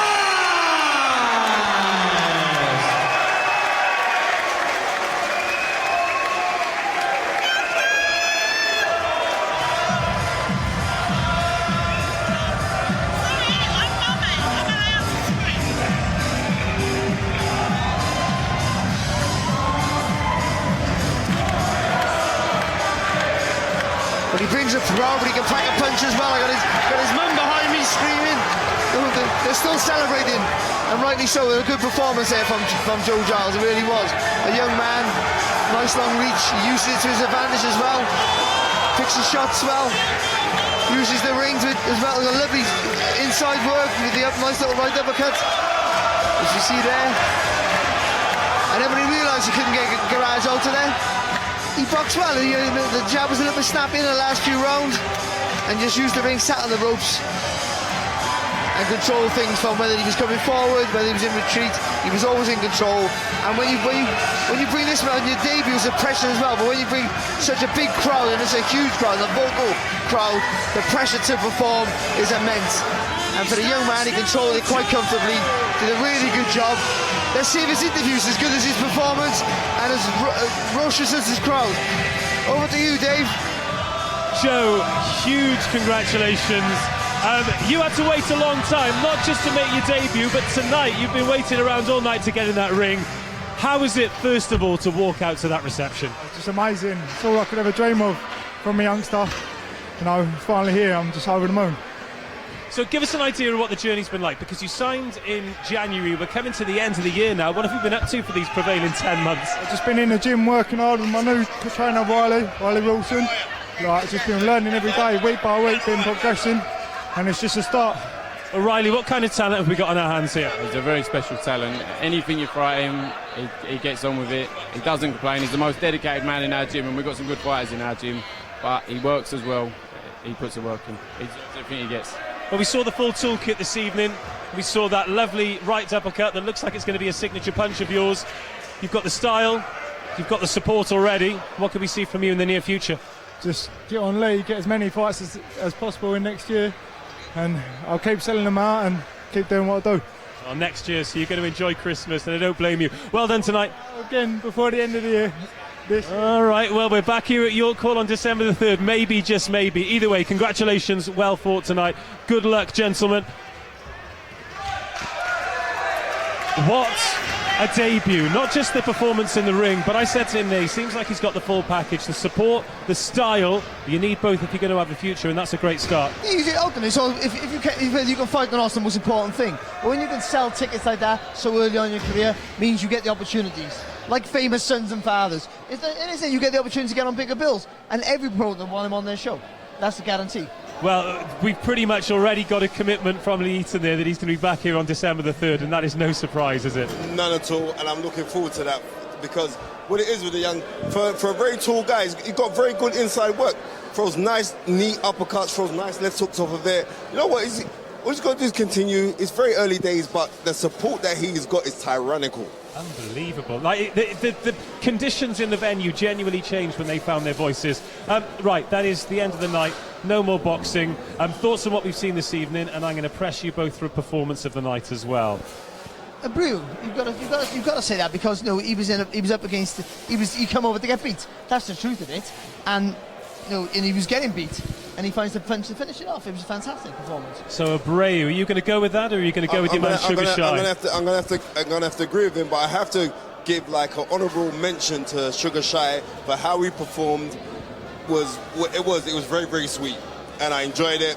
And yeah, that's nepotism. Yeah, something like that. So 2 successful debuts. Tursunbay Kulukmet hits the brakes. Archie Sharp marches on. The next fight night that you can join us for is at Ulster Hall. That is on the 5th. That is in just a week's time. We hope that you'll join us then. Thank you for watching wherever you've been around the world. Thank you to you two for your company as well. But until we get to speak again, goodbye.